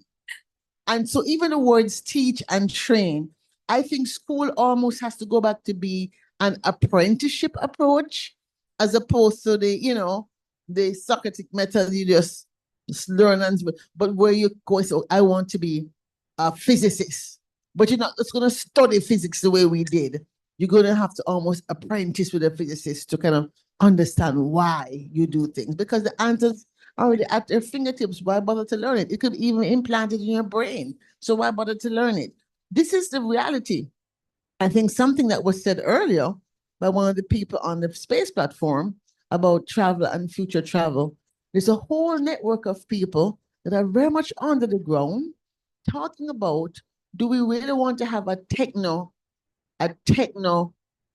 feeling future where we see ourselves as embedded with technology Or do we always want to keep a side of ourselves to be having the consciousness of what makes us human?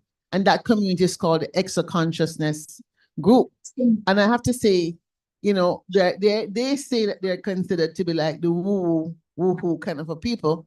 But I like to keep one foot in that camp too, because I think that there's so much we don't know about how the brain works.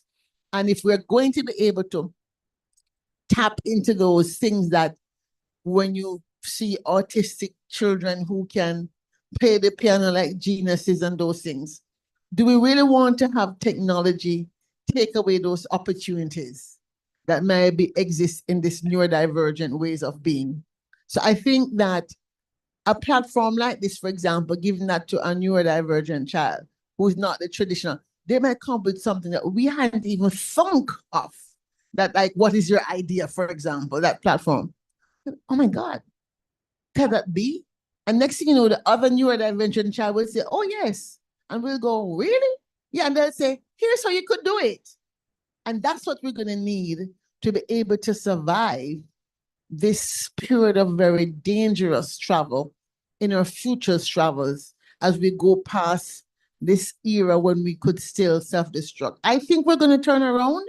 I think this conference is a pinpoint in the map of our future. And I really am hopeful. So I just want to thank Kim Larkin for spending hours. We spent hours on the phone, all kind of hours of night, fooling around with things, naming things, moving things around.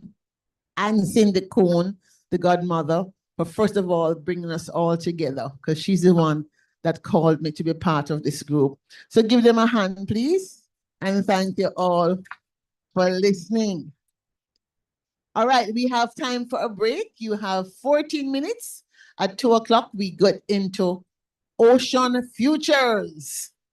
And hopefully, we'll be talking to people in Canada, in Fiji, I think in Europe, and I don't know where they're calling in from. And and two of our speakers are here. Fabulous. All right. So you have 14 minutes, stretch your legs, take a bio break and all that. And we'll see you soon. 14 minutes. Thank you.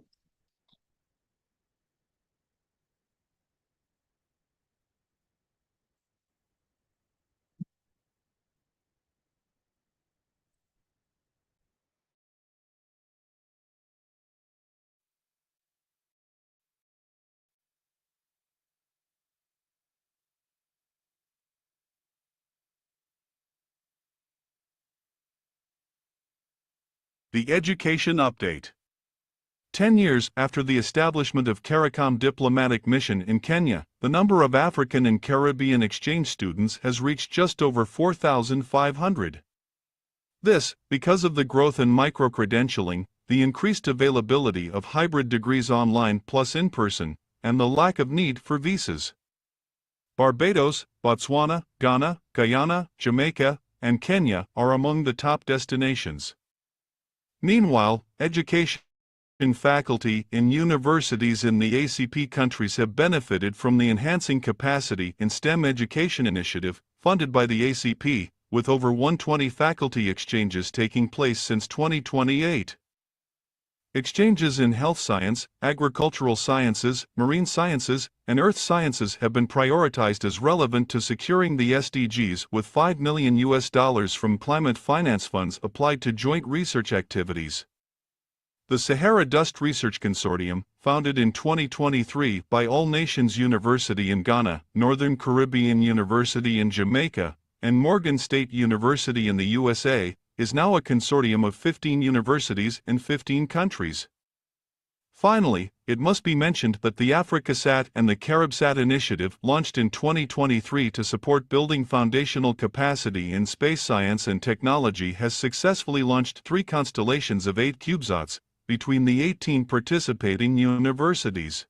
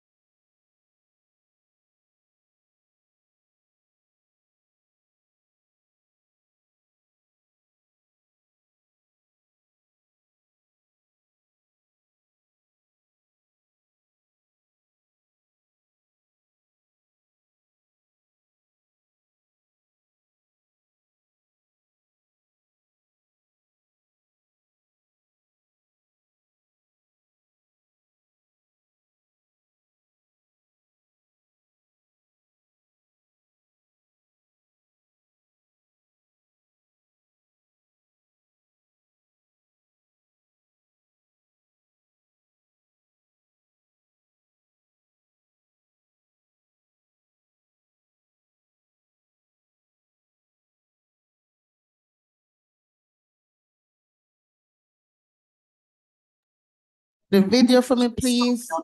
We're getting ready to get started.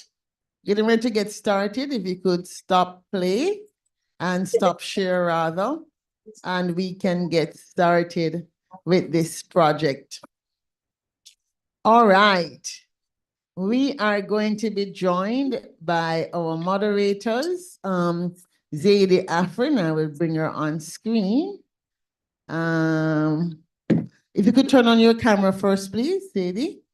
All right. And she is here. Our other co-moderator is Elisa Mufle, and she is here as well. And they will introduce themselves, and then we will get started. All right, so the floor is yours. We're now going to the small island developing states. Let me go so people can see me on camera for those online. So we're going to the small island developing states, and we're going to be talking about partnerships for ocean futures.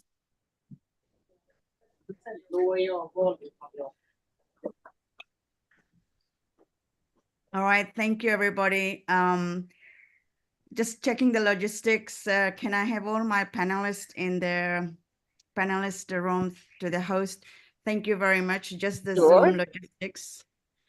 And in the room, you have Simona, and you have Tanya, and I'm going to bring up Fabian. yeah, All right, so this is everybody. Christine is waiting in the attendee. She's there. Oh, thank you, thank you, thank you. Okay. Thank you, everybody, for joining. This is also to my listeners that are physically at the mission. I will start my session in welcoming all of you. And this panel is to build SIDS foresight capabilities in anticipatory governance scenario planning in relation to the marine domain, to the ocean.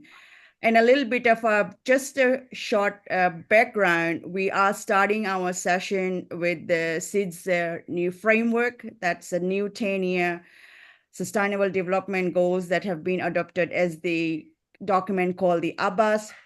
The move towards the UN 2.0, our common agenda has endorsed this framework, Futures and Foresight Framework, to address some of the challenges and take this new adventure to the oceans dialogues. So we will hear today from our various participants, panelists, in relation to the futures and foresight on oceans. Our session is also focused on trying to bring partnerships towards the SIDS Center of Excellence as the new future hubs, the green and blue economy hubs that already has been endorsed by member states under the ABAS. And so in that notion, I will ask my colleagues to feel free to start, and I'm going to hand over to Aliza. But before our session, we have on our panel Fabian, we have Christine, we have Simone, and we have Tanya. All of them are touching different aspects of the partnership today. Aliza, to you. Thank you, Zaidi. Can everyone hear me? Okay, great. It's my pleasure to be here and to be moderating this session with my friend and with some very special guests that we have today.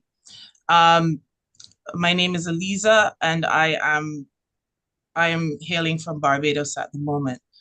All right, so we'll just jump in then. So the Oceans Foresight Framework, in conjunction with UN 2.0, provides an opportunity to think critically about the evolving ocean governance landscape for SIDS. So by reflecting on 4 decades of progress, engaging in future scenario planning, and identifying necessary partnerships and strategies, we're here today to ensure that SIDS can not only adapt to the current ocean governance framework, but that SIDS are also positioning themselves as leaders in shaping the future of the blue economy and international trade for SIDS economic resilience. So 2023 marked UNCLOS at 40, and this UNCLOS being the United Nations Convention on the Law of the Sea at 40. And this context provides a very rich foundation for the discourse that we're about to embark on. Thus, we'll be blending historical progress for SDG 14, life below water, with forward-looking strategies. So my first question is going to be therefore to Fabienne. Fabienne, how can ocean foresight help SIDS to deliver their blue economic development needs now that the framework is adopted within UN 2.0? Thank you, Eliza, and good evening, good morning. I don't know exactly to everybody. From France, it's quite late, but I think that it's the case for some people here.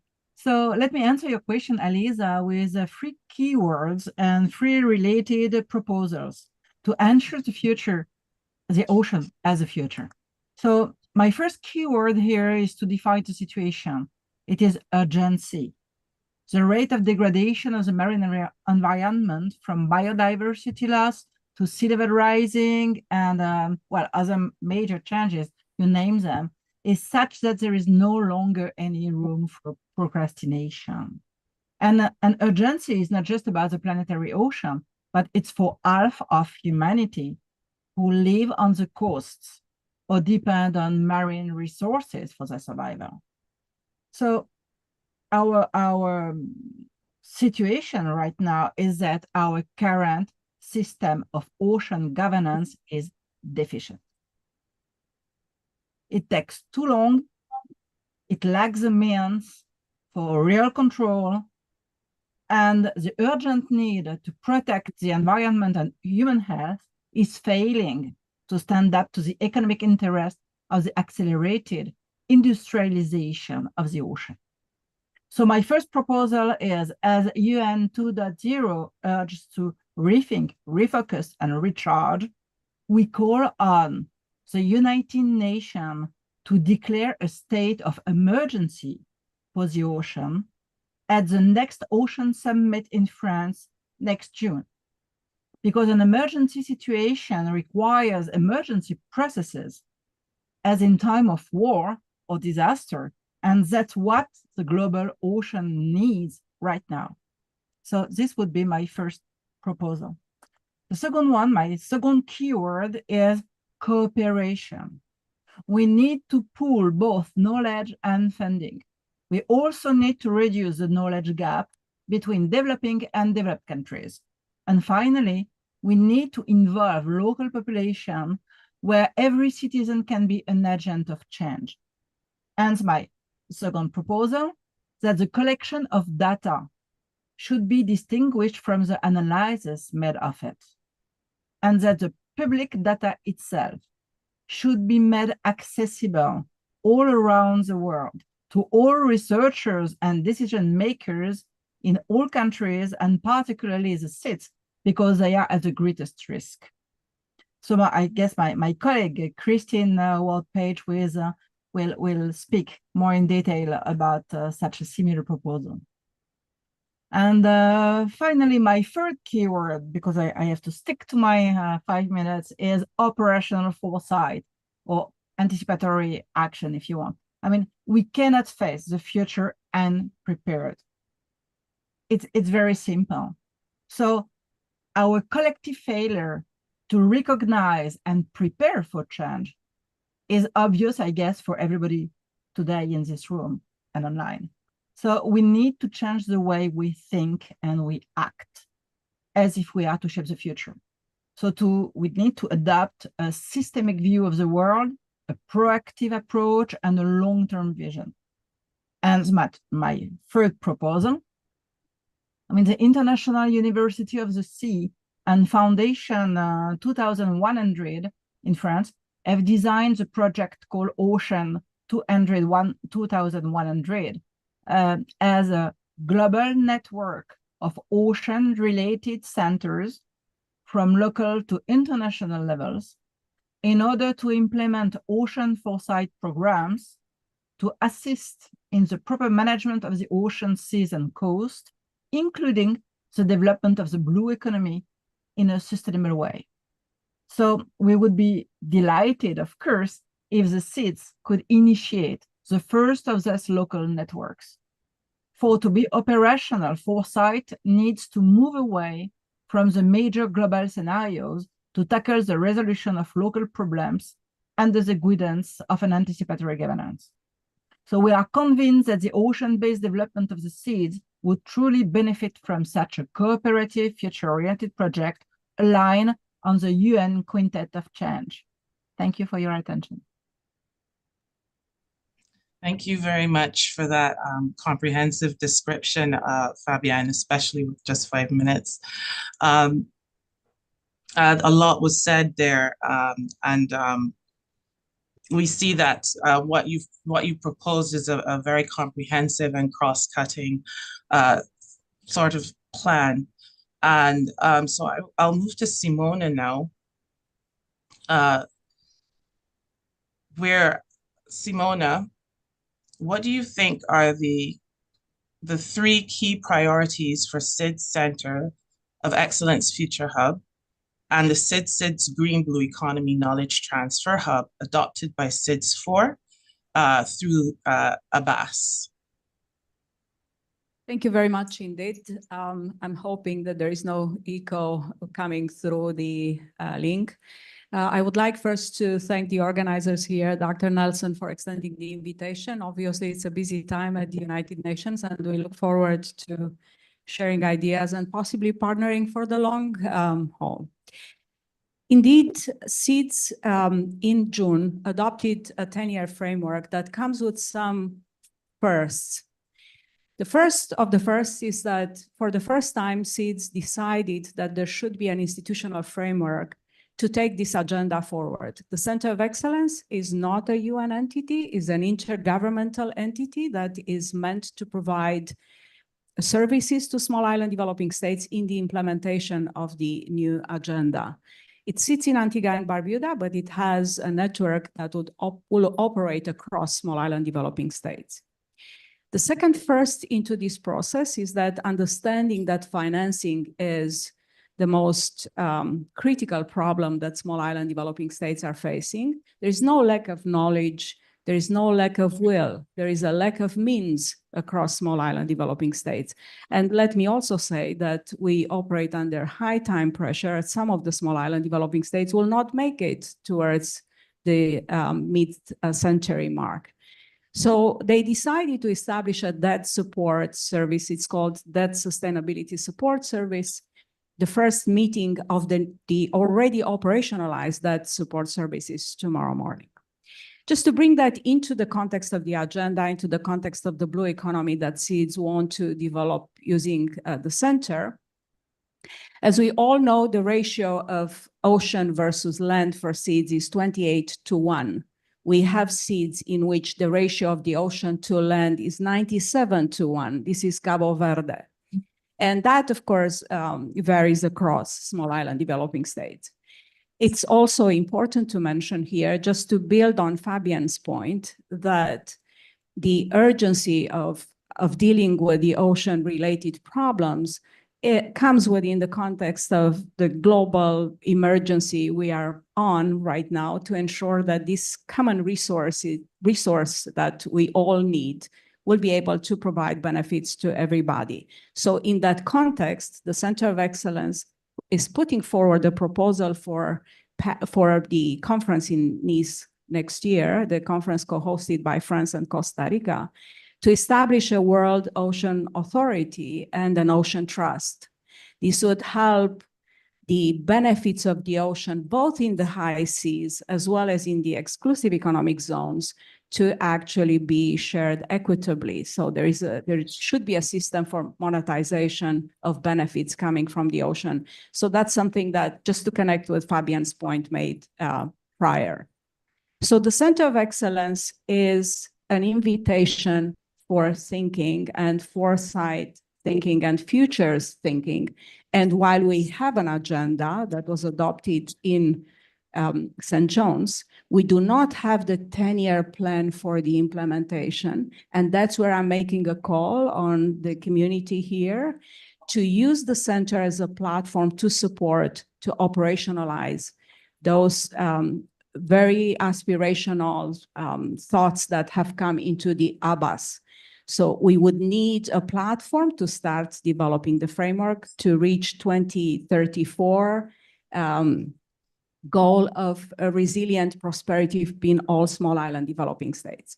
So the center will be a hub of ideas and projects. There are a series of financing mechanisms behind. We have talked about blue economy. We have talked about seeds continuing to borrow for expanding the economy on ocean resources, the blue bonds that everybody speaks about. Just to remind everybody, blue bonds would still mean borrowing, and many of the seeds are not in the position to be able to do so. So the financing architecture that is required here needs a little bit of more thinking. And I know Tanya will touch upon that because she has also advocating, putting finance at the center. But there are a series of partnerships that we would like to have. So the first one is with financial institutions. Financial institutions on the global stage. We talk about UN 2.0. It's all about redesigning global governance. And that's where the international financial institutions are placed. And if we can move forward with all the aspirations we have, there must be a problem with the way financing is being channeled into the global system. So there is a proposal that looks into financial institutions to create a platform to support crowding in private sector investment across seeds, as they are doing in other parts of the world. We can come back on that. So of course, on the debt sustainability support service, seeds are going to make a series of proposals at the upcoming G20, at the annual meeting of the IFIs, as well as at COP29. Big expectations on the new common goal, quantified common goal on financing for the entire planet. We don't seem to make very good progress on that. And honestly, whatever billions are being promised, that's a tiny fraction of what we need to be able to restore the life of the ocean. So we need to elevate this conversation from a center of excellence where we'll have partnerships, where we'll have brain power coming in to help seeds operationalize the agenda, to a global agreement over the ocean and over the future of seeds. You mentioned UNCLOS. UNCLOS needs to undergo significant changes. We talk about potential loss of statehood for small island states. We talk about major changes in the architecture of, the land that they have, the territorial waters, the exclusive economic zones that sea rising would impact. We can't operate on this global framework safely for small island developing states. So I would just say that seeds have become extremely assertive, not because they are in need, but because they have a role to play on the global stage to managing those resources. They're right in the center of the ocean. They have committed their own resources on marine protected areas. The entire world has damaged the environment, and they need to pay from their pockets, from their small domestic resources that they have. So the conversation needs to be elevated to the main acting institutions that would need to come up with a financing framework to help small island developing states. I'll just close here by saying that the center needs to be the place where we meet and talk. The upcoming Financing for Development Conference in 2025 would need to be the place where we submit a very serious proposal as to how development finance needs to change. Seeds have pioneered the introduction of the multidimensional vulnerability index as a new metric to complement the GNI per capita for all developing countries to have access to finance, not only seeds. We need to have that proposal come there. And then we need to talk about climate finance in a way that recognizes that small island developing states are huge contributors to a healthy global environment. They're not harming the environment. And the resources that they need to continue doing so are unfortunately insufficient. A lot to talk about how we turn climate into development opportunities, how we raise financing. I'm sure Tanya will speak to that. But again, let's agree that 2.0 needs to restore global solidarity. We need to close the fragmentation rifts at the planetary level. They have a negative impact on all countries, but on seeds most primarily, since they're, facing such challenges. And use the Center of Excellence in Antigua and Barbuda, that great platform, to make sure that the world hears, that the world knows what financing for seeds would mean for the next 10 years to reach safely 2034. Thank you. Thank you very much, Simona. You talked about a lot of things there, including finance. And as you said, Tanya will speak a little more on that. But my next question will be to Christina on tech issues. Christina, in light of the policy brief on forward-thinking culture and cutting-edge skills for better United Nations system impact, and its resolutions to bridge the digital divide, how can SIDS, particularly those leading blue economic development, enhance digital capabilities, inclusivity, and cooperation for SDG 14, Life Below Water, in the context of industry, academia, and government? Great. You can hear me, right? Yes. And you can see my screen? Yes. Okay, wonderful. Okay, thank you, everyone. I'm Christine Ward-Page. I'm a PhD marine scientist. I've studied the ocean for over 20 years. I've evaluated endangered species, policies, looked at pollution, especially in coastal ecosystems. And I saw over the 20-year period, I worked for government, industry, ecotourism, and I saw many problems that over the years, and I don't seem to be able to change my screen. There we go.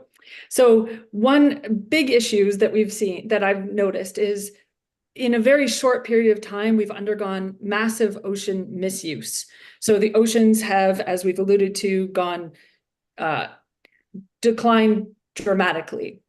And this has resulted from a lot of poor governance and reliance on, and a big part of this is because we're reliant on a limited number of experts. So especially in SIDS, where you have a huge EEZ and you have a small area and it's a lot of species and a lot of area to cover. And a lot of times this research is done in a manual, siloed, and slow way by experts like myself coming in or studying. Sometimes it comes in the form of helicopter science and studying things in a very, by the time we get notified of something that we want to study, it's already out of date. People in the ocean who explore the ocean, fisher folks, divers, and so on, they already see the changes happening. By the time it captures the attention of a scientist to study an issue, it's already out of date. And then we go through the process of collecting data, analyzing it, and generating a report that most people don't have access to. And the decisions are often made elsewhere. And this lacks accountability, capacity sharing, as well as it limits the potential for blue economy and for flourishing communities. So what we need to do is, as the oceans have depleted, we need to recover them and then sustain them. Yes, in some places it's worse than others. And there needs to be, as we've talked about already here, is a strong blue economy focus. And what that means is a whole different conversation. And self-generated local results. So instead of waiting for someone like me in Canada to analyze data on Fiji's sharks or Thailand's pollution or invasive species, we need to start to allow things to happen locally and collaboratively, and share capacity. Everyone has different, I always say, you know, I'm an expert in boring sponges and some sharks, but lots of other people who are local, they see change, they know their ecosystems like the back of their hands. They just lack capacity to analyze the data. And even here, I'll give an example. This is not just SIDS. This is not developing nation issue. This is Canada. So Canada, we spend $4 billion a year on oceans and ocean science by the government. And this is one study, an important species, Atlantic salmon, where a progress report on a very tiny area published in 2021, but the last data point was 2015. That's 6 years out of date. If we're trying to manage tuna or sargassum or ghost nets or any of these things this much out of date, we just can't do that. And so we really need digital technologies, not to replace humans, but to give us the insights that we need at local and regional and global scales to be able to make smarter decisions. So that's what I've been working on. It needs to, you know, if you're looking at the Caribbean, you've got all these issues, invasive species, lionfish, you've got depleted species, conch, all these different things that are happening at the country scale or even smaller, and then at the whole regional scale. And how do you collaborate and work together? So over the last few years, I've been building this platform that it's kind of, you can think of it kind of like QuickBooks, but for your ocean assets, where you put your data in and you get your reports at the spatial scale with the data you want and the reports you need. And that's it for me. I'm Christine Wardpage, and you can contact me there or follow me on LinkedIn. Thank you. Oh, need to stop sharing. There we go. Okay, thank you very much, Christine. My next question will be now for Zaidi, my co-moderator. In light of policy, brief on forward-thinking culture and cutting-edge skills for better United Nations system impact, and noting that we are in the midpoint of sustainable development goals that remain under-delivered, what foresight strategies should SIDS champion to build future-ready skills and capacity for safeguarding life below water?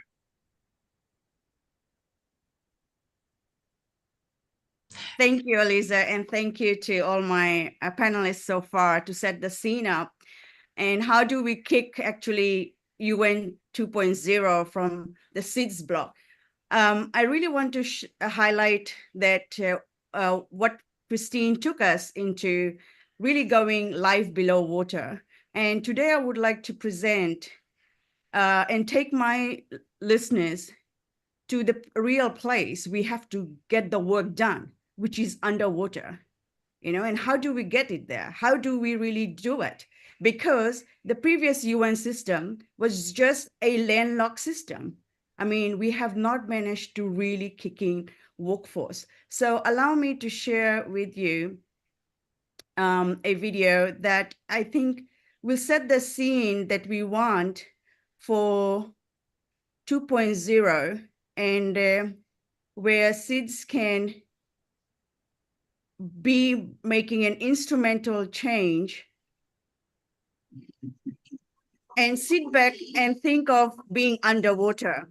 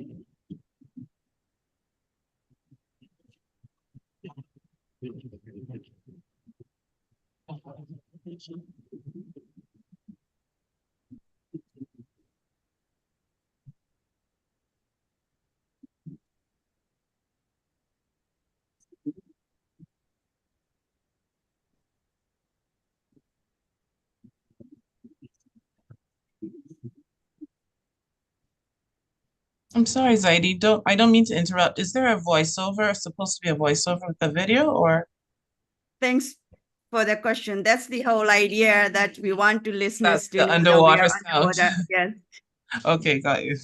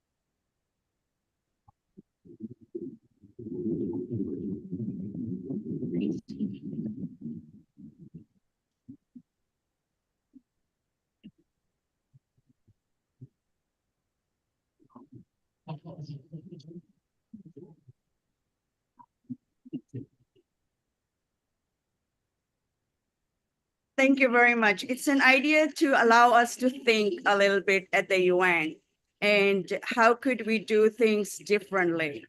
For so long, there has been no voices for the scuba diving industry and the marine science people that work below water. There is no platform for them at the UN and as a united platform. So at the SEEDS 4, I have been working in this domain for the last 4 years as a PhD researcher, but for the last 10 years in the Caribbean region, lifting many multiple marine operations rescue missions, such as the lionfish invasion, sargassum seaweed, and many more. From that, we realized that while we have been asking help from the UN system, we island people, experts needed to bring the solutions to the highest level. And here we are putting an alliance together to do this, a workforce that actually needs attention and needs recognition and a voice together with all other things that is happening within the ocean governance framework. So thank you very much. I like the panic when you're not hearing anything. It's the motion to set that, there are people actually doing a lot of work underwater, and that's the environment we need to take the workforce. So we need cooperative support, and I'm hoping that at the SEED Center of Excellence, we could be host and homed to provide the next 10 years of marine operational capacity, and we look forward for partners to discuss this workforce. Thank you. Thank you, Zaidi. That's a glimpse at some of the innovation that we're looking to build and to have going forward in the ocean's futures foresight. So, so we've heard a lot about the framework and a lot of what we need going forward. So now we're going to turn to Tanya to hear about future ideas for financing all of this and for building the blue economy. So Tanya, at the national level, marine and ocean domain experts need to align financing strategies with international blue finance mechanisms.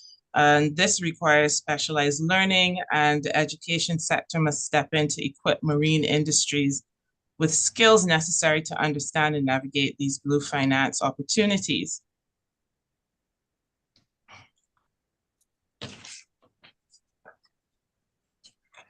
So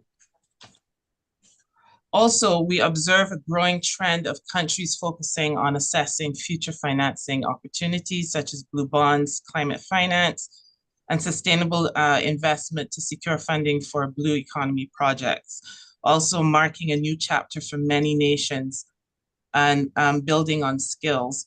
What emerging capacity needs and trends are essential for making blue economy financing and investment effective for islands? Thank you, Eliza, and thank you so much, Dr. Nelson, for having me on this esteemed panel. Today, what I plan to do is to echo much of what my panelists have said. I think that it is more important to understand if you're able to connect climate science and finance. And at a national level, it is important for marine and ocean domain experts to be able to align the financing needs with international blue finance mechanisms, which means that it is a need for the education sector to step up to be able to equip the marine domain experts, the ocean domain experts, fisheries, communities, or people at the front line to understand what exactly finance can mean for them, especially if we are not relying on government or traditional institutions to help finance projects which can work towards climate adaptation, mitigation, or creating a resilient infrastructure. Today, much of the finance industry is in that transformation because we are seeing a lot of ideas coming, and it is as a financer and also as a representative for Pricewaterhouse, a company that I work with, we are aligning to create that bridge, or to bridge the gap between science and finance. And we're able to do that to be able to provide multiple solutions through, first and most important, I want to just broadly touch upon 4 or 5 alternatives to for financing.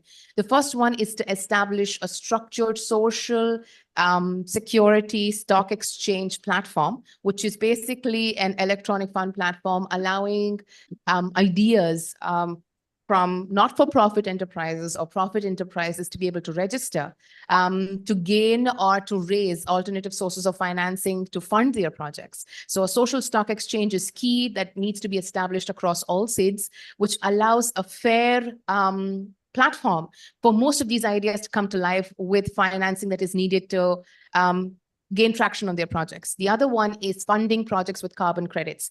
Carbon credits and the tax credits derived from carbon credits happens to be one of the most growing interests for companies across the world, because carbon credits can inherently be provided by those companies which are green in their supply chain.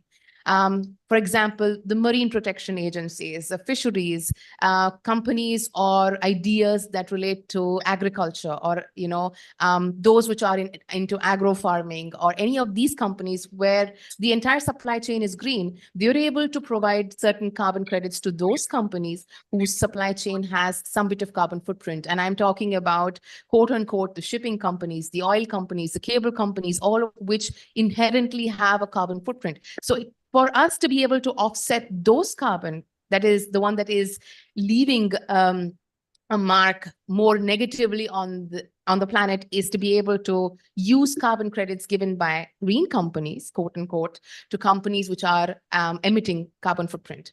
And the other one, and the most important one, is to be able to bridge private sector to ideas, to be able to, and we can do that when we are able to set up a certain platform for private sector to come in to fund those ideas which today most scientists, most innovative hubs, platform ideas need that kind of backing. I will elaborate on this point. I'll allude to this a bit more. But before that, I think at this point in time to use this platform for establishing something called as a Caribbean Sea Trust.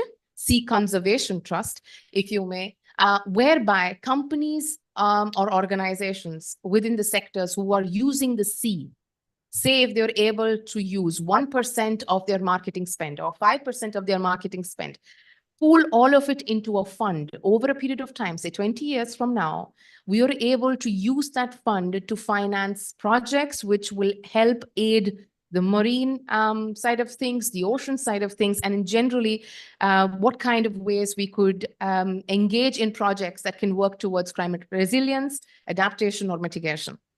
Coming back to my point on private sector backing. Today, from Pricewaterhouse and in Jamaica specifically, we are seeing a marriage between ideas and private sector coming together. We have been able to advise, or probably we are working actively with an idea where we speak about enhancing not only the environmental aspects of things, but also the social aspect of things, because the communities on a whole are important. So projects where we are establishing are those that enhance environment, social, and overall governance, and register these projects on a social stock exchange with the help of the private sector. This is one of the key projects that we've been working on. Also, going back to what my panelists spoke about, the sargassum, or for that matter, the mangrove restoration, we've been actively advising a lot of our clients in the region to be able to use the social stock exchange as a platform, or carbon credits as a platform, whereby they're able to finance their projects separate and apart from traditional financing, or from or wait for the government to take actions in terms of providing grants. I'm not saying that grants are not important, but they could also be time consuming and at the same time could cause significant delays. But ideas cannot wait for anyone. The earth cannot wait for anyone. So we need to be able to action on those ideas in a much more swifter, more enhanced, which would able to provide that kind of financing to people so that they can action quicker to be able to combat climate change. Thank you. Thank you so much. Thank you, Tanya. And so a lot has been said and time has been well spent. So I'm going to hand over to my colleague Zadie for the rest of the panel. Thank you so much. Thank you, Eliza. I think it will be interesting to hear from our listeners. If anybody has questions for our panelists, this is the time we would like to have an interaction. And while we're waiting, I think we have some burning questions for the next leg to highlight further discussions regarding how do we really want to move strengthening some partnerships for the SEED Center of Excellence. Any questions from the floor to our panelists?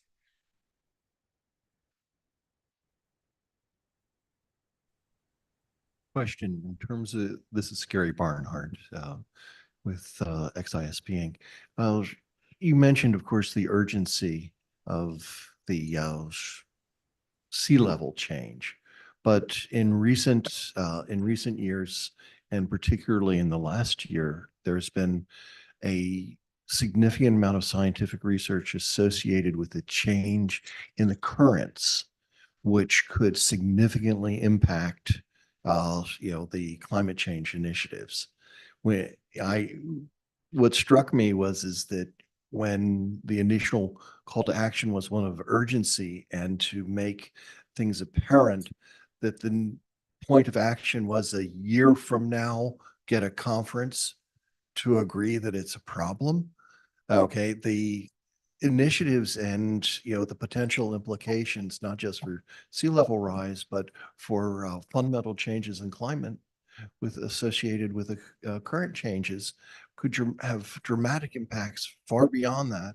And there's somewhere between introducing this to yet another conference and taking it to the Security Council.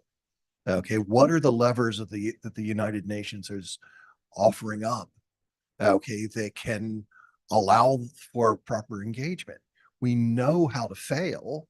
Okay, the seabed mining codicil spent over 20 years arguing over the shape of the table they would sit down on to negotiate. And that is in the minutes, ladies and gentlemen. This is not my imagination. Okay, that's not a recipe for success, but there has to be a constructive means of engagement for working these issues because it will affect us all. One of the things and the reasons why we're doing this exercise, and one of the reasons why we made attempt to really think, I've been talking about this from when I worked at the Inter-American Development Bank. At the time, the blue economy was not yet popular. Because as a Caribbean person, it popped into my head because of how we are as Caribbean people. And I realized that we saw ourselves as separate. And we saw the Caribbean Sea as dividing us. So the first thing I started to do was use the word as the Caribbean Sea unites us. And I started there because you had to have that soul paradigm shift. Bearing in mind, we have a culture in which when I ask students who are at school today, I went to high school in the 60s. When I ask students who are going to high school today, they're still not doing marine as a general, like say, awareness course. It's not in the body of our being.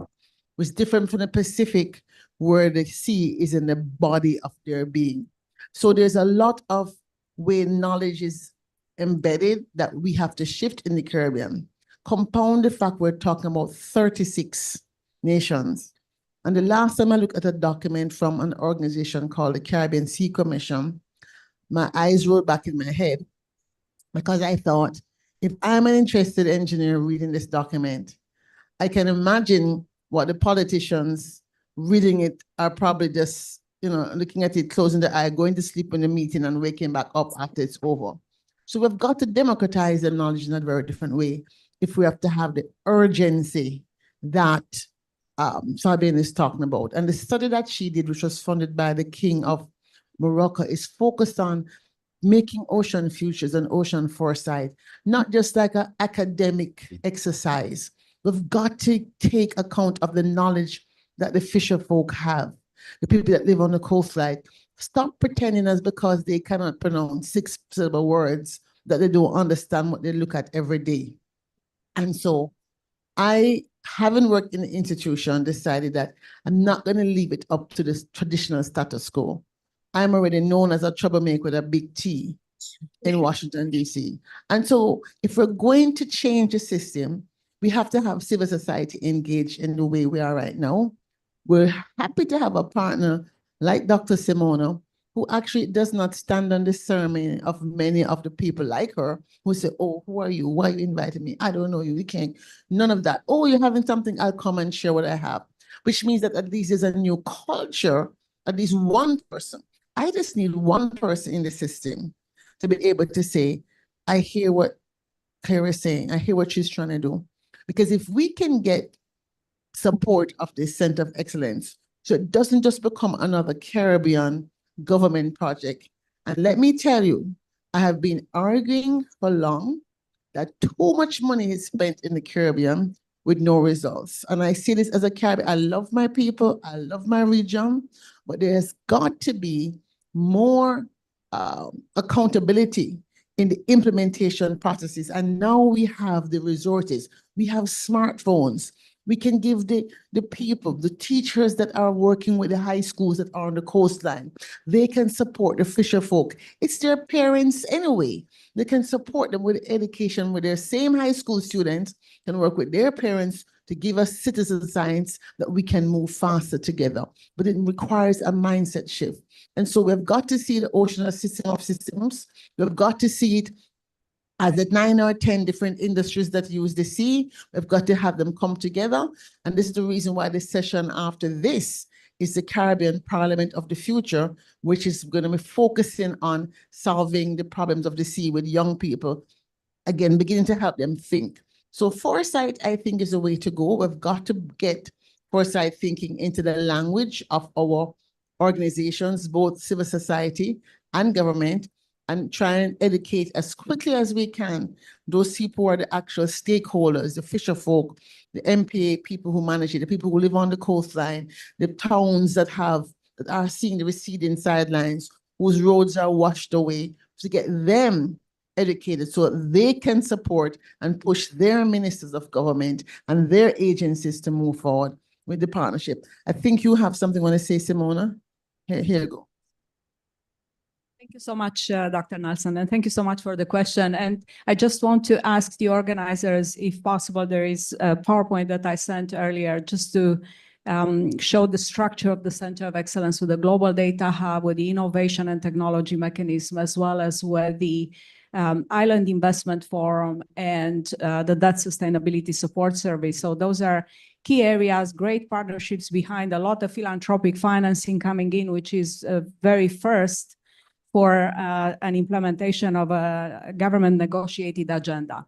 Thank you for your question. And I just wanted to say that I wish you could be in the room on the negotiation of the Pact for the Future. It took months. Every single line had various options, and silence was broken 3 times until we finally had a document. So that world in which science tells us what to do and we do is gone.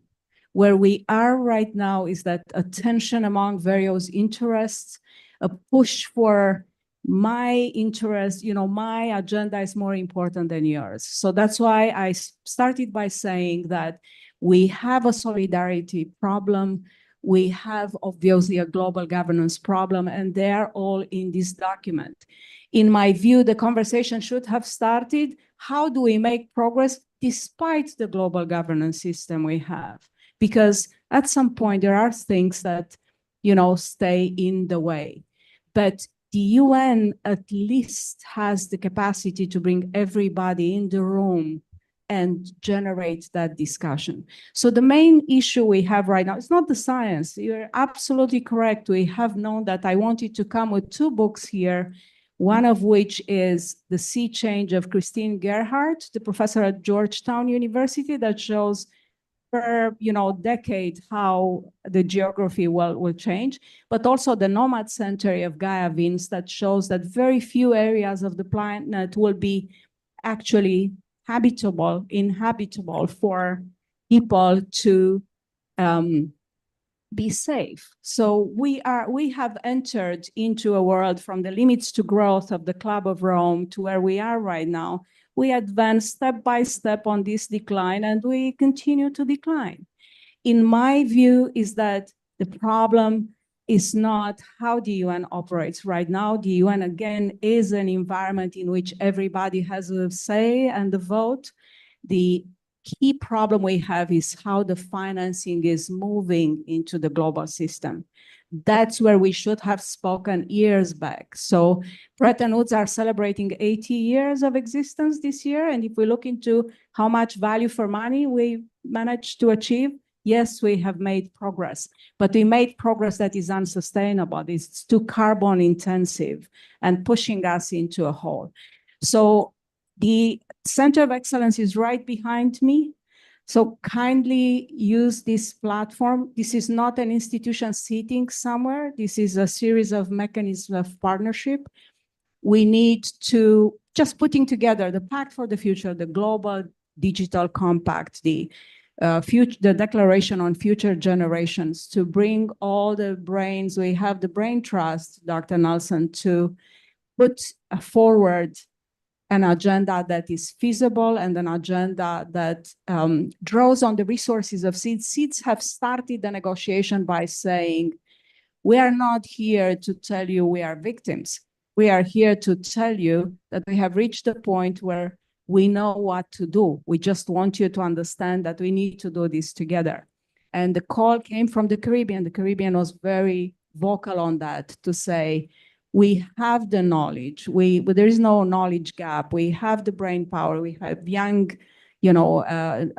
knowledge power that could take us forward. We just need to have a way to make things happen. And that's the Pact for the Future. It's still, in 8 decades, the first time when we think we need to attach something to the UN Charter if we want to move forward. Can we have any commitment to climate when we have a huge piece deficit, the security aspects, the human security aspects, all of them of the planet at this point in time.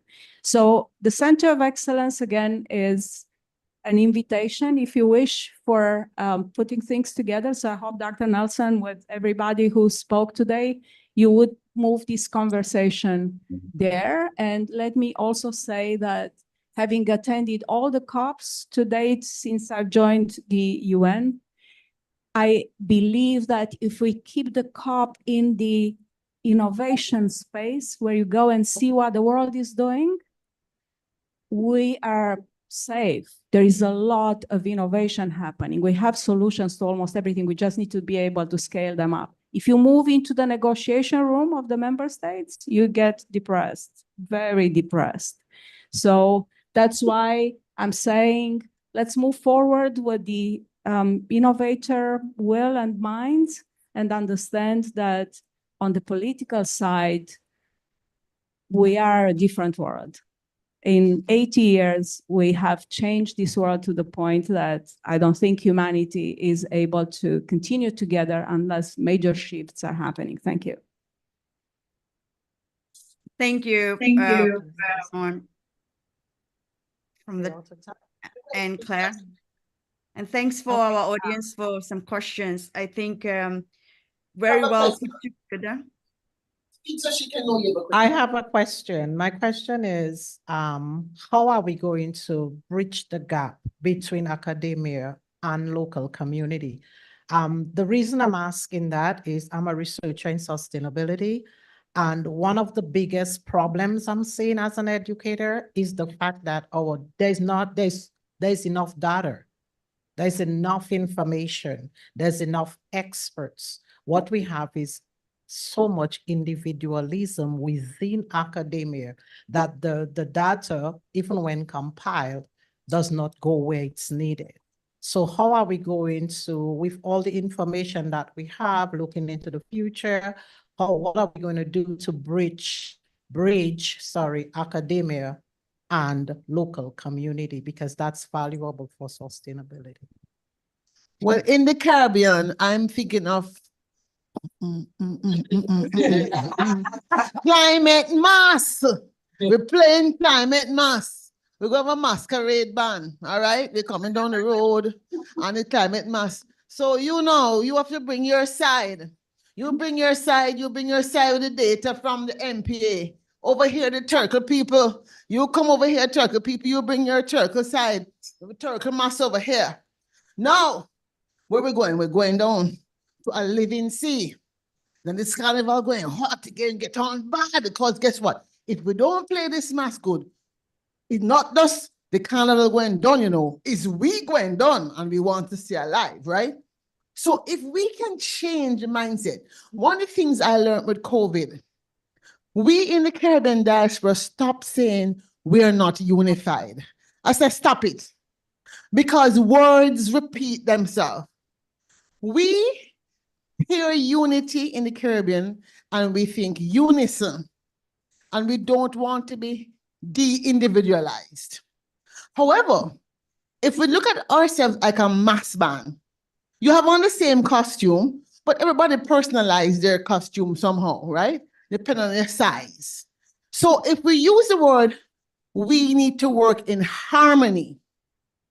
And not only regular harmony, in syncopated harmony, like you coming down the road in a mass camp. We can begin to let people see, Turtle people, you need to put your data into this eOceans platform that, that Christine has been working on.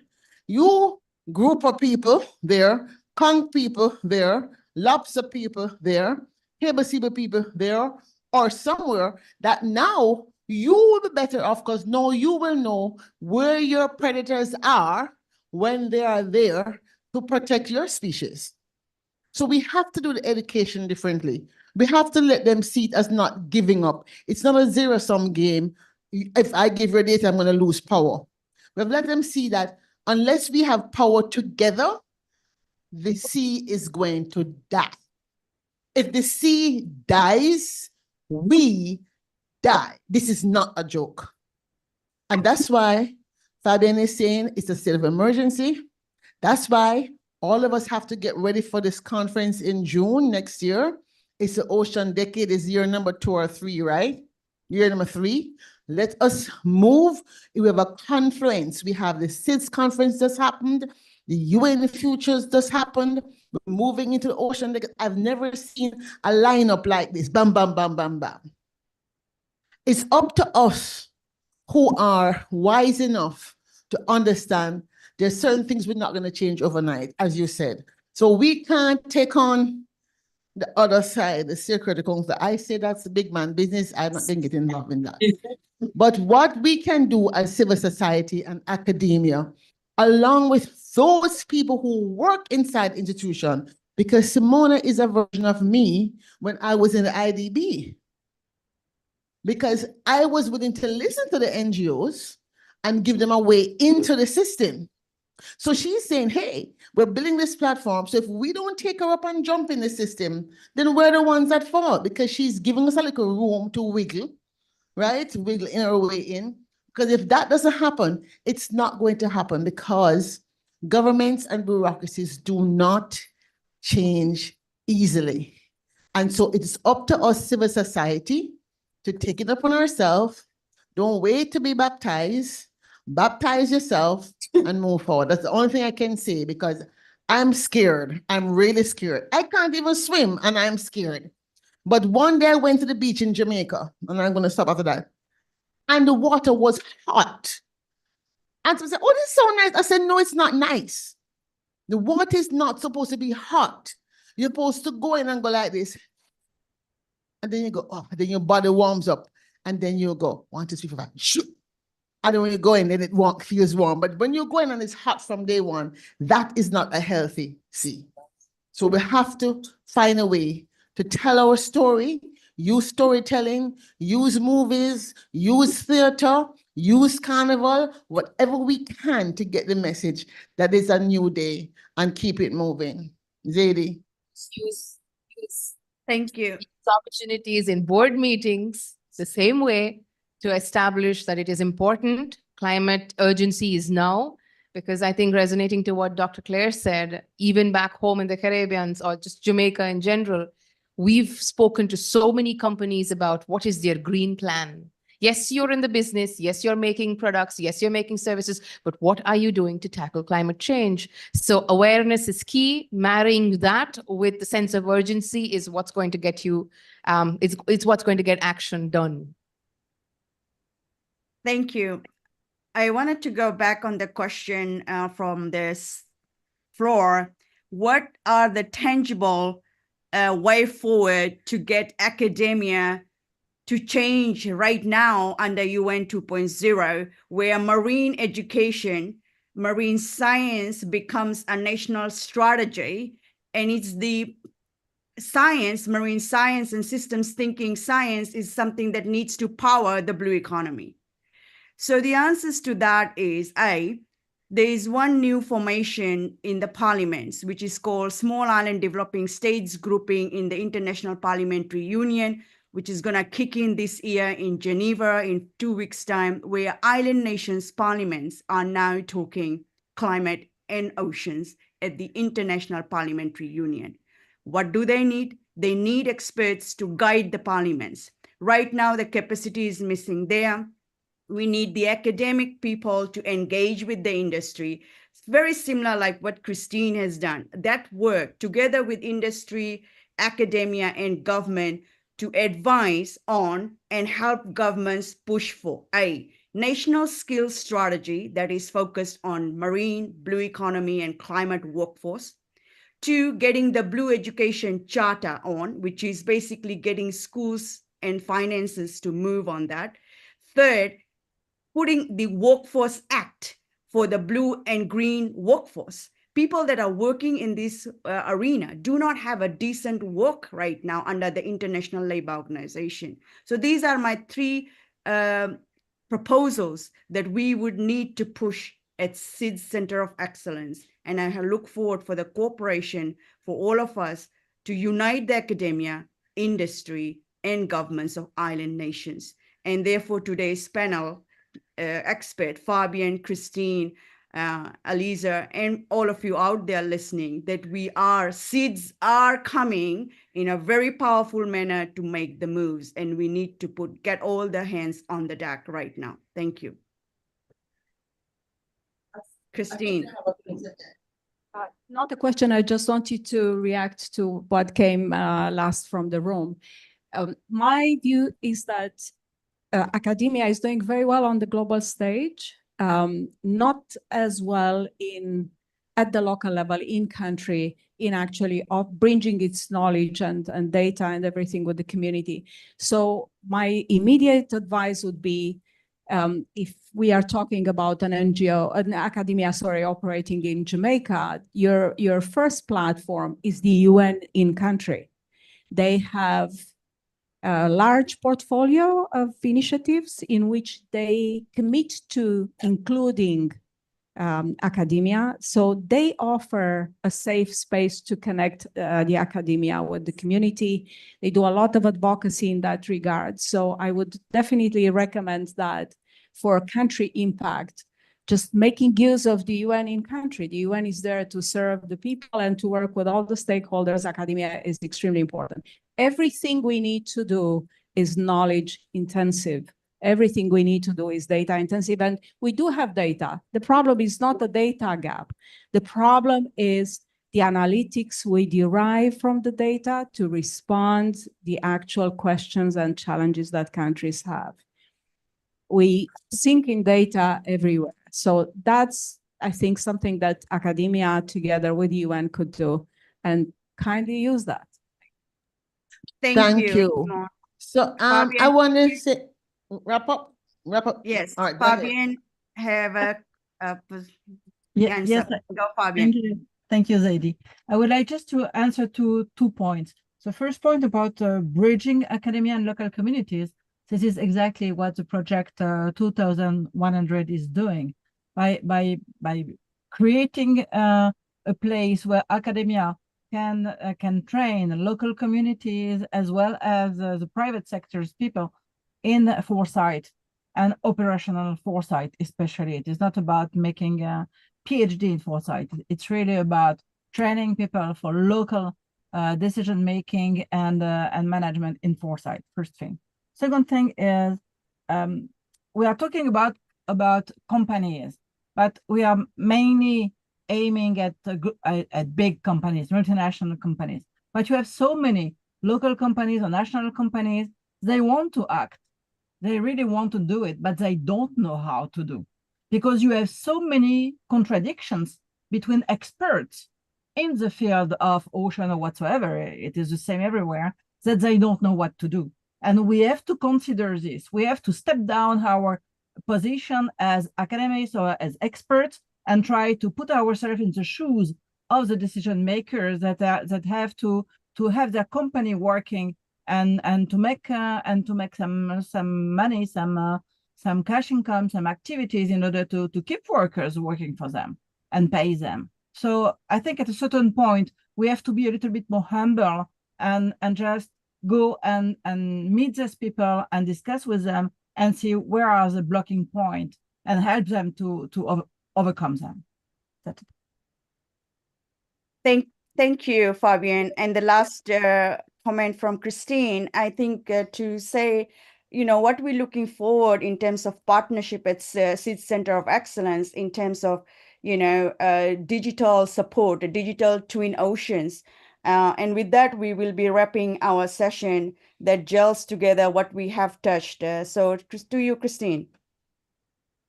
Yeah, thanks so much. I think this is a wonderful conversation, and it touches on all the points that I see as urgency.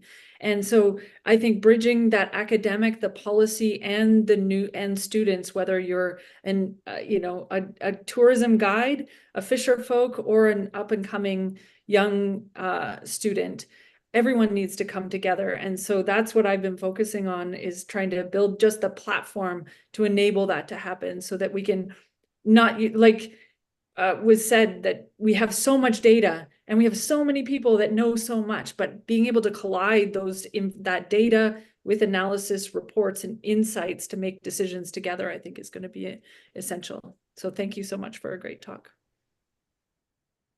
Thank you, everybody. And now I'd like to just wrap up in a few minutes. I think we had one question from the floor, from the Q&A, which focused on governance and regulatory framework. You know, we need regulatory framework. And I think this is where Aliza has touched earlier, that the last 40 years and UN 2.0. So one of the regulatory framework definitely will be something to strengthen, would be this Education Act, the National Skills Strategy and Act, the Workforce Act, because without that, as I've shown you, we are working in an environment where majority of the governments and the UN agencies are landlocked, which means we have to put our workforce underwater to deliver. And that requires serious regulatory framework to support the health and safety. So I think this is where SID Center of Excellence comes. These are just the dialogues that we have started. As you can see down that we have a lot to start with at SID Center of Excellence. I look for cooperation and us to unite and keep giving thrust to these topics as we move forward. And I think we will get back to you in regards to the next futures forums as we establish towards different conventions, different conferences, and different outputs, mainly focusing at we want to deliver not at government level, but really at the bottom ocean floor level, because that's where we need real cooperation now.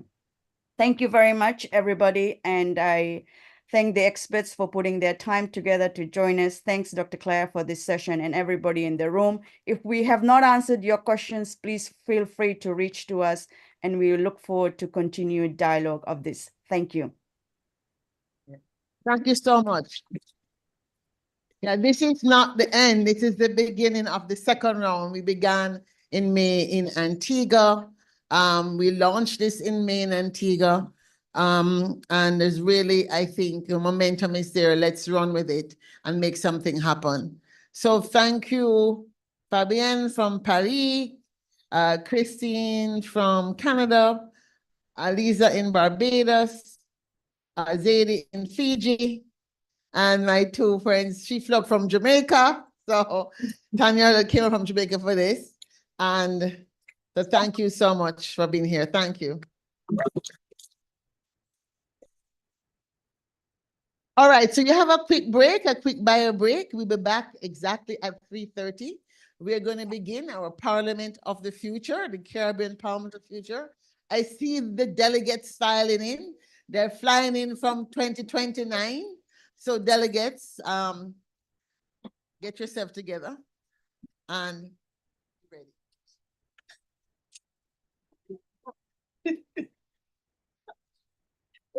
I know already.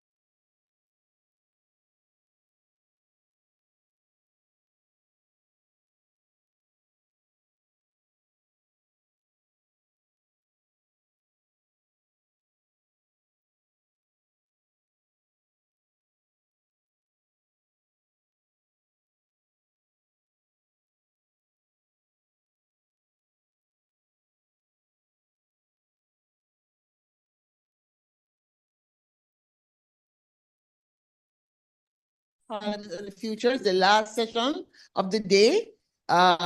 If you could be seated, we're gonna bring the house to order. We're gonna ask that the committee chairs, Sherry Mark and Francine Hakim, take the stage. The other delegates that are in the room and attendees, observers, please stand by. You may be called in at any time. We have a very, very hectic schedule for today's hearing. And so we are getting ready to journey to the future.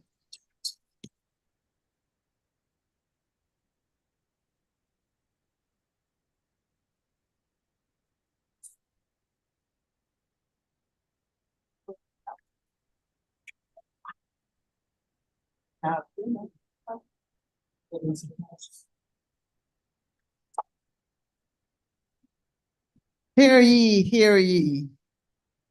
It's 3:30 on September the 20th, 2029. And we have a very special hearing of the Caribbean Parliament of the Future. 2029, September 20th. And we have a very special hearing of the Caribbean Parliament of the Future. I know it's not a mistake. You actually heard correctly. This session, friends, is a simulation lab. It's a project of a futures dialogue we've been having as members of Ignite Caribbean, which is the 30 under 30 program founded by ICS many years ago. And I'd just like to give a shout out to one of our first honorees, Christine and team, who was one of our first honorees back in, I think, 2016. At the time, she was with her first newborn.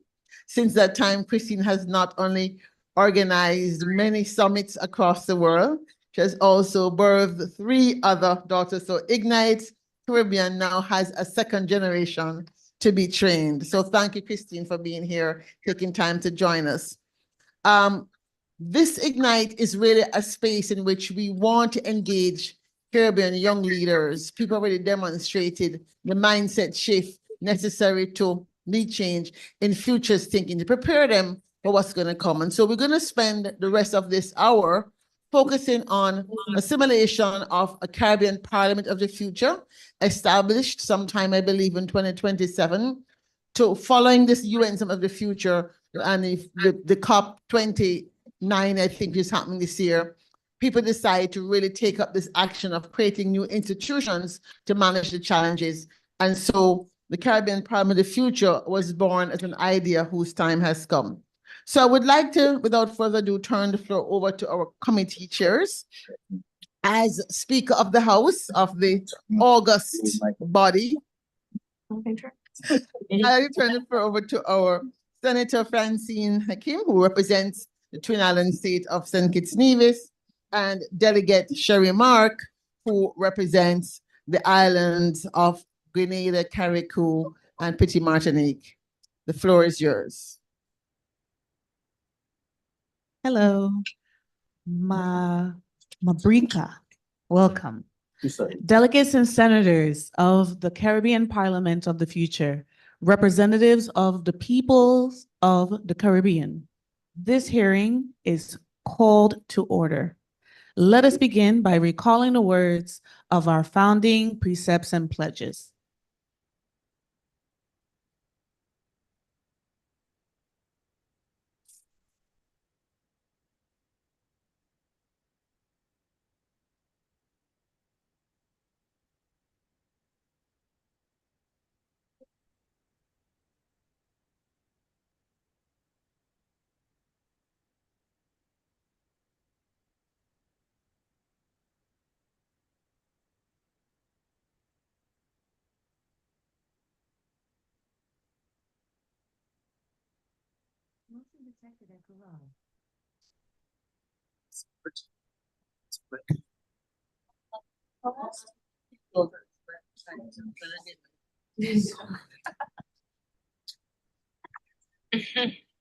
Who's zoning in on Clear Lake?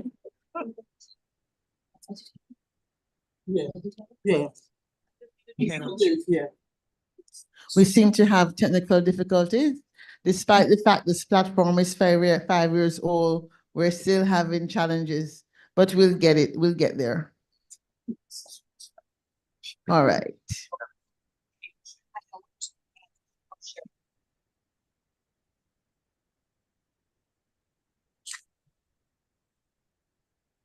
I'm not even sure who is the host at the panel right now because I'm not.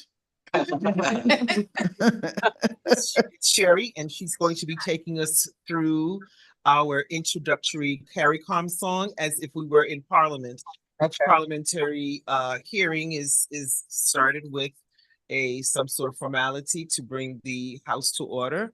And so Sherry will be getting that going for us with a brief CARICOM. In the meantime, why don't we just switch the order of that and then come back to that when I can figure out what's happening with this platform. Okay. Go ahead. Okay. So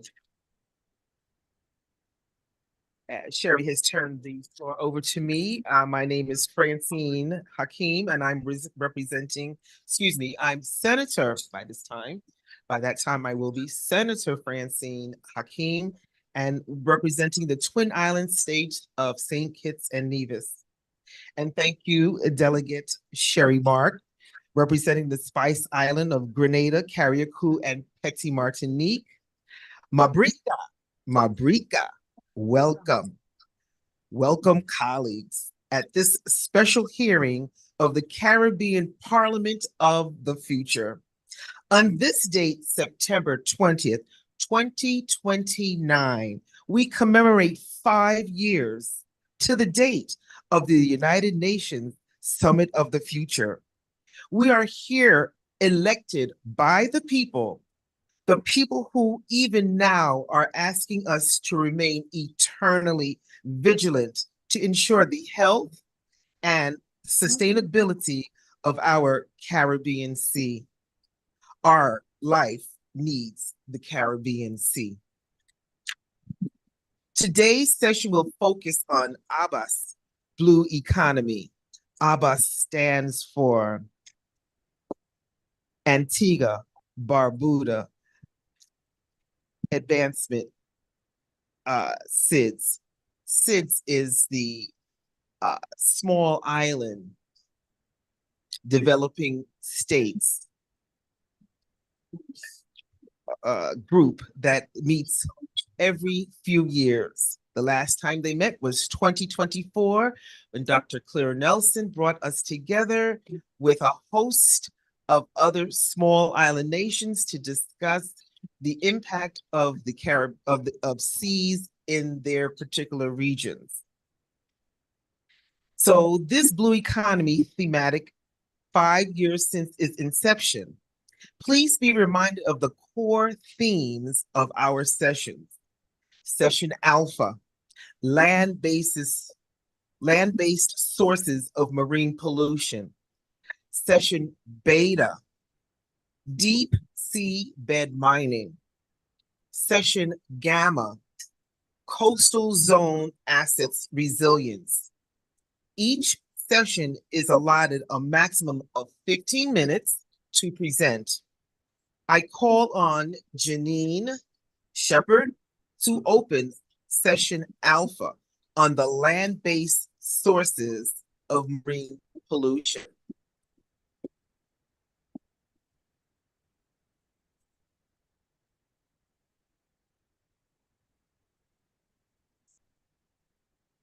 Janine Shepard will be joining us here at the podium to bring her comments.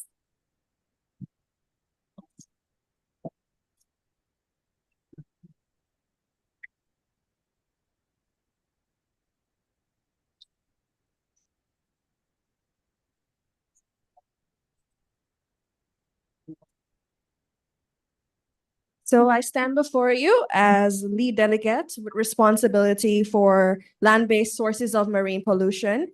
Thank you, Madam Speaker, for introducing the issue to the Parliament. Session Alpha is called to order with a proposal of the Caribbean Sea Resolution. This resolution has been prepared by the Marine Pollution Parliamentary Oversight Committee, composed of myself, permanent representative to the Northern Caribbean states, His Excellency Kevin Pinnock, Special Envoy on Climate for the Eastern Caribbean states, and the Honorable Denise Salmon, permanent representative to Central America. Each of you has a copy of the draft resolution before you. That will be shared with Dr. Nelson for you to review. The Caribbean Sea Resolution that is on the floor today seeks to strengthen our position in the fight to protect our shared oceans and seas. The United Nations estimates that as much as 80% of all global marine pollution originates from land-based sources, threatening marine life in general, but especially coastal waters and areas of high biological productivity. Not enough is being done to mitigate against the destruction of the Caribbean Sea that has propped up our economy since time immemorial.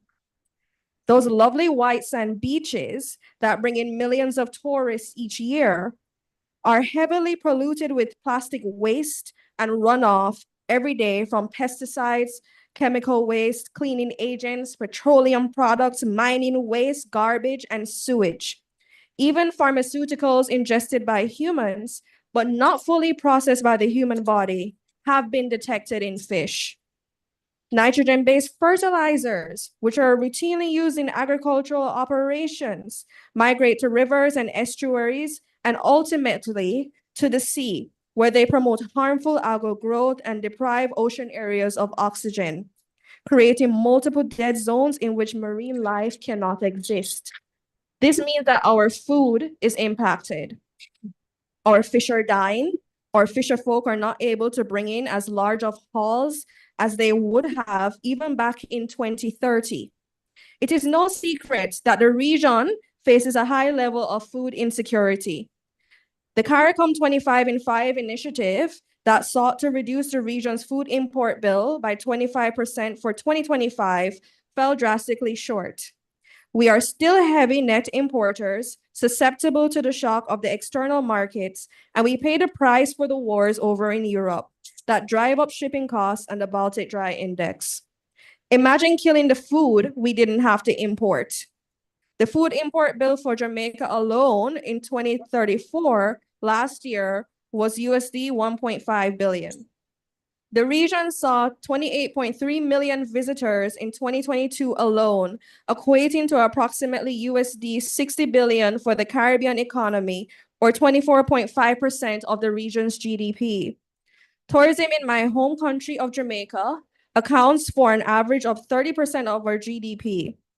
But you have vulnerable islands like Antigua and Barbuda, Aruba, St. Lucia, and Anguilla, where it accounts for 93.9%, 71.1%, 56.6%, and 52% respectively. Madam Speaker, how are these small island developing economies expected to continue producing high-quality tourism products and providing healthy sources of food for its people when our seas are being suffocated under all this waste? We need to do something tangible because no one else gives a damn about us small islands. We move before the House the passage of the Caribbean Sea Resolution that seeks to pass the Circular Economy and Environmental Pollution Reduction Act, which will seek to mandate the more efficient reuse of waste and byproducts in the production process.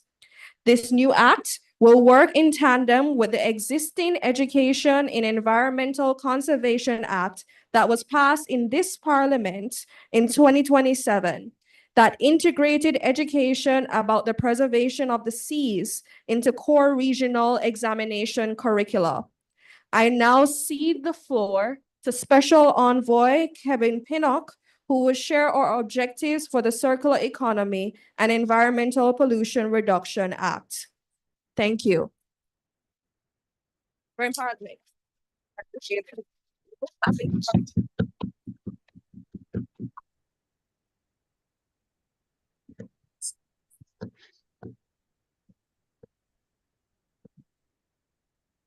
Thank you, Delegate Janine Shepherd.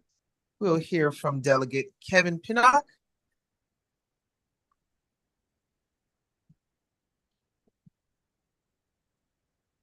Audio check, Kevin. is everyone hearing me? Yes, we can hear you. Okay, thank you. Ladies and gentlemen, fellow policymakers and esteemed colleagues. Today, we stand at a critical juncture. The blue economy, encompassing industries such as fishing, tourism, and coastal development, has long been a vital driver of our prosperity. Yet, we cannot ignore the threats that it faces from land pollution. Okay.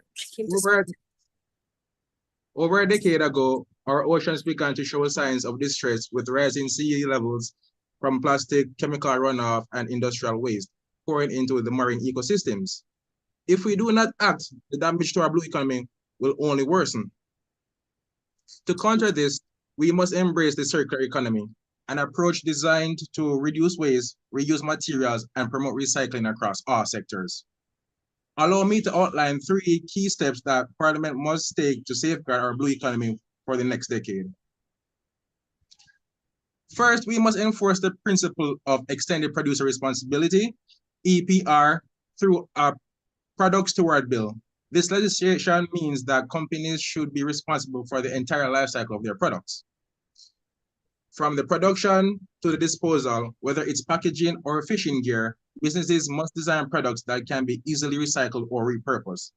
In doing so, we will reduce the volume of waste that ends up in our oceans, protecting marine biodiversity and support industries like fishing and aquaculture.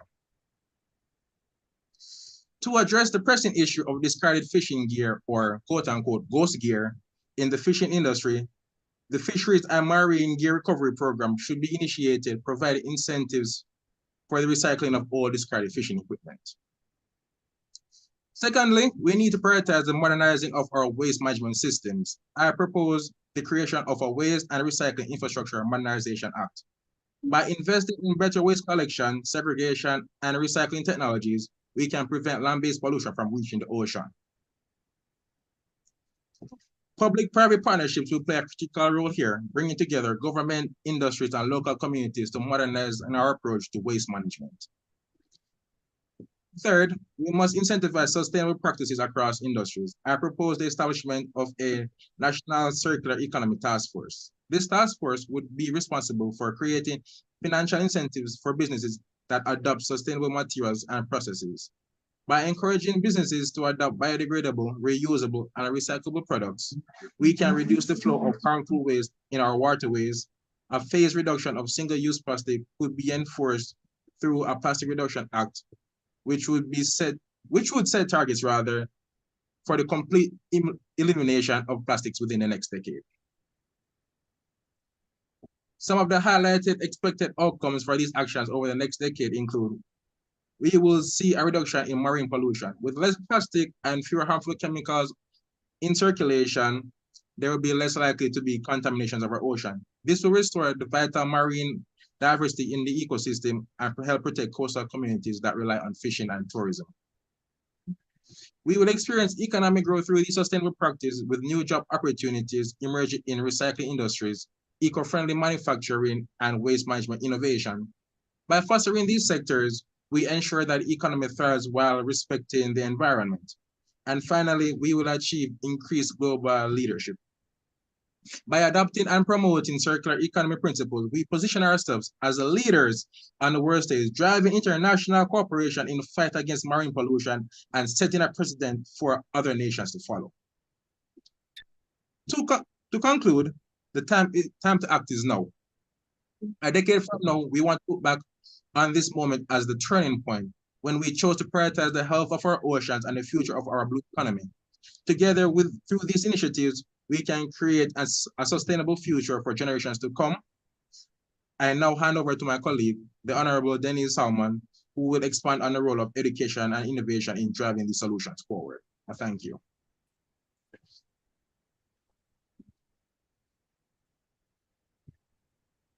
Thank you, Delegate Pinnock. Denise? Denise, is she on this one? Senator Denise. Senator Denise.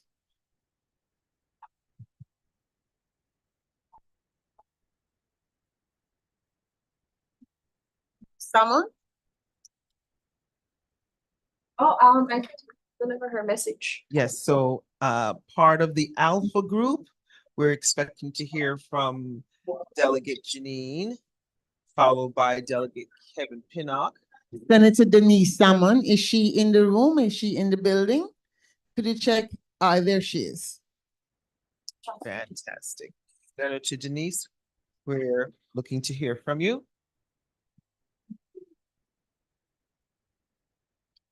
Please unmute.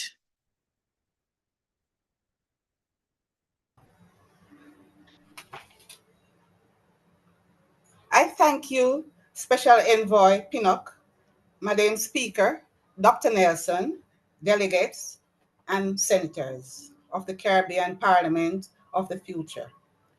I am pleased to report on the progress of the education in the Environmental Conservation Act and count it as a success for future generations.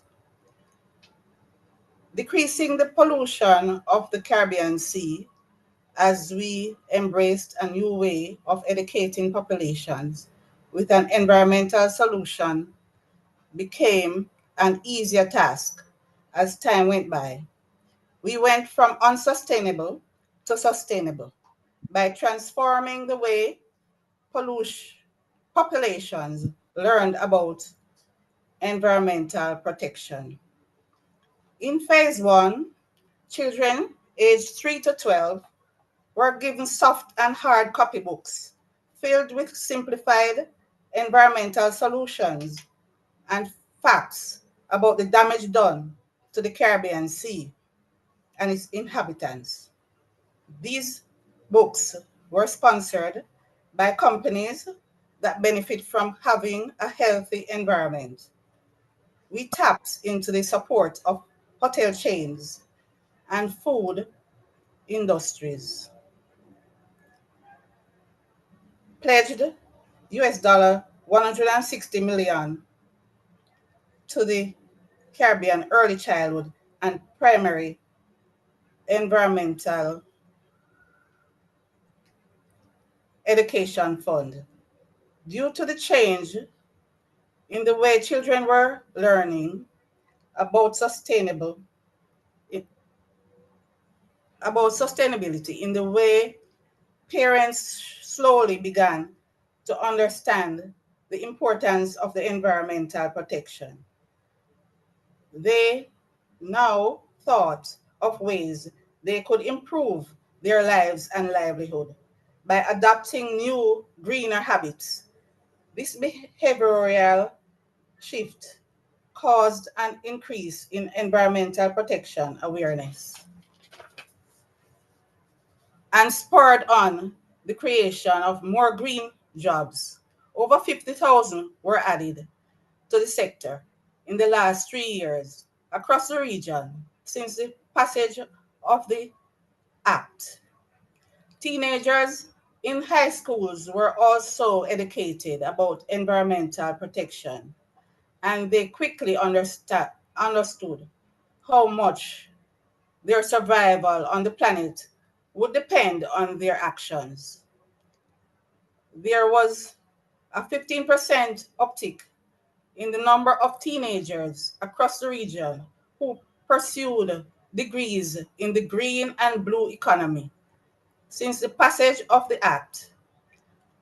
As a committee, we are pleased to report it in the increase in the fish stock, particularly of the parrotfish, whose mature adult population increased by 50% since the passage of the Act.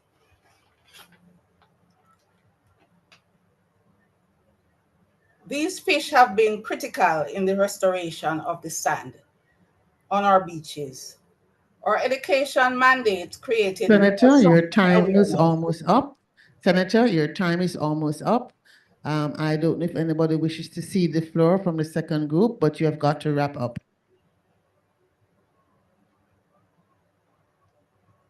We decreased the number of dead zones in our sea. Adults were learning along with their children about the many solutions, and eventually we created more green jobs, as was said before. Eventually, if environmental education saved the day and caused all creatures on the planet to live in a much better way, as the word about the changes seen in the Caribbean continued to spread. Thank you, Senator Denise Salmon. You're welcome. So do we now go to our discussion, or do we want to go back to I do believe that that session alpha has really overrun their time, and we have a very special hearing today. We do have other events taking place. As you know, this event is taking place on the anniversary of the UN Summit of the Future, and many of us have to go to the holodeck to attend the meetings in New York virtually. So let's just go back to repairing the protocol we did not see, and ask Delegate Mark to present and officially call the session to order. Our founders will be very remiss of us not to honor our founders. Delegate Mark. Hello, sorry for the technical difficulties. So what I will start off with is a piece of the CARICOM song, and it will start right now.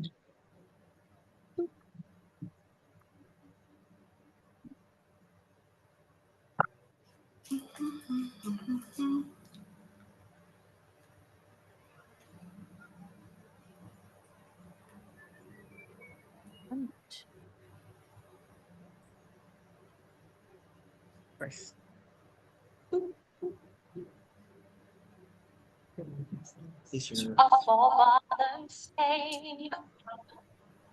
Some seeking adventure, some bound in chains.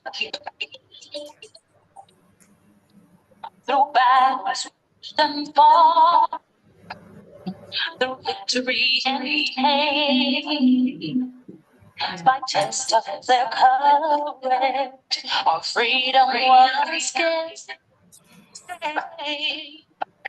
In homage to those gone before us, the heroes of lands and the sun. We vow to join hands and to focus on building one Caribbean. Raise your voices high. Stand up your power.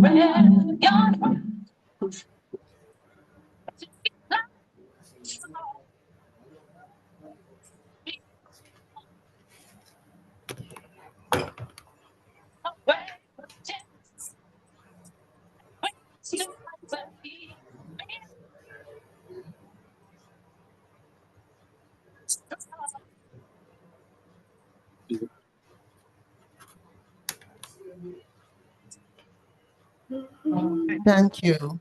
The CARICOM song was adopted as the parliamentary theme song because we felt that it carried the spirit.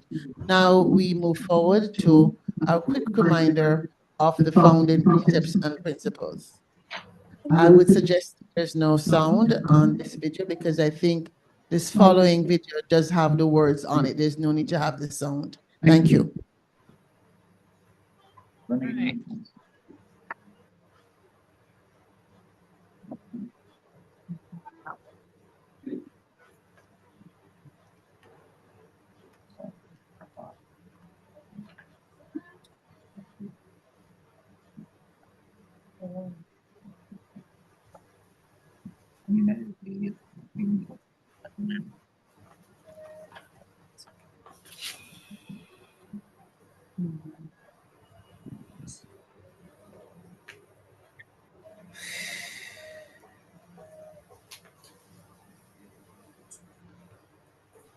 one dream, one destiny.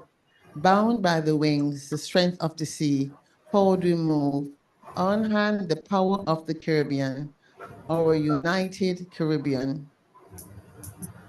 Our united stand in peace and in progress, we carry the flame of future of justice, and our parliamentary traditions in clear. Together we thrive, our future is near. One voice, one dream, one destiny. Bound by the wings and the strength of the sea, forward we move with pride in our hands, the power of the Caribbean. Our united stand for people, for the land. Together we rise, hand in hand. Together we rise, hand in hand. Thank you. Thank you very much, Delegate Mark. I think I return the floor to Senator Hakeem.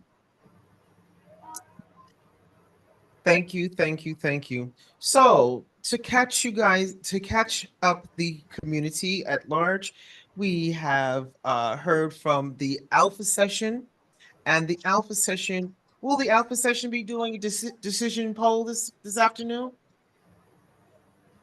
I think they're not prepared for that at this present time. We move on to the beta session. Okay, so that terminates session Alpha on land-based sources of marine pollution. We now move to session Beta. I call on committee chair Delegate Bradley Downer, representing Guyana.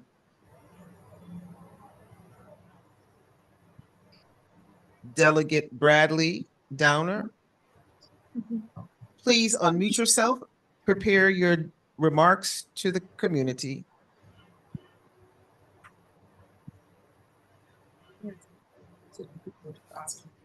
Turn the camera on. Hey, I'm here. 1 minute, please.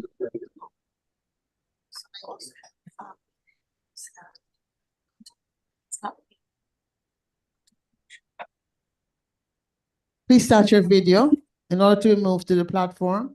I know it's a new platform, people, but we have asked you to come to technical meetings, and people elect you to serve. You can't be skipping out of technical meetings. Delegate Downer, could you please turn on your cameras? He needs to turn on his camera so he can be pinned. Thank you. Delegate Bradley. He cannot be pinned. As I said, if people as Speaker of the House, I really have to ask for our younger delegates and even our elder senators to be more disciplined about how this parliament operates. As you know, the governments of the region are very nervous about allowing us to this 5-year window of a trial period. And if we don't function, we might very well find ourselves set back after all the years we have lobbied for this effort. So please, Delegate Downer, the floor is yours.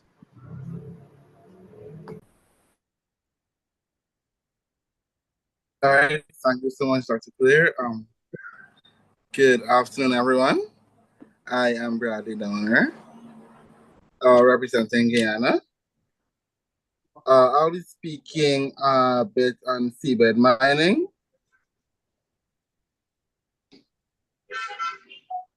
Okay, let me begin by saying my presentation aims to highlight the potential impacts of seabed mining within the Caribbean region.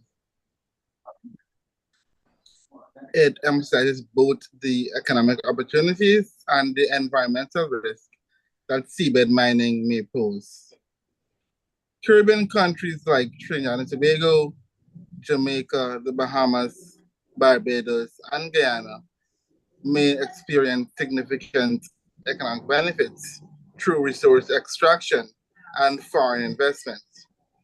However, with reliance on resources such as tourism, fishing, and coastal ecosystems, they present environmental concerns, especially regarding marine biodiversity and coral reefs. Countries such as Trinidad and Tobago may leverage existing oil and gas infrastructure for seabed mining, while countries like Jamaica could attract foreign investors, but it may harm its tourism sector. Similarly, the Bahamas faces a delicate balance between mining revenues and protecting its tourism-driven economy. Barbados as well may struggle between environmental sustainability and economic opportunities. Guyana and Suriname could also expand into seabed mining, but they must consider the negative impacts it has on indigenous and coastal communities, such as flooding, and Guyana is prone to flooding. Or coastal communities are prone to flooding. So if we take this, we have to look at it both ways, not just getting the finance or the economic boom, but we have to look at the after effects of it. I conclude by underscoring the importance of the Caribbean nations managing seabed mining carefully. We have to ensure long-term environmental sustainability while we reap the economic benefits. Each Caribbean country must navigate the balance between immediate financial gain and protecting its marine ecosystem. Those are both vital for economic stability and ecological growth and health.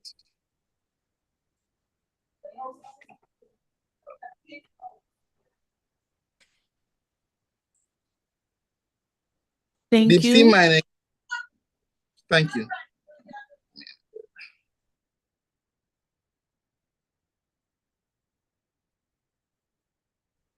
Delegate Bradley Downer, will you be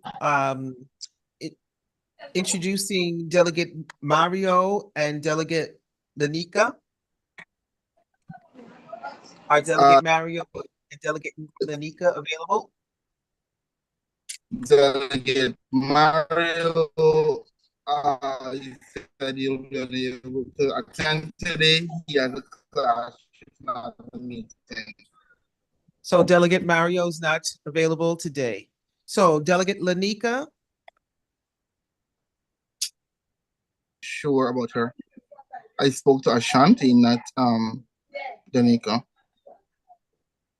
Okay, so Delegate Mario Galbert wasn't able to meet the meeting. We do have to make sure that we put in place the finding procedures for delegates who miss meetings without proper explanation or proper apologies. We do have ready to go Delegate O'Dane Brooks. I suggest we move forward with Delegate O'Dane Brooks. Time is of the essence, as we are not going to carry forward the issues of the past. So Delegate O'Brien Brooks is ready to go. Delegate Brooks, I guess, would you ready to take the floor?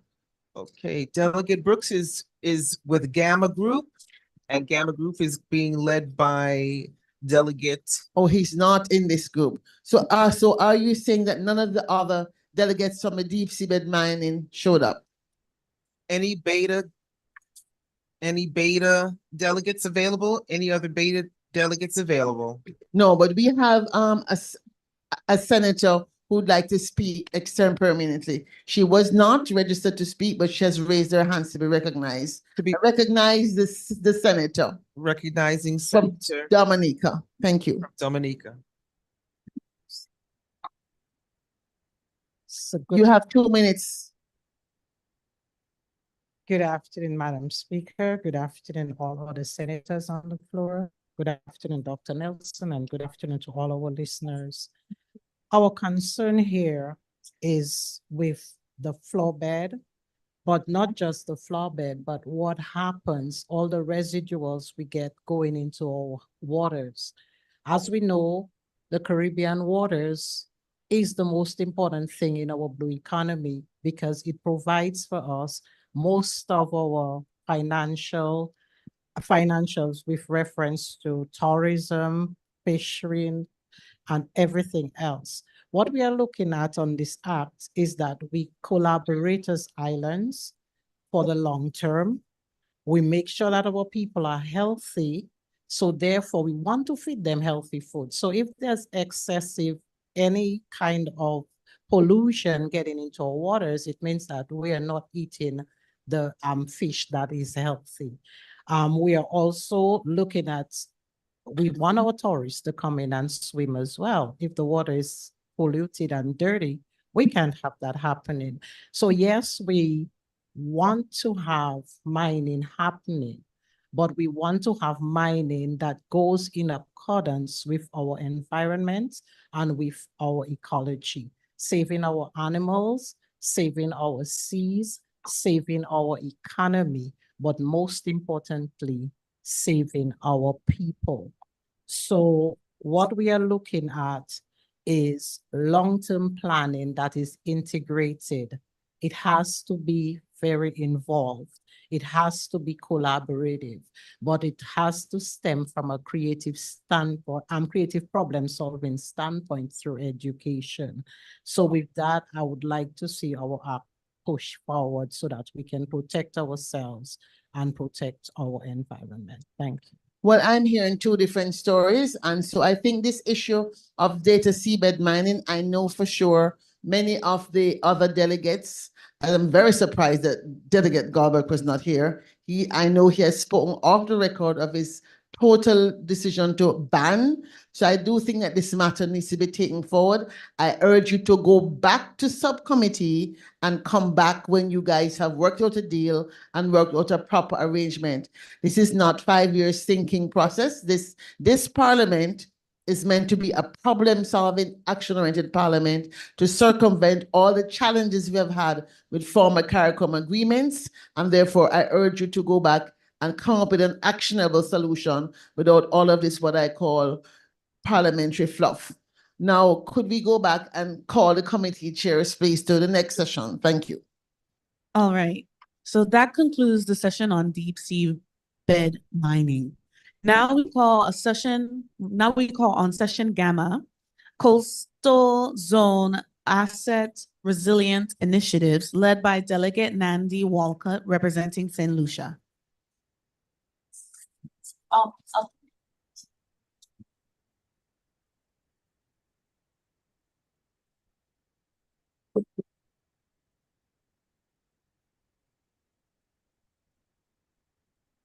Thank you, Madam Chair.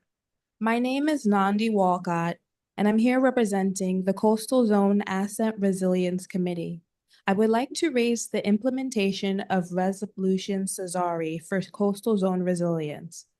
Earlier, we heard from SIDS how, like clockwork, Chantel, Huberto, Jerry, and Lorenzo brought catastrophic damage to the Caribbean, affecting the livelihood of its inhabitants, the landmass, and the fishery sector.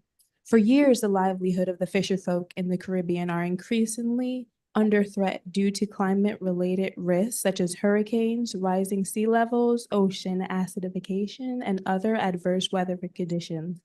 The Caribbean is primarily an aquatic economy, highly vulnerable to climate hazards like storms, but it has the potential to bounce back quickly.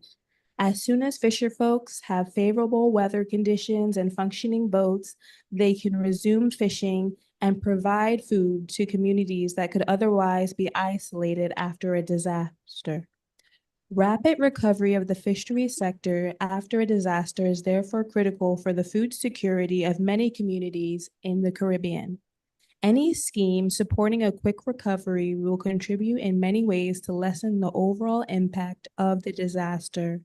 The fishery sector employs over 300 million people in the Caribbean, both directly and indirectly through sales, packaging, and other related activities. Many of the fisherfolk in this region reside in the rural communities where fishing and farming are the primary sources of income. In response to these challenges, we are requesting that CARICOM member nations be chosen to spearhead implementation of the Coastal Zone Asset Resilient Initiative Plan, otherwise known as CESARI.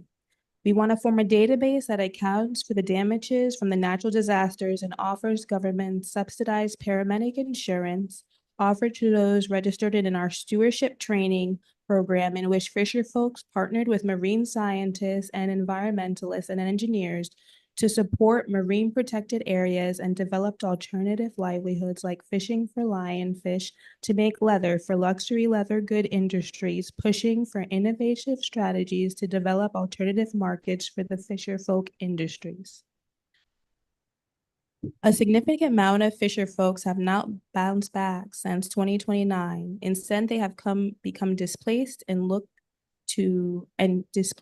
took to building shanty towns, which governments of various islands view as unhealthy developments and then bulldozed. I will now turn it over to my fellow chairman, my fellow delegate, O. Dane Brooks. Andy, good afternoon, Chair. Good afternoon, fellow delegates. Whereas the fisher folk contribute significantly to the region's food security and economy, yet they are disproportionately affected by the impacts of climate change, which threatens the sustainability of their livelihoods, making their economic resilience a national priority. And whereas existing insurance models are inadequate to meet the urgent and the evolving need of fisher folk in the aftermath of climatic-related disasters, often resulting in prolonged recovery times and heightened vulnerabilities in communities reliant on the fishery sector.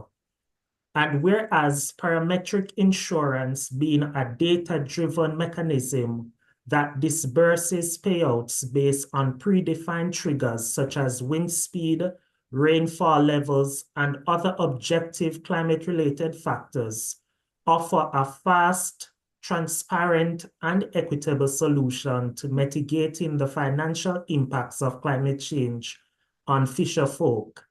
Be it therefore resolved that this Honorable House adopts a system-designed approach to establish a national coastal zone asset resilience plan, which includes a parametric insurance system for fisher folk, which addresses both the immediate financial needs of fisher folk after climate events and strengthens the broader fisheries ecosystem, ensuring long-term resilience and sustainability.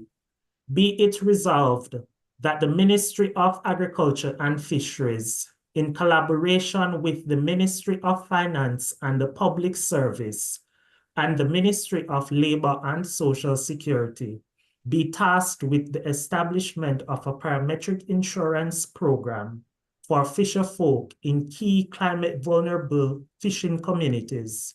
This program will offer fast and efficient payout mechanism based on predefined climate-related triggers, ensuring that fisher folks receive timely financial support after adverse weather conditions. Be it further resolved that the proposed parametric insurance program offer broader fishery ecosystem be governed by the following layers. Recognizing that the challenges faced by Your time is up. Delegate, your time is up. You wrap up, 30 seconds to wrap up. Thank you, Chair. Be it that the fisher sector is most vulnerable, we propose that this mechanism be designed to be effective and adopt a system-wide approach where it provides support to the wider ecosystem that is affected by climatic conditions. I will now concede back the floor to my fellow delegate, Asha, who will further expound. I do not see her in the chambers. Is Delegate Asha here? Is Delegate Asha here? Delegate Asher has presented a video. Oh, she has presented video testimony. Okay, thank you very much.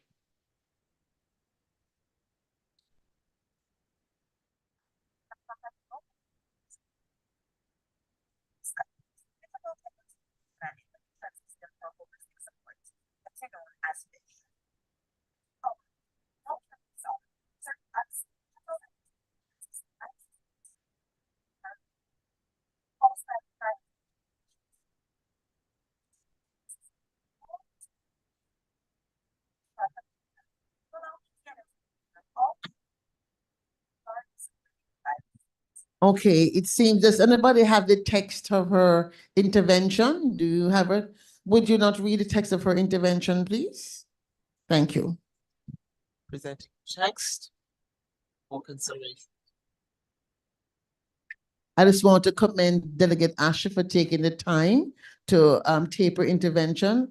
And this demonstrates, first of all, the foresight to also send along her text, because part of the process of smart futures thinking, R stands for resilience and designing for resilience. Would you please read her text? Thank you. Good afternoon, fellow parliamentarians, and my deepest apologies for being unable to attend today's session.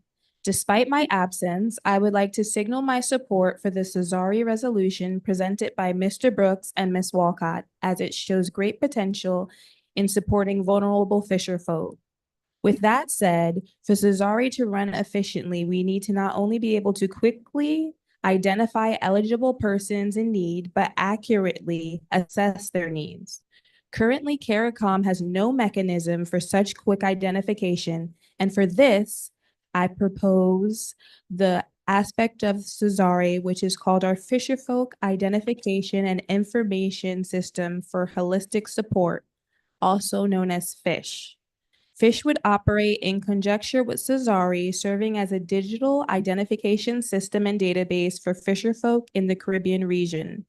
Housed by the Caribbean Regional Fisheries Mechanism, the information would be accessible to all respective fishery ministries in each CARICOM nation to allow easy identification of all fisherfolk in the region, regardless of where they may find themselves. We would use biometric fingerprints, which are unique and cannot be lost or destroyed like physical IDs. We do not even have to look far to see the success of such a system. Jamaica introduced its digital biometric identification system back in 2021 and is now able to auto-enroll its citizens in benefits such as PATH without any data breaches, including data that includes levels of vulnerability such as education level and property ownership. For the purpose of Cesare, CARICOM can use this information to easily tailor its support to each person. But in the long run, we can finally have a robust and real-time data regarding fisher folks in the region, allowing us to not only reactively support in times of disaster, but proactively reduce vulnerability. The groundwork has been laid. The technology is available. People are ready. All that is left is to act. To further support this proposal, I have asked Mr. Mike Johns, an expert in AI systems, about whether or not technology is available to support this system, and he agreed. And now we will call on the expert, Chris Beckford, regarding the data protection, which is a huge concern for the fisher folk.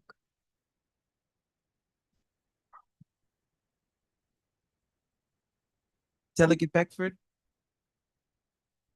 Can you hear me? Yes, we can hear you.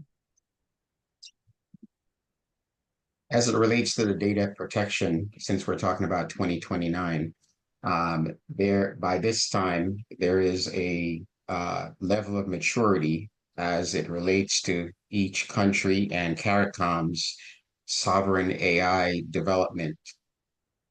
The biometric data could be extracted from that sovereign AI system, integrated with the autonomic robots and biometric drone system that will be patrolling the oceans, and in order to identify individuals and the entities, which are the boats, the nets, and the combination of those should give a pretty good picture of the actual boat, where it's from, origination, destination. The nets capture the data associated with the fisher folk, and the identification of the actual fisher folk can be validated across all spectrum. This is data that's available today. The technology is available today, and it can be used when combined. Thank you. Mr. Beckford, I have a question. As speaker, allow me the preferred. I thank you for taking time from your busy schedule. And I must say, it's a privilege to have members of the Caribbean diaspora who are experts supporting our Caribbean Parliament of the future. When we designed this parliament, we bore in mind the fact that if we're talking about a 21st century Caribbean nation, it's critical that we allow for the CARICOM nation, this digital nation we have devised to allow membership and citizenship from across the world, people of Caribbean heritage. And Mr. Beckford, we thank you so much for registering as a citizen of this digital nation and for serving as one of the experts we call upon from time to time. So quick question, in terms of, yes, we're at 2029, we're now thinking about implementing this system.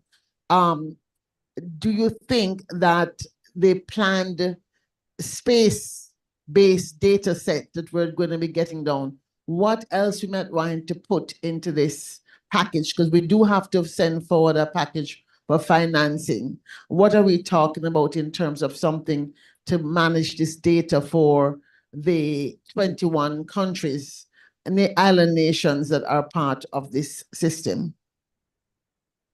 I know you don't have a fixed number, just off the top of your head. It depends. There's a combination of things that are outside of technology, i.e. governance. That by itself is problematic or may be problematic. Where will the data be housed? How it will be secured? Under which tenant? So there's a lot that goes into pricing and the cost of technology and implementation of various technologies. So it's hard to come up with a cost at this time, but that's something that can be worked on because as the various CARICOM nation mature their technology and able to identify their citizens, to include the fisher folks, it really doesn't matter who's on the ocean.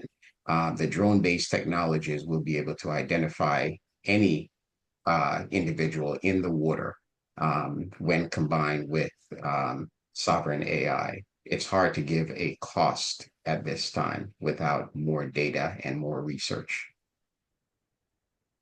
Thank you so much, Mr. Beckford.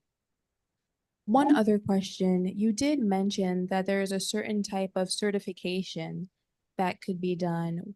What would you say would be the pricing for that at this juncture? A certification for a system? Yes. The level of certification for a system depends on the standards that need to be met as far as the security. Since we know that cyber threat is one of the greatest threats that we will be facing any technology, any type of technology.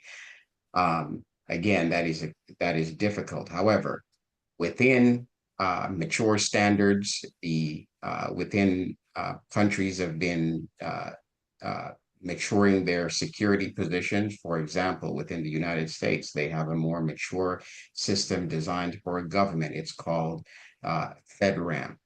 CARICOM as a nation must come up with its own standard based on how it wants to protect its data, and the implementation of that should meet some type of international standards. Right now, there's an ISO 27000 series security standards, but that may be the minimum requirements when it comes to an integrated solution that will be capturing biometric data of people, and each nation must combine to decide how it wants to risk that data and put it in the hands of some entity to preserve it. Thank you so much, Mr. Beckford. We are recommending that funding be sourced from the Coastal Zone Asset Resilient Initiative program by tapping into the luxury leather goods market. Lionfish are the single most invasive species. Lionfish hides are between $150 to $300, and the luxury leather goods business is a $738 billion industry. So that is where we think that we should use as a source of our funding, because the fisher folk can still fish for lionfish, and we can use the leather to make luxury goods and draw from that $738 billion luxury good industry. This concludes the submission of the committee Coastal Zone Assets. This concludes the submission of the Coastal Zone Asset Resilience Committee. Thank you, Delegate Nandy Walcott. In light of the situation that Delegate Lanika was kicked off, but did prepare for her presentation, I'd like to call Lanika from Session Beta, Delegate Lanika, to please present her information to the committee. Is she available? Lanika, please come on camera and unmute yourself.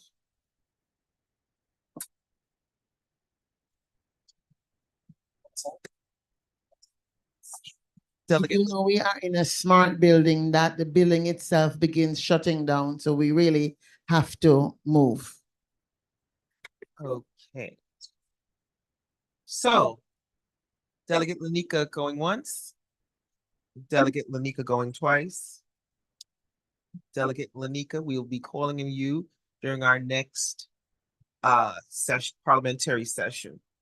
I think she's trying to connect at present. I will give her 30 seconds. I think this issue would have to be to record. Now, let me just wrap up on the last session. I do think that session Gamma did actually present some really important things that we have to take into account. We have a resolution that's fairly well thought out.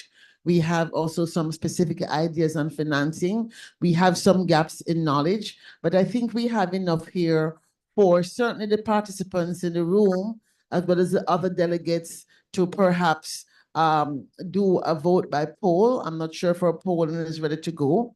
I'm not sure if the technology is working today. That's another issue that we have to deal with. But perhaps by show of hands, we'd like to get a sense of, so if you're on the platform or if you're in the room, by show of hands, we'd like to hear from you as to the disposition of the resolution. Would you say with conditionally that this resolution should go forward for further action?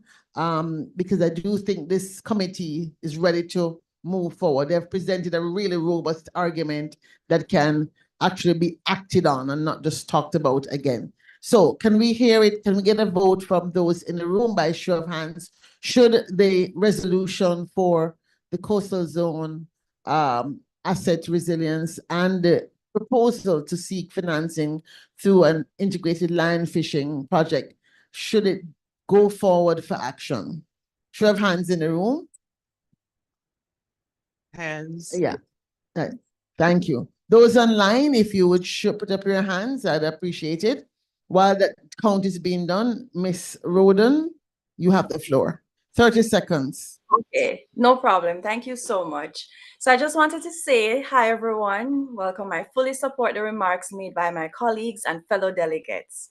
As Ocean states, the Caribbean has borne the brunt of climate change, devastating impact. And each day we are compelled to strengthen our adaptive capacities.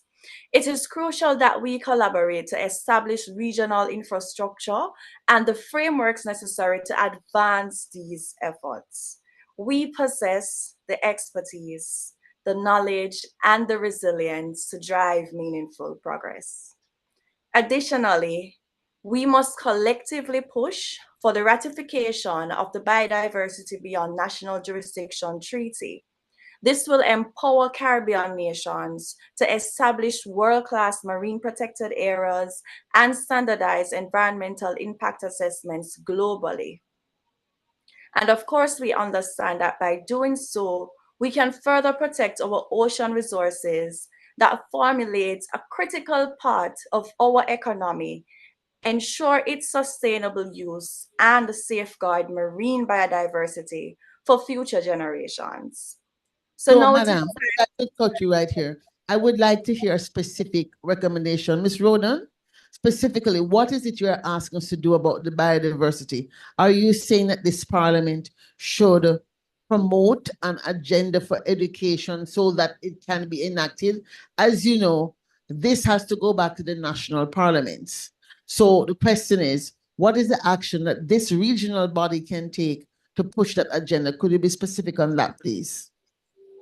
Yes, so I'm advocating for us to push for the ratification of the BBNJ Treaty, that's the High Seas Treaty, because with this treaty comes skill sets in terms of getting access to tools for marine protected areas. We'll get access to be able to participate in the advanced blue economy in terms of marine genetic resource research, and also for us to standardize environmental impact assessments across the region and globally, link it back to global standards. Thank you, Delegate Roden. I would recommend that you take the time then to go back to your committee. I think the recommending is well done, and work out an action plan that we can actually put to move with the resources and that which is under our control to do. What I want to ensure that this parliament, yes, we're only 3 years old, but we have got to remember our goal is to be an action parliament, not a talk parliament. And so we must almost make sure we have an action that we have the authority to do something about. Committee chairs, is there anything else on the floor for today, or should we move to terminate? We can move to adjourn? All right. I do think we have a special guest with us. I'd like to introduce Ambassador Crispin Gregoire. He is certainly somebody we want to lift up as a pioneer. Ambassador Crispin Gregoire, would you like to say a few words, sir? Yes, could you please give Ambassador Gregoire the floor? Thank you.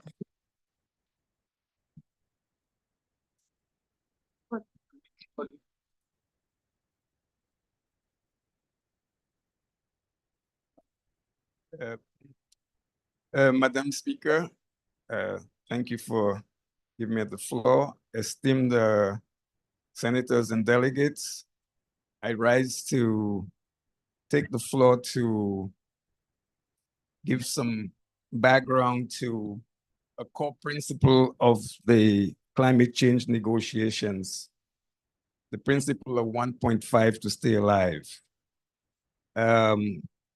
While most people think that this emerged out of the Paris Agreement of 2015, I wish to tell you that it was actually at the COP15 in Copenhagen, Denmark, that this concept emerged. And it was the united stance of the AOSIS, the Alliance of Small Island States, that started this concept. And even though a lot of people say that Copenhagen was a failure, I beg to differ with that. I mean, Copenhagen had some important arenas that was progressive.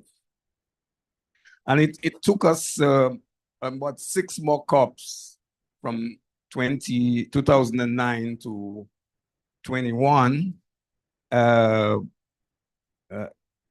in Paris, where the actual wording of the 1.5 is embedded. I must say that this core principle is tremendously important to the island states. And even in this period we're in 2029, that principle remains very much at the top of the agenda for the island states.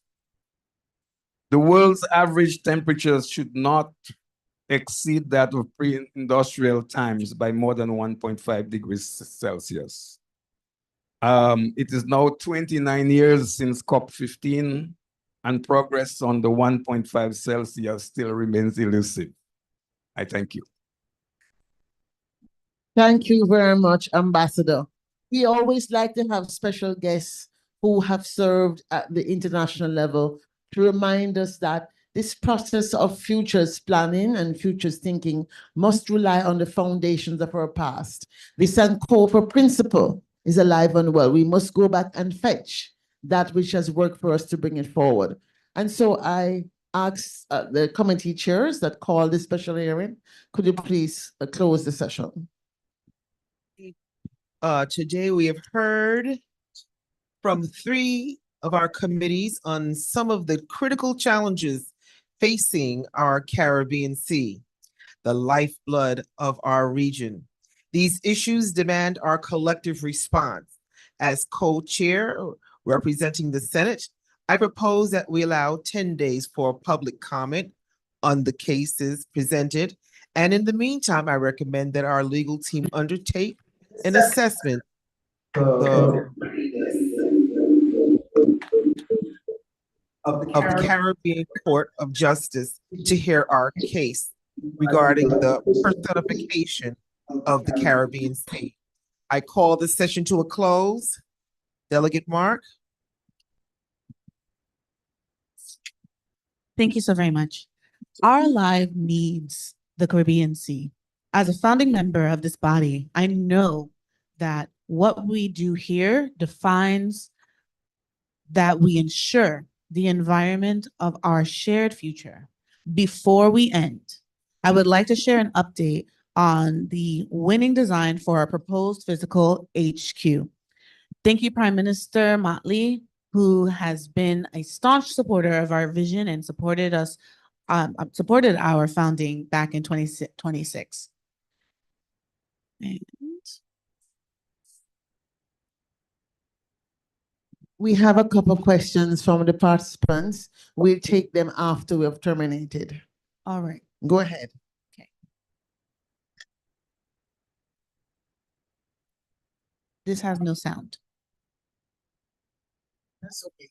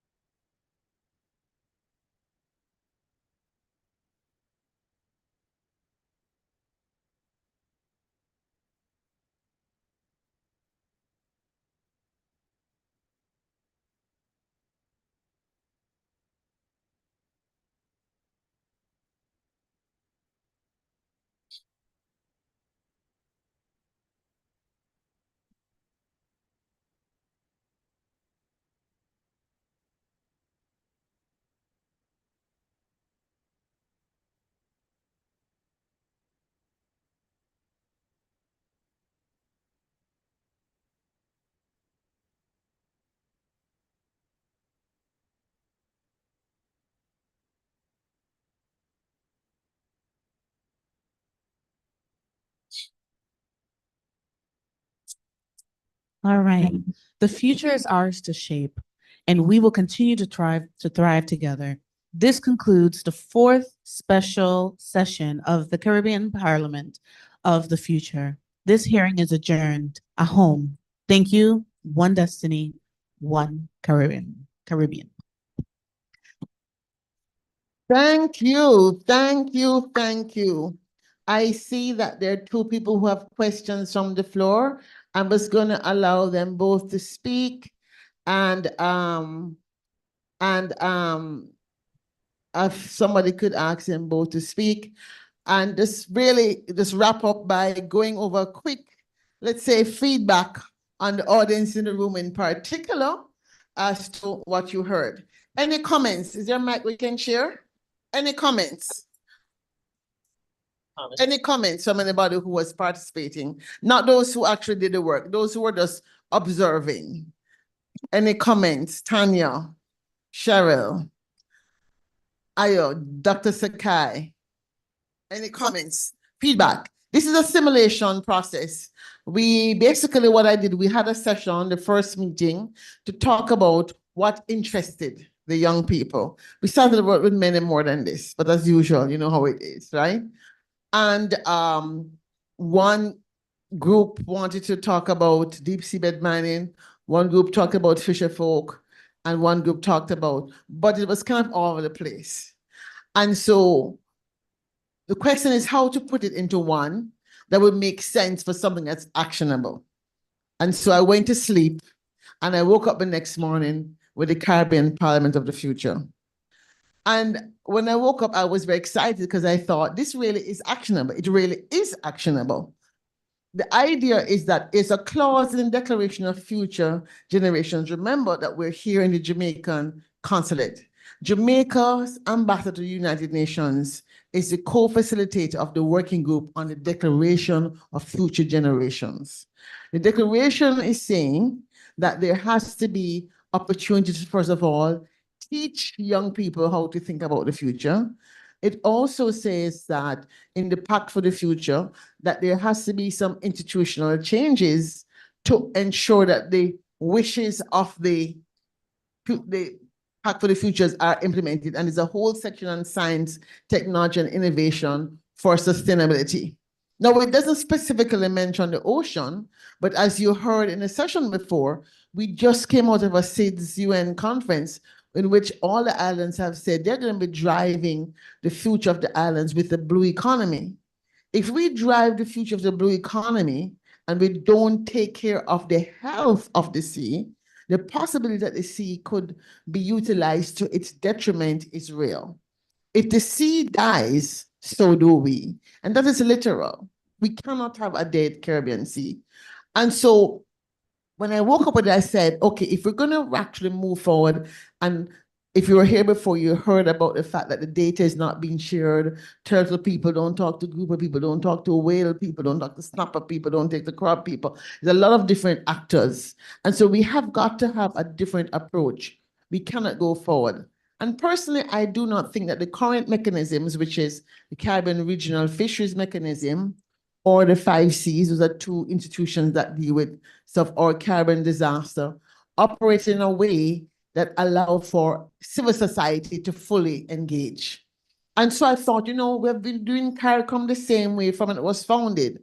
What if we actually shook up CARICOM? I mean, what if we really said, hey, you know, there's no reason why we can't have a digital nation. There's no reason why we can't have digital citizenship. There's no reason why some bright young persons can't say, you know what, we're going to call our company or NGO United Caribbean States of the Caribbean. Somebody has to start it. It may never happen. The federation didn't exist. But maybe if we're narrow our focus down to the one thing, one commons that we have, which is the sea. Well, we have two actually. We have the atmosphere, we have the airspace, we share the airspace, and we share the sea. So again, ocean and space. So remember we started the morning in space, now we're in the ocean, right? So ocean and space go hand in hand in terms of the future, two of the major commons that we share. And so I do believe that my perspective in trying to get young people, and I'd love, and I really kind of felt sorry for them because some of them have never even heard about foresight before. They're kind of thrust into it, pushing and pulling. Some of them, like O'Dane, for example, has been a long-time champion of climate matters and has sat on the youth parliament. But the idea is when you graduate from a youth parliament, where do you go? And many times the youth parliament, they really can't do anything anyway because, you know, it's politics. So that's to kind of mind what they say before they get thrown out. So, but those youth parliamentarians that actually want to do something, maybe we can create a separate parliament. And I do think the time is right for this because there is a move. Wales has declared the Future Generation Commission, and that's a national. The island of Malta is setting up a Future Generation Commission. What we're doing is very different, but guess what?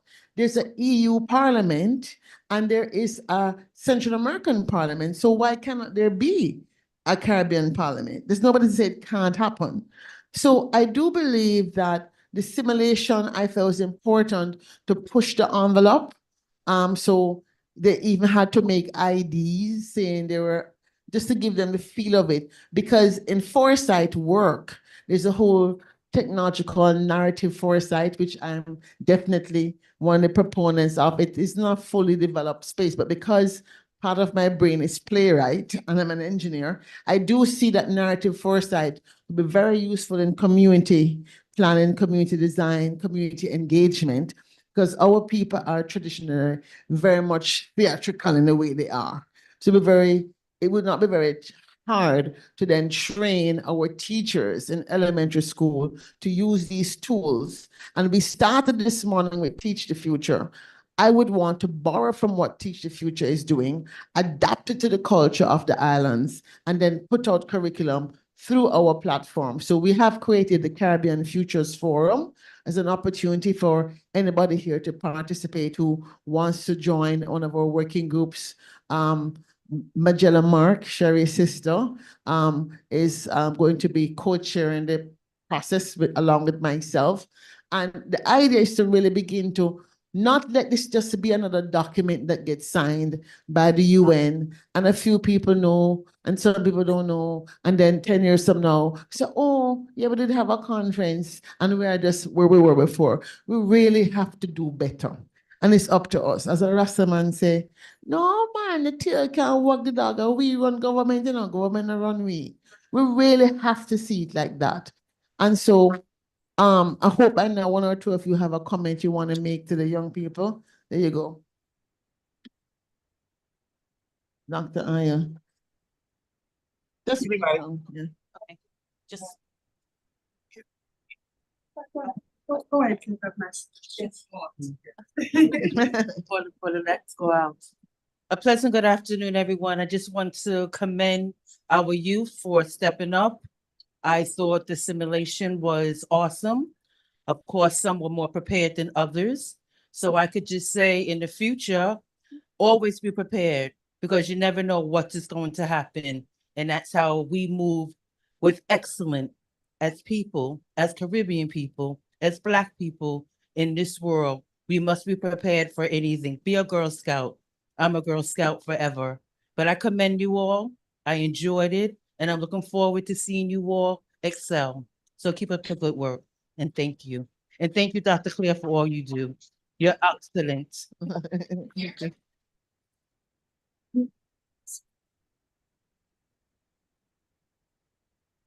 Thank you so much. Wow, this has been an incredible conference. Dr. Nelson, you did an astounding job, and everyone here has been exceptional. As far as the young people who participated, I thought it was excellent. I was personally wowed by your cadence and the way you spoke, and I thought that was very impressive, especially after you just explained that they were just kind of thrown into it. And for that, you need to be commended. As a political scientist and somebody who studied international relations, I think that this is a great idea to add to CARICOM, as well as thinking about the international collaboration between Caribbean islands, because the idea of the United States of Africa, the United States of the Caribbean, these ideas have come before previously and have died away. So I think this is brilliant. I think it's innovative, and I'm grateful to be a witness to what happened here today. Thank you. Anybody else? Anybody online? Thank you for inviting me. I would like to say that it was like, what, 5 days ago? 5 days ago, Dr. Nelson found me in the middle of everything else. I had a wonderful experience. I learn. I always come in open-minded, open slate to learn. Never been political, so she threw me in as a senator. I don't really get into politics at all. I'm an educator. So thank you for the opportunity. So now I have to go back and do all my senatorial homework so that I come back as a senator better and a politician. So that's where I am with this. But I want to say that we are here to learn. We are Caribbean people that need to understand the importance of what the Caribbean means to us. And we have to work together as a Caribbean people. When I did my studies in 2021, one of the things that came up, because I interviewed people from all the way from Jamaica to Trinidad. And one of the things that came up throughout was the fact that we don't collaborate and we don't share. So we get the information, we have it, it's great, but we don't bridge it. So that's one of the reasons I asked the question about bridging this morning. So the Caribbean has a lot. Bridging it, local and academia and everybody else, NGOs, government, putting it together and doing what we are supposed to do for the Caribbean is very important to me. And I say that as a Dominican, but I say that as a Caribbean person. And I also say that as a human being that's global as well. We have to save ourselves. We have to save our people. And it became, I switched my studies into sustainability and climate change when the hurricanes happened and I saw what happened to my village. So practically, I had never seen that. I'd seen water before, but I lived through Hurricane David and several other hurricanes. I had not seen what happened with Irma, Maria, and Erica. And even now, every slight rain, that village gets flooded along with all other villages. So climate change for me is real. Resilience for me is real. Sustainability for me is real. Sustainability in education and sustainability for education for me is personal. So thank you, Dr. Nelson. Thank you, everyone, for coming and doing this with us. And I Keep going. championship. Keep going. So folk, we've come to the end of a wonderful day. Red sky falling, Mother Earth is calling. The future is warning. Turn around, turn around. Red sky falling, Mother Earth is calling. The future is warning. Turn around, turn around. This is how the world ends. And Nancy woke up, shaken but not stirred. This is how the world ends. Whatever could it mean? This is how the world ends. But the world wasn't really going to end, was it? He didn't think so. Perhaps Nyami had sent him a message to take to humans to find out what. So he set out to find what did it mean. And Nancy decided to go on a journey to all corners of the earth. He went to the north, he went to the east, he went to the south, he went to the west.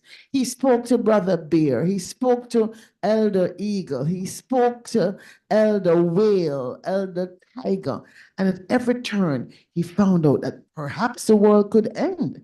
Maybe it could be through nuclear winter. Maybe it could be through AI gone mad. Maybe it could be through plastic pollution overtaking the sea. Maybe it could be through climate change and the sea ice caps melting, the mountain caps melting, and sea level rise.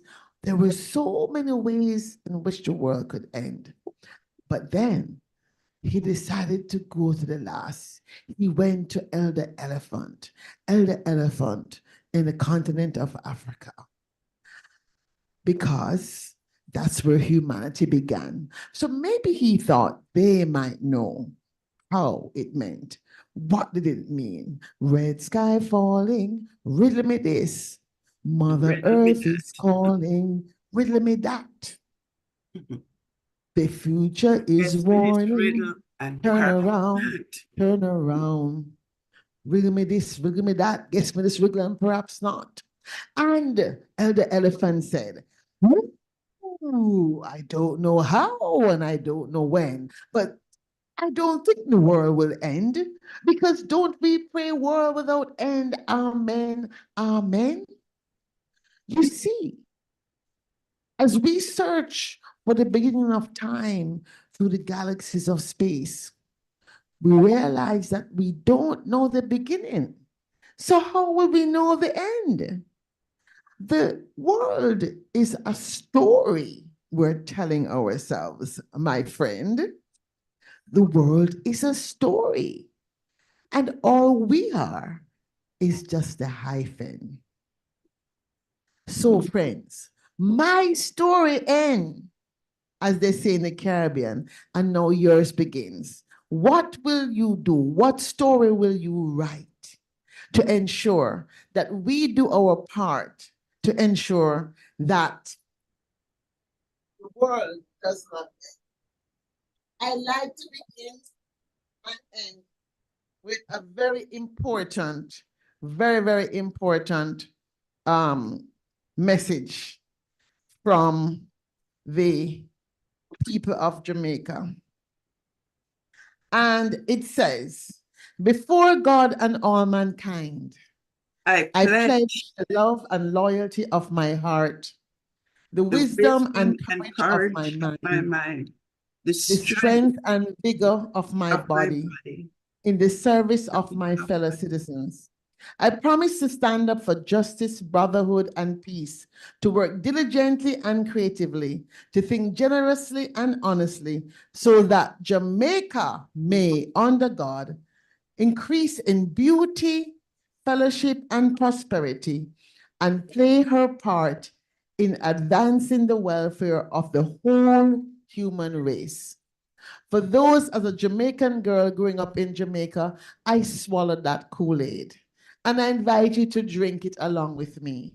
Each of us can learn from Jamaica's pledge that every little school person takes and do our part to advance the welfare of the human race. That's why we're here on the margins of the UN Summit of the Future. So friends, go out, enjoy the rest of the day tomorrow. Those of you who are going to the summit events, there's side events the 22nd, there's side events the 23rd, there's side events every day next week. So if you're not invited to the UN, don't matter, because half the time in there is very boring. Yep. What is happening on the outside is actually more exciting, right, Ambassador? Yeah, man, I saw it go. So don't feel no way to have no pass. Go where your place, ask for spirit to guide you, and wherever you find yourself, make new friends, because those new friends will be your partners to create peace and prosperity. Jamaica, one love to the world. Jamaica, land we love. Thank you for coming.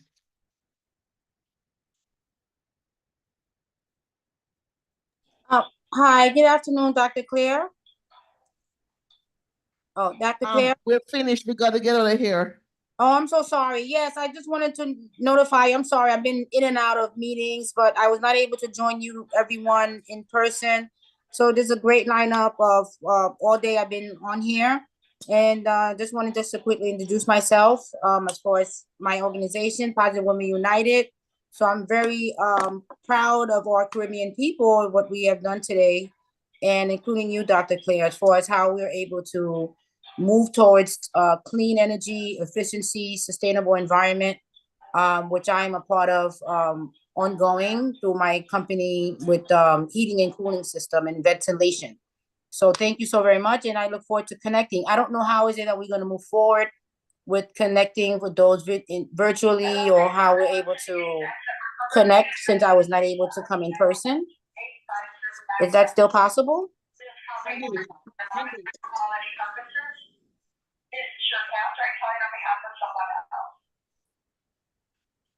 We're gonna try and do a group email to have people who want to join our mighty networks. We have created a mighty network site for people who want to join the Smart Futures Forum. So you'll hear more about that. Anyway, we're gonna try and wrap up. We'll get out of here because the Prime Minister is here and the embassy staff, consular staff have to go and do some work to take care of the Prime Minister. Thank you. Come on, Dr. Nelson, let's go. She did it in front of the table. I think so. Okay. What's the mystery? You know what? Looks nice. Come. Pull us. Yes, camera, please.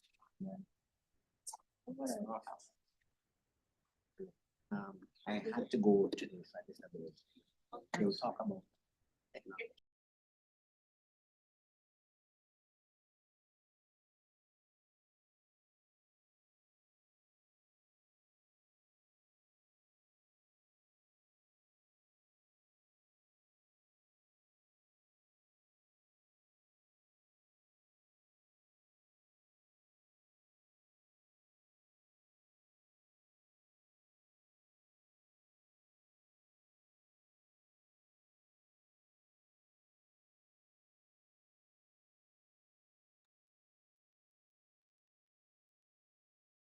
Can anyone hear me?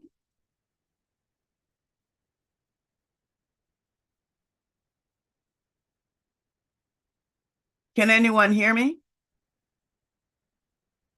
I need the website for the book.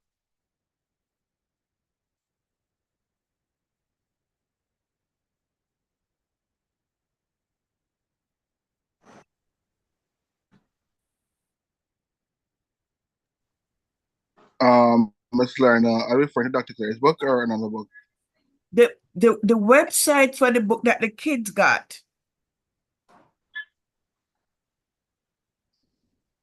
I'm not sure which book you're talking about. I can probably ask Dr. Claire. There was a So, speaker that said that they gave the children books about the ocean, etc.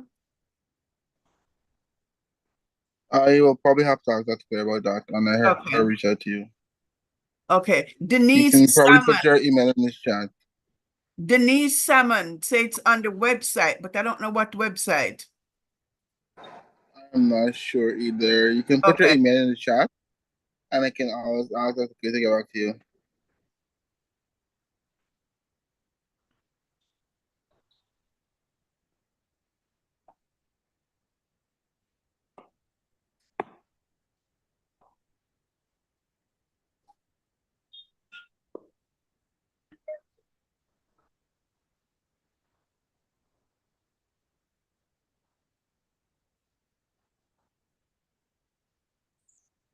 Did you see it?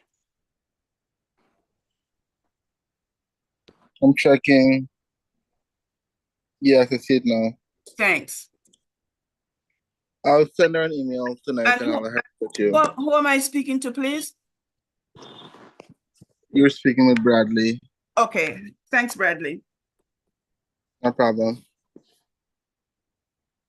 All right. God bless you all. Thank you. Bye-bye. No problem.